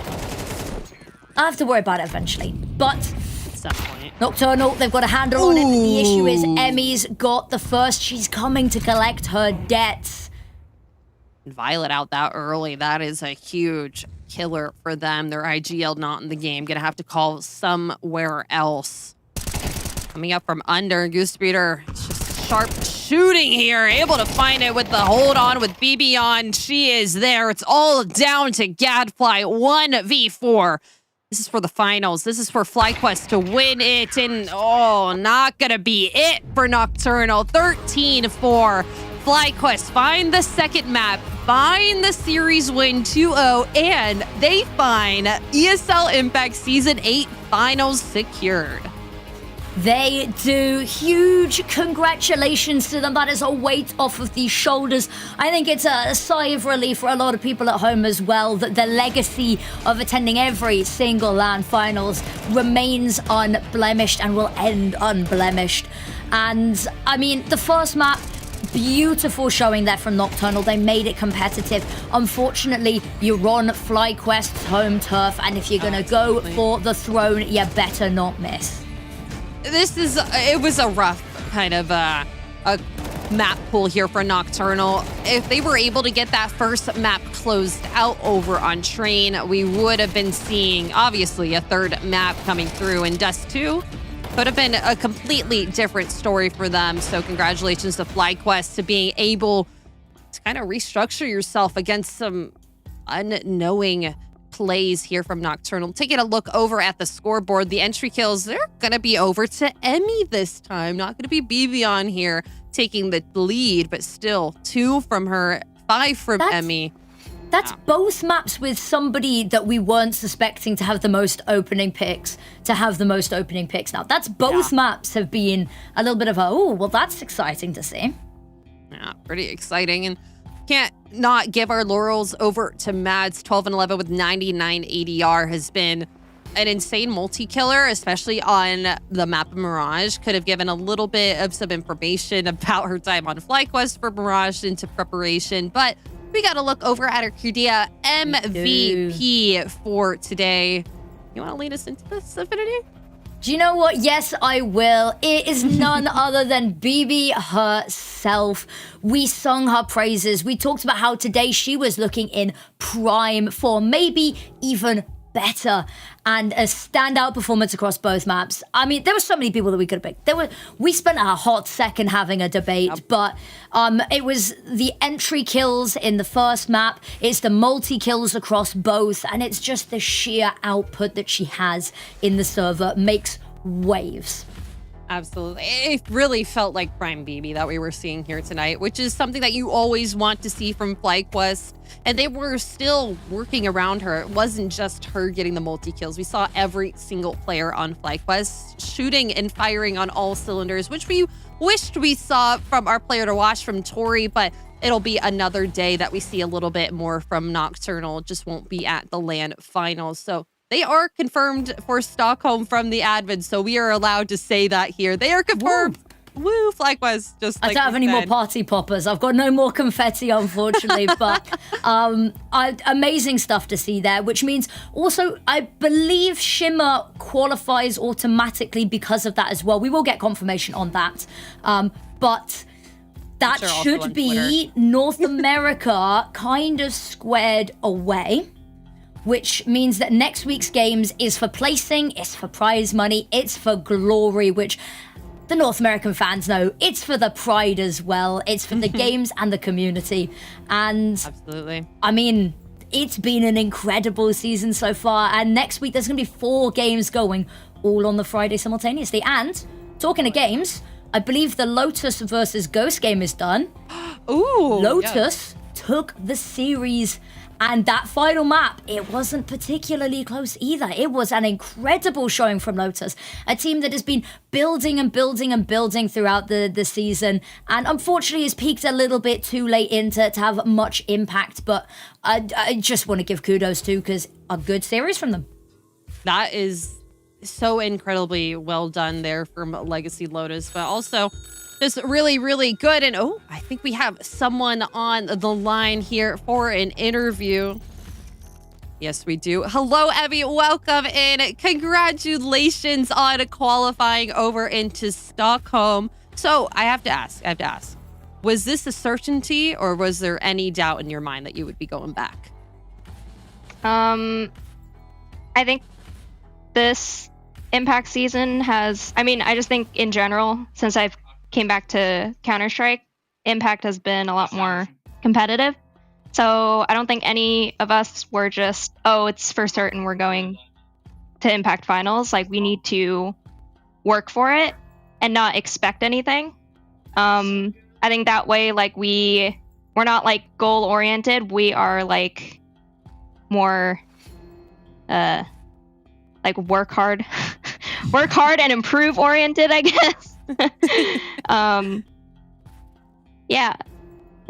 Absolutely. So I have to ask, was there anything from Nocturnal, especially on Train, that like kind of surprised you? Because it was a lot more work, I would say, on Train than it was on Mirage. Mirage we've played so many times. That's like probably our most played map at this point.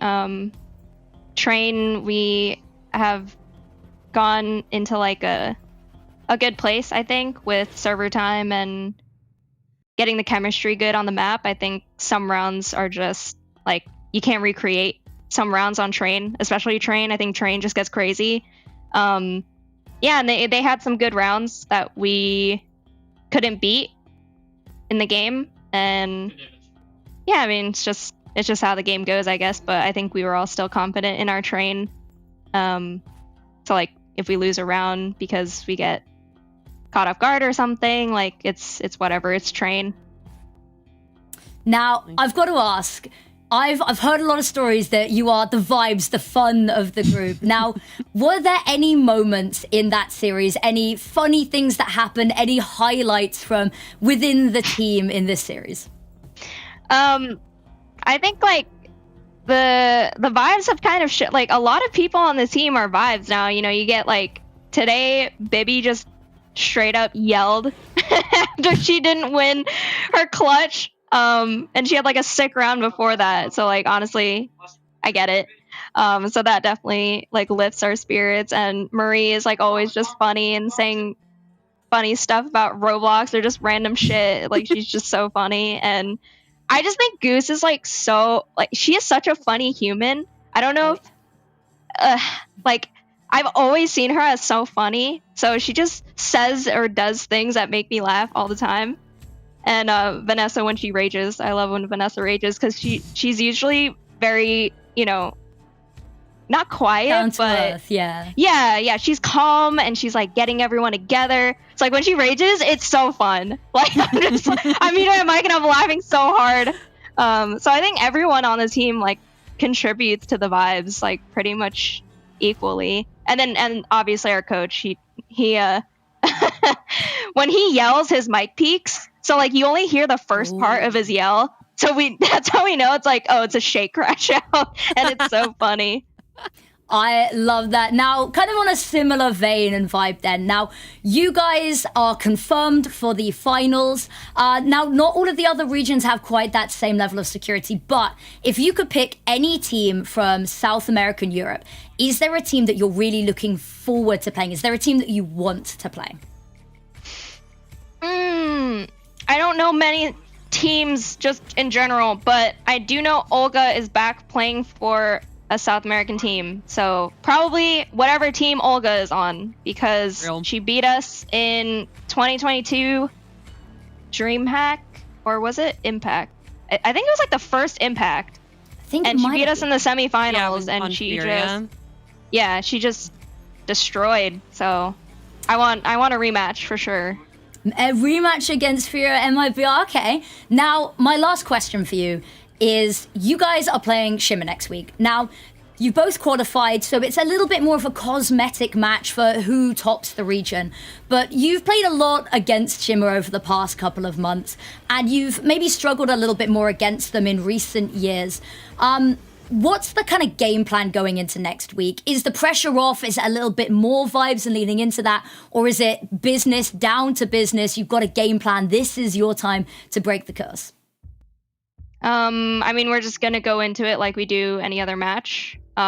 Just making sure that we're solid in our strats, in our spots on CT. I think our team is like getting to a good point where it's not like nerves, like no one's nervous, and if someone is nervous, we're channeling it into, okay, I'm nervous, but I have so much prepared. I feel confident in what I need to do, like what my job is.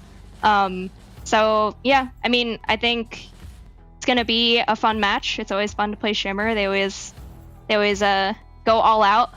So I think we're just like excited, I guess, because I think we're looking pretty good, and a lot of things like have happened that we had to move past. And now we can just focus on the future of our team. So it feels good. Feels good going into next week. Now, I think we're going to let you go and celebrate with your team. A very well-earned victory, and we're looking forward to your game versus Shimmer next week. So thank you so much. Say hi to the rest of the team, and huge congratulations. We'll be seeing you in Stockholm. Thank you, guys. Always beyond a pleasure to get to speak to Emmy, to the whole team, really. And there you have it. There you have it. There you have it. It's going to be FlyQuest, going to be the first confirmed going into Stockholm. We're going to have to see how Shimmer fares tomorrow, but I think after their game, depending on that, is going to be when they get confirmed. And these are the standings here tonight. Ghost Gaming still going to be above where Legacy Lotus is. even though they got that loss, this top 4 pretty well cemented, and the bottom 4 just waiting to get shaken up by tomorrow's games.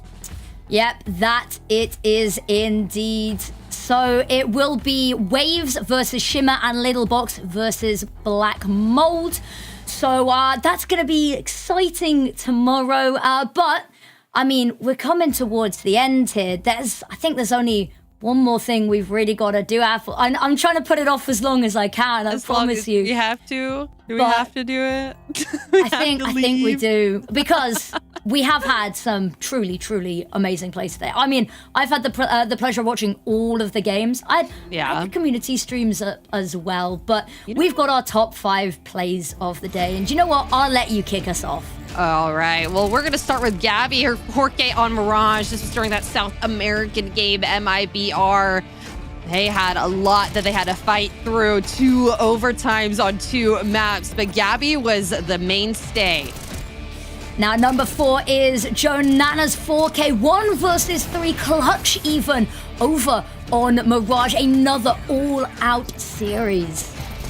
Number 3, we have Madam. It's a 4K 1v3 clutch on Nuke. Able to pick up a rifle. Switching on over to the sidearm. Whoa. We don't see enough Nuke over on NA. Incredible work.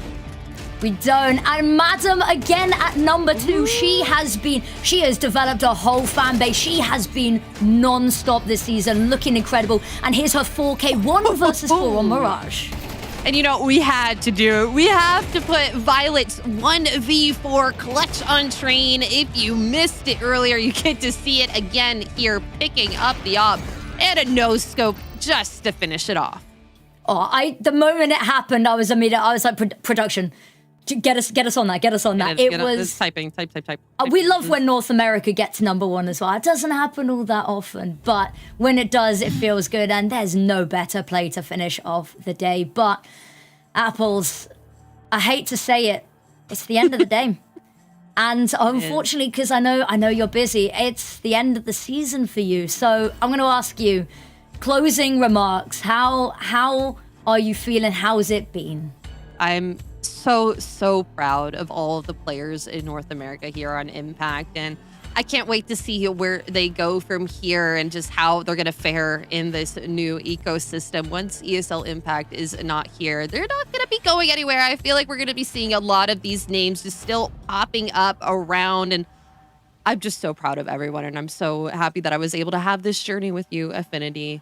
I'm proud of you as well, and how far you've come as a caster in that time as well. The A² casts have become like a staple. You and I fostering the NA scene as best we can, because we love it. All of these other regions are like, oh, NA. We're like, yes, NA, please, more. Yes. But yeah, it's been an absolute pleasure to cast with you this season and over the past couple of seasons. And who knows what the future is going to hold. There's plenty more where that came from. But that is going to be us saying goodbye for tonight. Thank you to everyone on the wonderful production team who put on an absolute shift to get through this. It's been a lengthy day for them. So I'm going to try to wrap this up quickly so they can go and get their beauty sleep. Thank you to all of the wonderful people at home watching who have been supporting the women's scene. And of course to the players for putting on one hell of a match for us. We couldn't put on as an amazing cast as we can without such an incredible show to watch over. So thank you to the players, community, the production team, and everyone who makes this possible. And from us, good night.